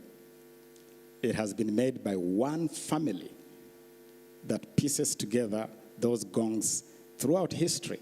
It is like a craft passed from one family to the, it's part of the tradition. You cannot have awards where you go to Nairobi Sports House.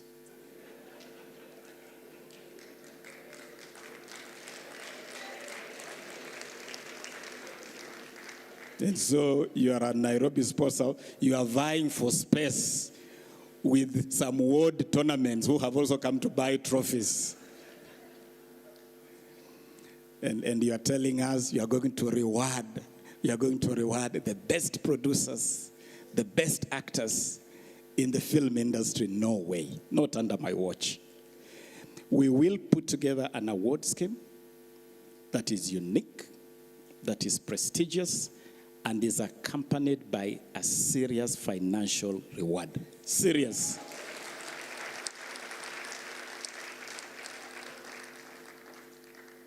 The operative word in that sentence that you can put in bold and underline is serious. Okay? Guys, you are duly instructed. Next time, I am not coming to any podium to hand out any juakali.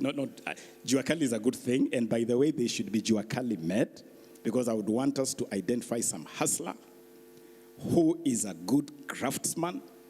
And you can even make this a competition. Send out a national contest to design a gong for rewards in this industry. We will pay for the competition. And let us have something really special for this industry. Good people, if we are able to look at those are my 5 thoughts on what it will take to transform this space into an industry. I believe we can then be able to start traveling. Government is ready to do the following. Government is ready to invest heavily in policy and legislation to anchor this. You need policy, you need legislation to anchor this. And we will give you a policy and legislative framework that will deal with the issues of labor, issues of contracting, issues of intellectual property, issues of these exhibition spaces, issues of local content ratios in our media. We must be able to criminalize and make it extremely expensive for you to run to Guadalupe or Acapulco, and then you get some stuff which has absolutely no relevance to us with, we must make it extremely expensive for you to do that. And we must have an arrangement where local productions take the pride of place on our screens. That is the least government can do for this industry. And government will certainly do it for this industry. We are also going to invest in infrastructure. We will start with this space. We've already allocated resources to invest in this space. We want to help invest in training so that we can have a continuous stream of well-crafted professionals in this industry. The same way you go to train to join the aviation industry. Why do you want to join this industry without any training? You just want to walk in, walk out. You must have some standards so that you get the very best to serve in this industry. We want to continue doing partnerships that can support this industry. So far, government has signed some important MOUs. We have signed an MOU with South Africa, a co-production MOU that can help. You can grow off each other. You can feed off each other. And we have penned, I signed this MOU myself with my South African counterpart, a co-production MOU. I want us to take advantage of that MOU in terms of partnerships between the Kenyan film industry and the South African film industry. Last month, I signed another MOU with the Chinese government, which also offers incredible opportunities. China is a big market. It's a market of 1.6 billion human beings. It's a big market. If you got just a fraction of that population to take an interest in the Kenyan film industry, it's a big thing. It's a big step. We have an MOU, which I have signed with my Chinese counterpart. We have an arrangement with Netflix.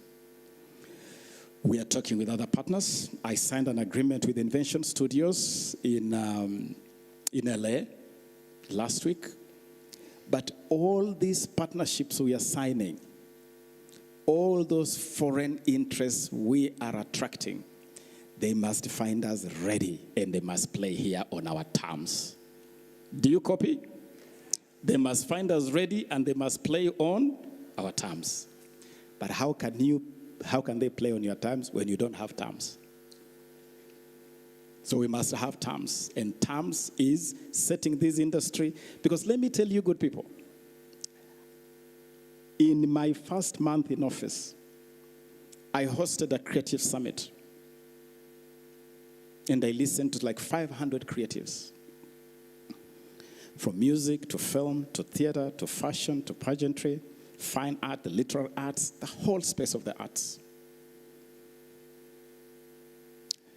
And what I was hearing in that summit was cry after cry, wail after wail, complaint after complaint.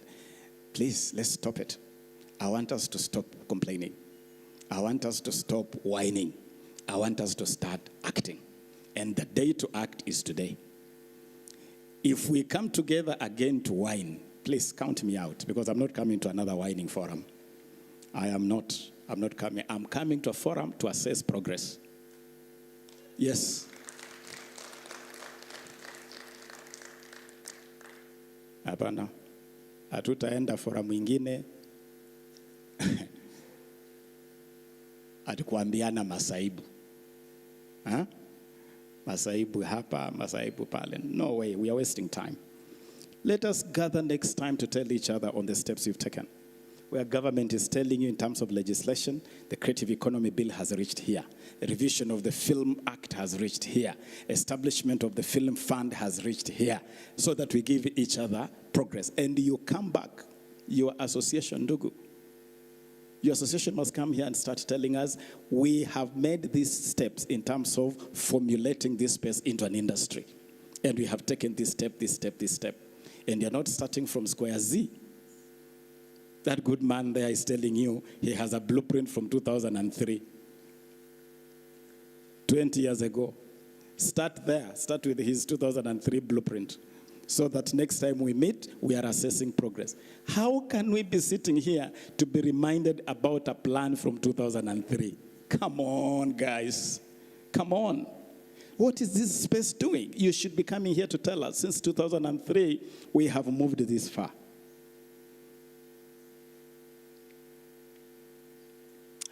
Government will also engage you in robust, honest, purposeful engagement.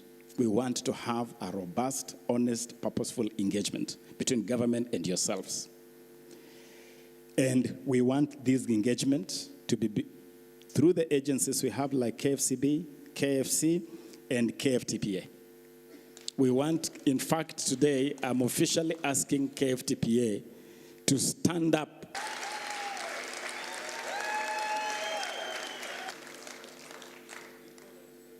Please do that. And as you do that, you set up a tripartite platform.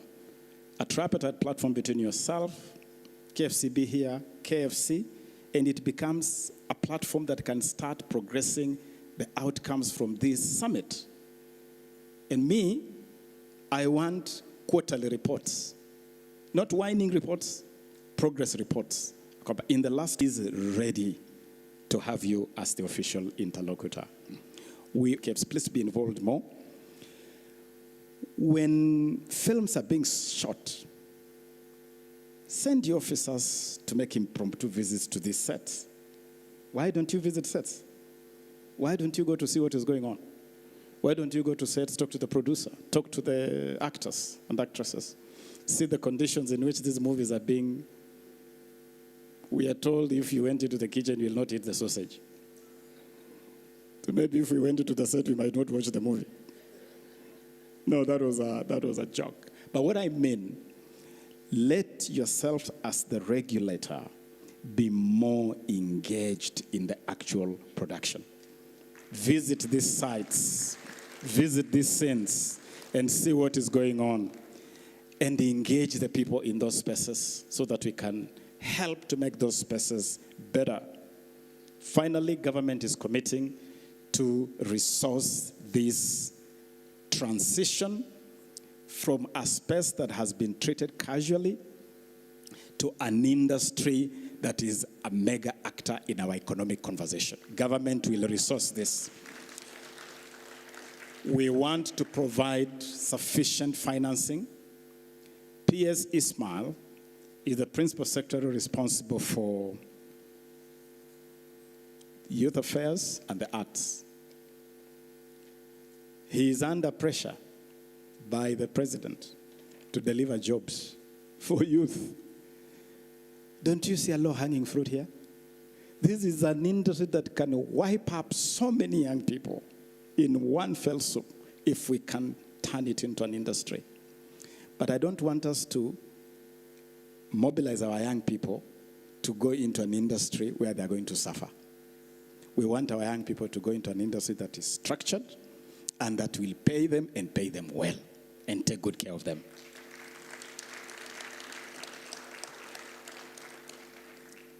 And so let us build an industry that takes care of everybody in that ecosystem, whether you are a scriptwriter, where it all starts, or you are a producer, or you are an actor, or you are a distributor. Let us just have an industry that takes care of the interests of everybody in that ecosystem. Is that beyond us? Is that too much to ask? That's not too much to ask. And Nini, some of the things you asked here, and you have asked many things here. Okay, you want us to monitor this industry. You want us to have a strong regulatory body. You want us to look into the current state of contracts. You want us to enforce audits. KFCB, regulation is not just about content. Regulation is also about the conduct of this industry. Go look at those contracts. contracts that are against the ILO, the International Labour Organization tenets, contracts that fly in the face of the basic Kenyan labor laws, contracts that violate basic human rights, we will rip them up. We will rip them up. We must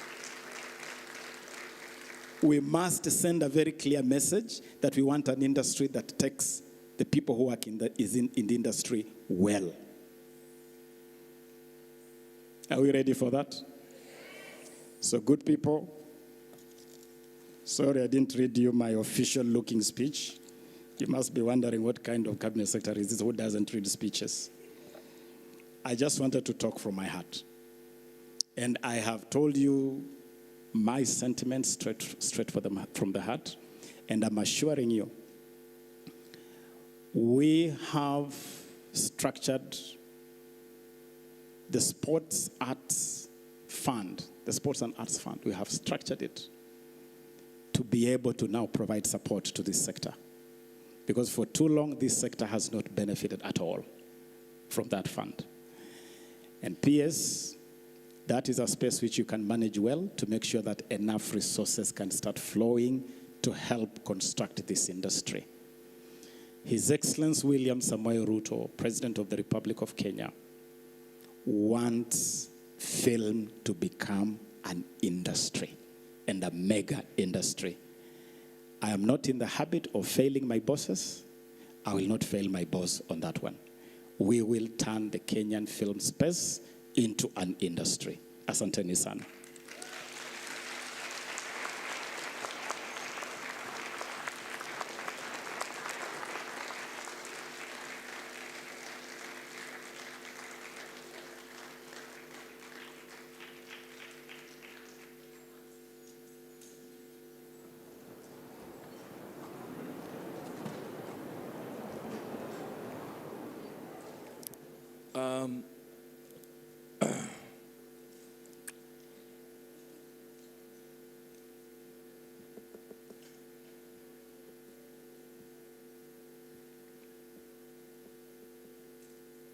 Thank you.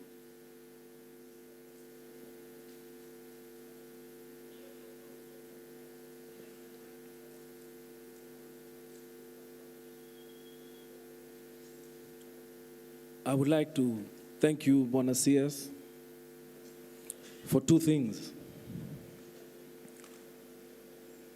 For being honest and for being candid with us,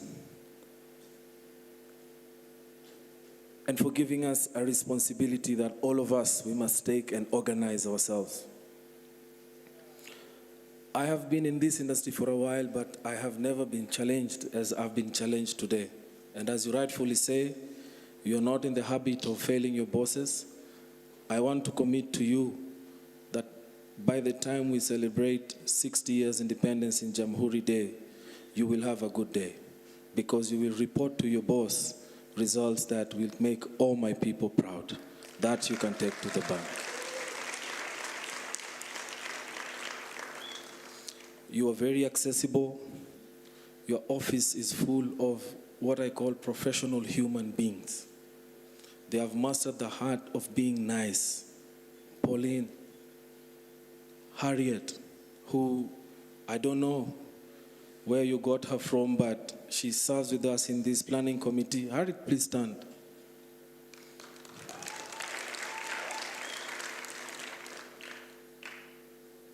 And everybody else who's in your office.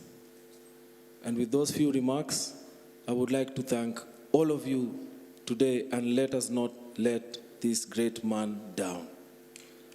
Thank you, and I will now look forward to inviting my senior, Victor Mniafu, to pass a vote of thanks. And after that, we shall go to the tent, and then we shall discuss and organize. But I have one question before Victor speaks. Are you ready to have one industry umbrella body? I will ask again. Are you ready to have one industry body that speaks with one voice? Thank you. Karibu.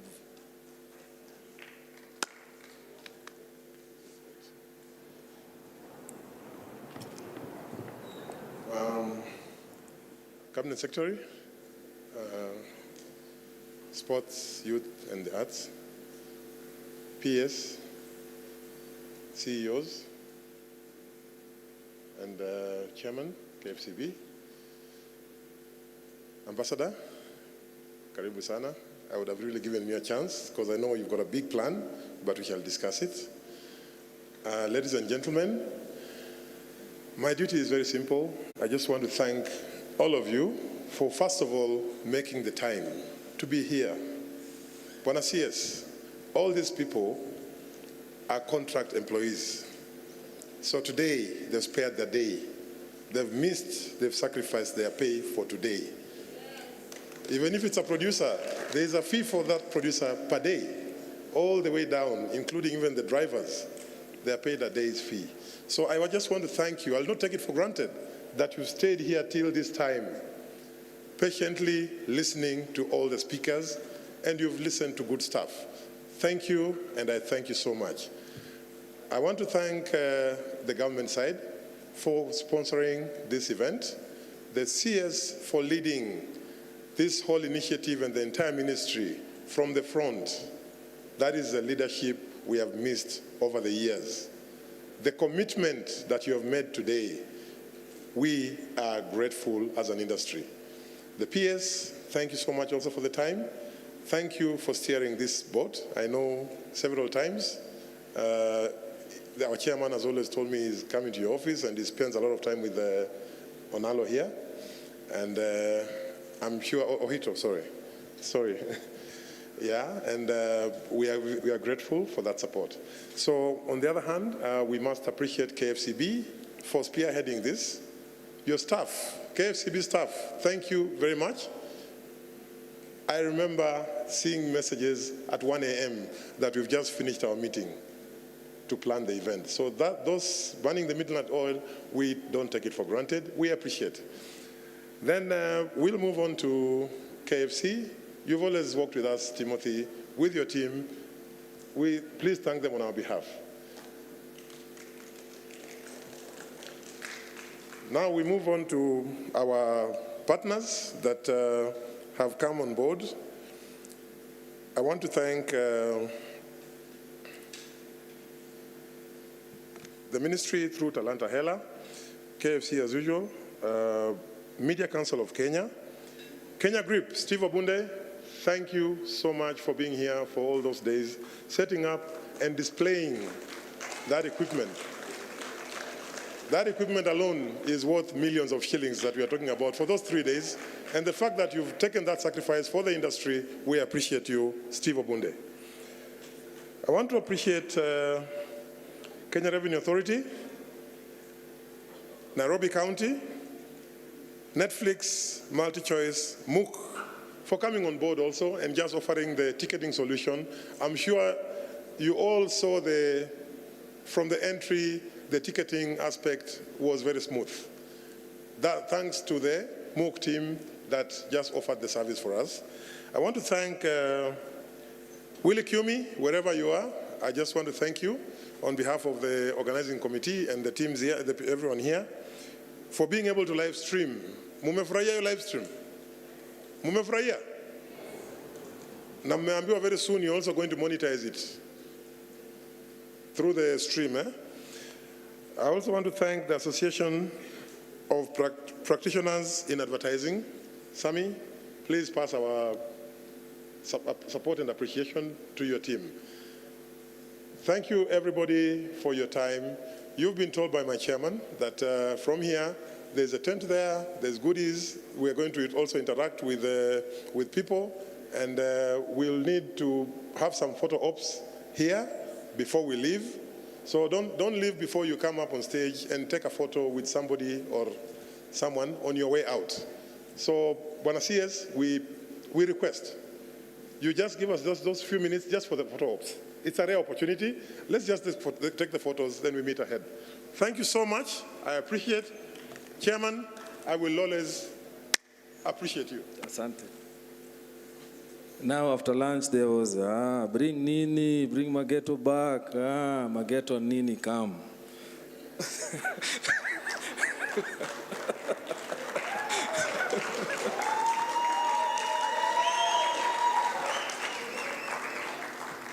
Kajitan. Kajitan boy, come.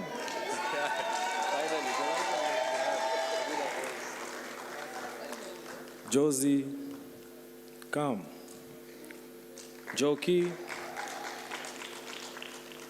Josie, Joki, Marcos, and Charlo. These are the people who did a lot of research and shared knowledge with us. Sami from APA, please come. They spent weeks planning, researching to be sure that when we share today, we were objective. Were we not objective? There was gain today. So Mujipang. And it will be a great honor to call our leadership, our CEOs, Chair, PS, and Waziri to come and just take pictures with these brilliant people who sacrificed to make this day have value. Have I forgotten someone? Bob, Janja, Bob.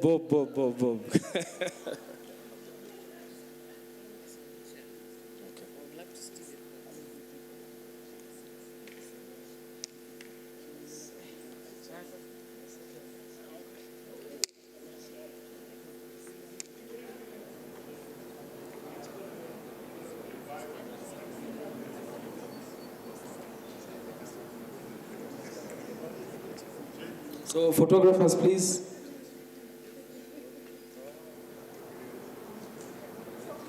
Is Jenny Pond still here? She left. Is Andrew White still here? Yes. Daudi Anguka, I see you.